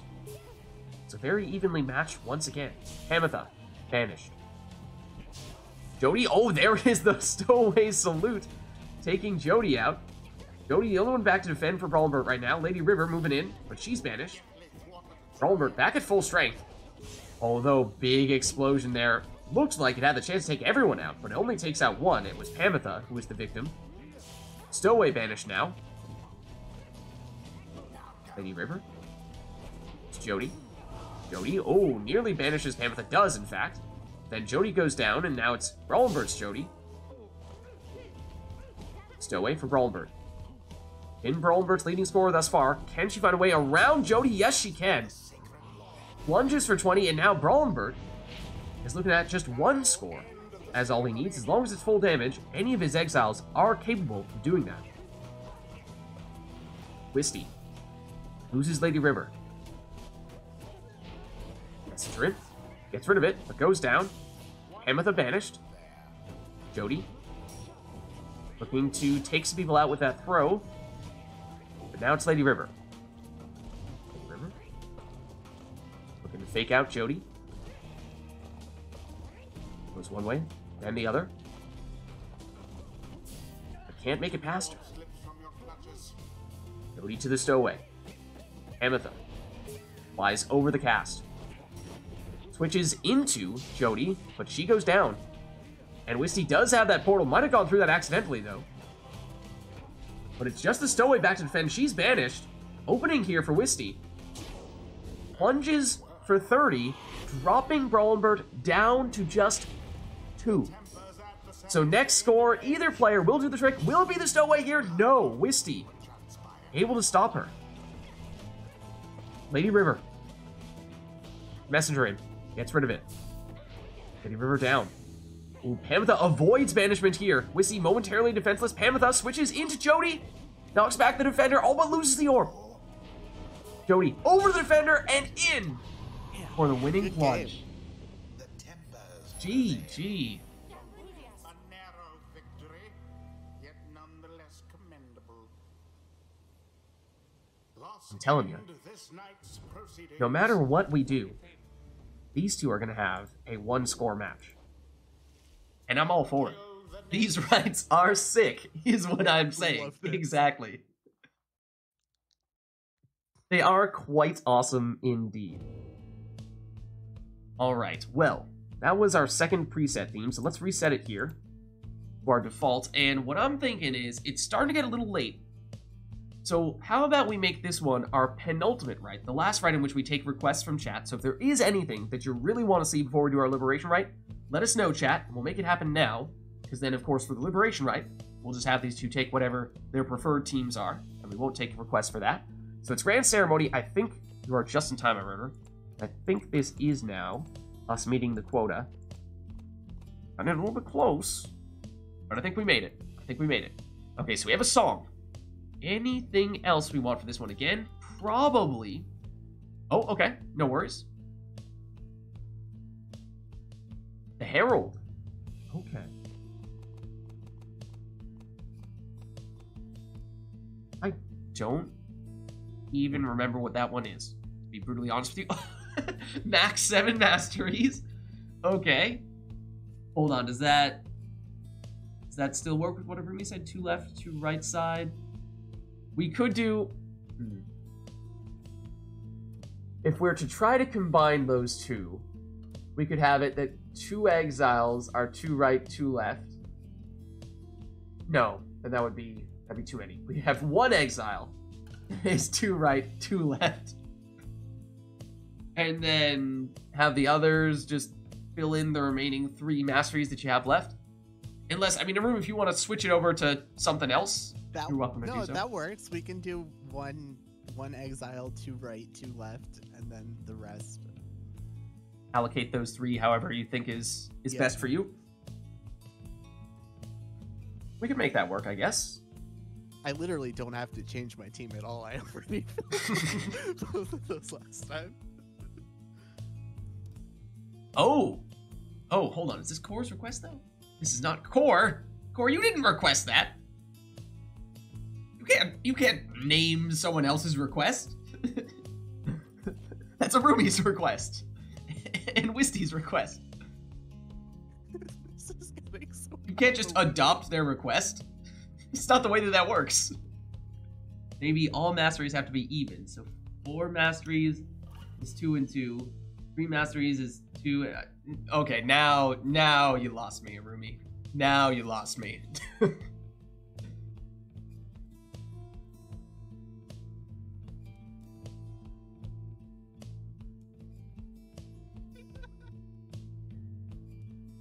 Right, when you've absolutely loaded one of your exiles only to realize that you need to liberate this person, and you're like, no! What?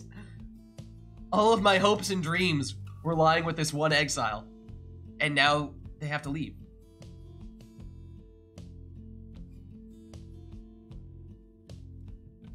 See, I wrote her, that's kind of what I'm getting at, is... I appreciate the nuanced requests, but at a certain point, it does become a little hard to follow.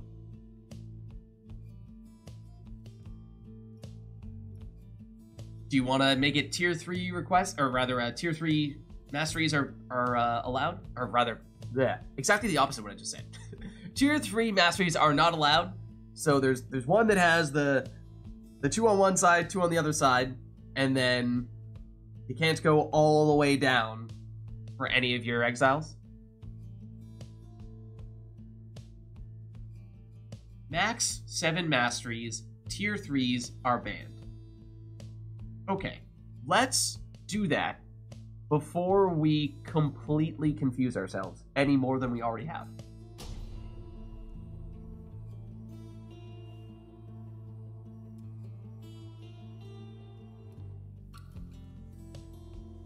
The tempers shall Oh, confront.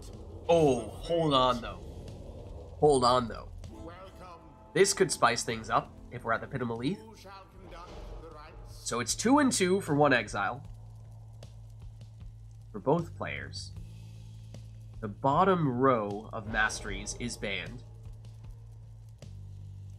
And they can only do 7 masteries total across their entire team.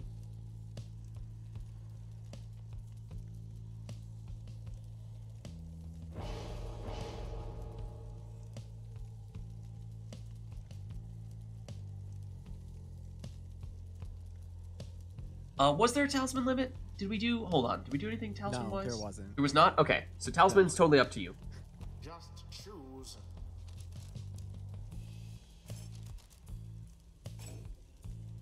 Okay, so there is the 2 and 2. It's a speedy rookie for Brawlenbert.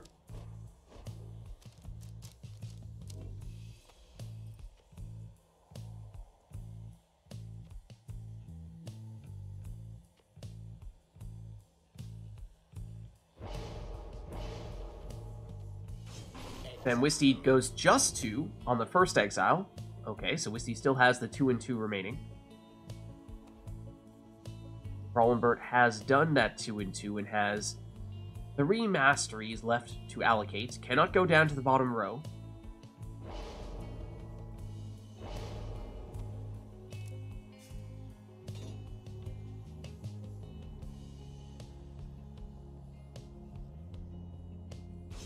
But can still do a power casting headwind. So Wisty has spent 2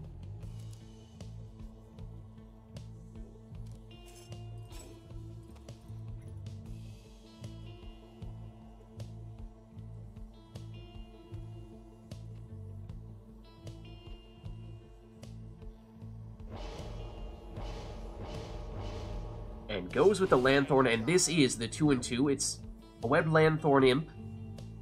So, prioritizing the defenses here, it seems.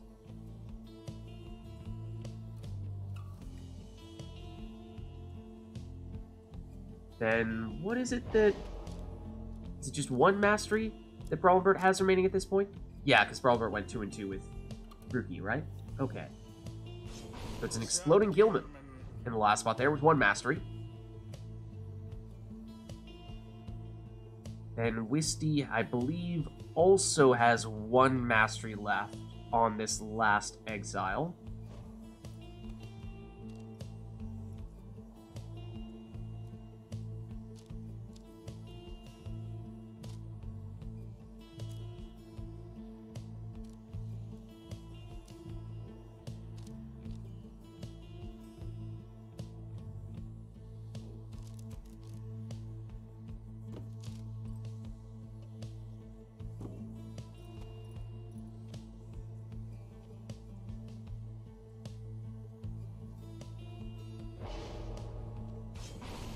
And so it will be a worm. 2 worms in Wisty's case. So here we go. 7 masteries in total across their entire teams. 1 exile is split 2-2 on those masteries, and none of the exiles can go down to the 3rd and final row on those masteries. Wisty got us started, and follows up here with a 12 damage throw. Oh, and Rookie just kind of got stuck there in the aura for a second. Deluge. Suddenly, after all that commotion, it is, oh, Raji, who had a second there to charge up a throw, but goes down before he can finish it. Lady River putting up a fight, and throwing this one in for 6 this time. Lady River again, around the other way. Oh, and explodes on everybody on Brawl and Bert's side, clearing up the way for this 15 damage plunge for Deluge. That's Lady River, who won the race. Once again, big explosions, although it is Rookie this time who emerges from all that. He has time to throw for 15. Rookie wins this one and pops straight in for 20 this time. And Brawl and Bert may have taken prayer beads, did, in fact, on Rookie, so he's back. And sacrifices himself to take out the worm. Lots of exploding exiles for Wisty. Deluge. Fakes one way, loops around the other way, and lands the throw for 9. Wisty, first to the orb, explodes on one of Brawl and Bert's characters. Now it's just Headwind by himself. Has to sacrifice the orb. But gets Rookie back. Waits to get his stamina. Though can't avoid Raji. Lady River, her throw is wide. Headwind. Can he avoid Raji? No, he cannot. As Brawl and Bert is defenseless here, time for Wisty to throw. And lands this 10 damage worm throw here. Wisty first the orb once again and follows up with the throw. This one is short though. Here comes Rookie with a quick counterattack, plunging for 20. Wisty, that throw hits the mark for 6. Wisty once again first to it and explodes there, clearing out some room for this worm throw, which is for 9. But Wisty has, I believe, just at most 15 damage from all their exiles, which means still needs 2 scores here. Brawl and Bert delays long enough to get Rookie back, but he can't stop this throw. It's unblockable. And now, that means Brawl and Bert's Pyre life is low enough that Wisty could win this one with 1 more score. Brawl and Bert, oh, look to play over to Rookie, who is close to the opposing Pyre, but he goes down. Wisty on the counter. The throw lands for 8. So Brawl and Bert holds on. Wisty first the orb and plunges for the win. Good game. GG. Conducted with aplomb. The rite is complete. Worms too fast. Confirmed. Alright, let's head on back. Zoom in. It's what the worms do.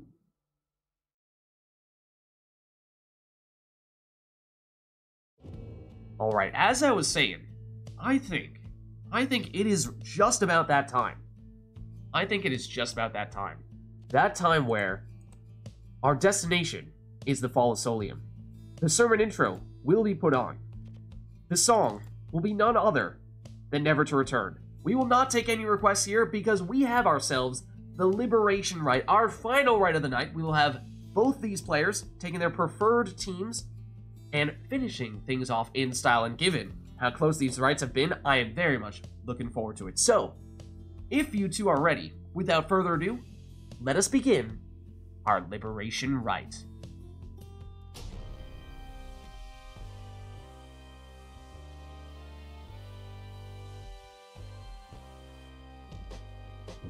Why, hello, exiles. Welcome to the Fall of Solium. You have this opportunity to prove your worth. We soon shall see who is the most deserving.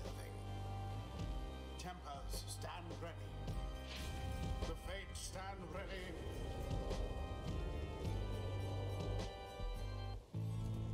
Alright, so as I said, no requests for this one. Both players will take their preferred teams as we finish things off with our Liberation Rite.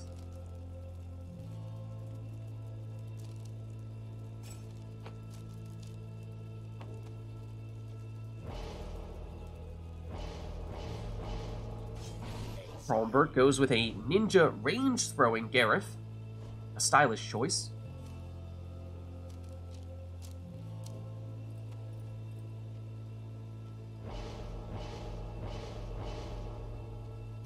Wisty goes with an exploding Lady River.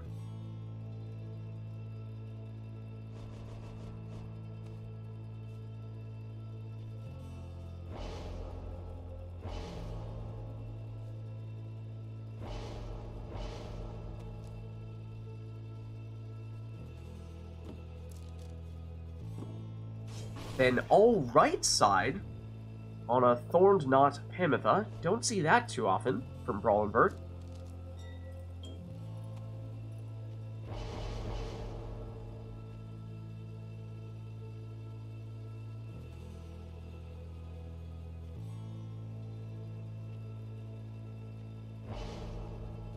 Then Wisty sits with the meta Jody.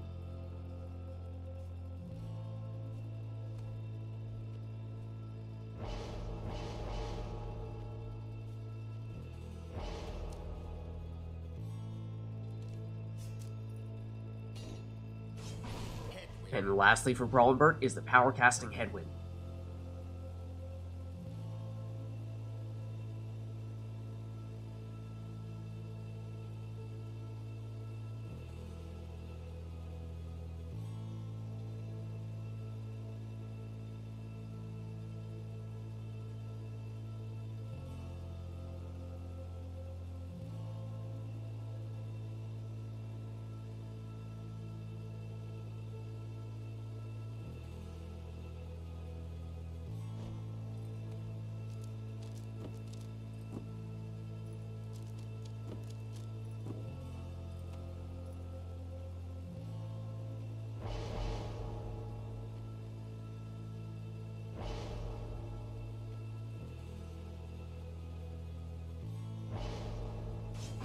Then Wisty finishes with Deluge, and here we go, our final rite of the night, our Liberation Rite.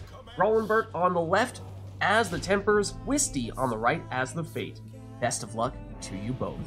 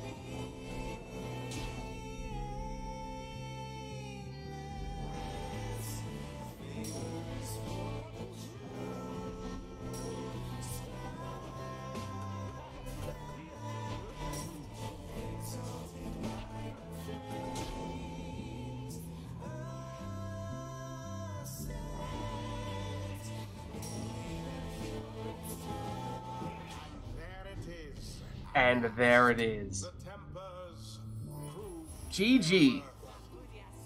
GG. Well played, you two, and thank you everybody who played with us here tonight. thus ends the liberation rite. That was our liberation rite, our final rite of the night. Thank you everybody who participated. Thank you everybody in chat who gave us the various requests. And thank you for hosting. No problem. I'm gonna duck out of Discord, but I will see you all next week. Adios.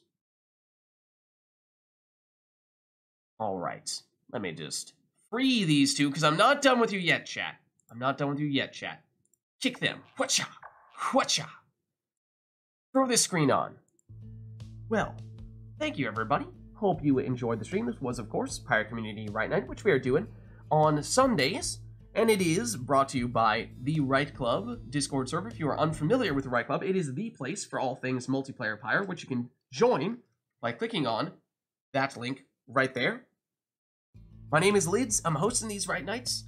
I'm also streaming some Mass Effect 3 Legendary Edition on Fridays, doing some Mass Effect 3 multiplayer. On Saturdays, doing some, of course, Right Night.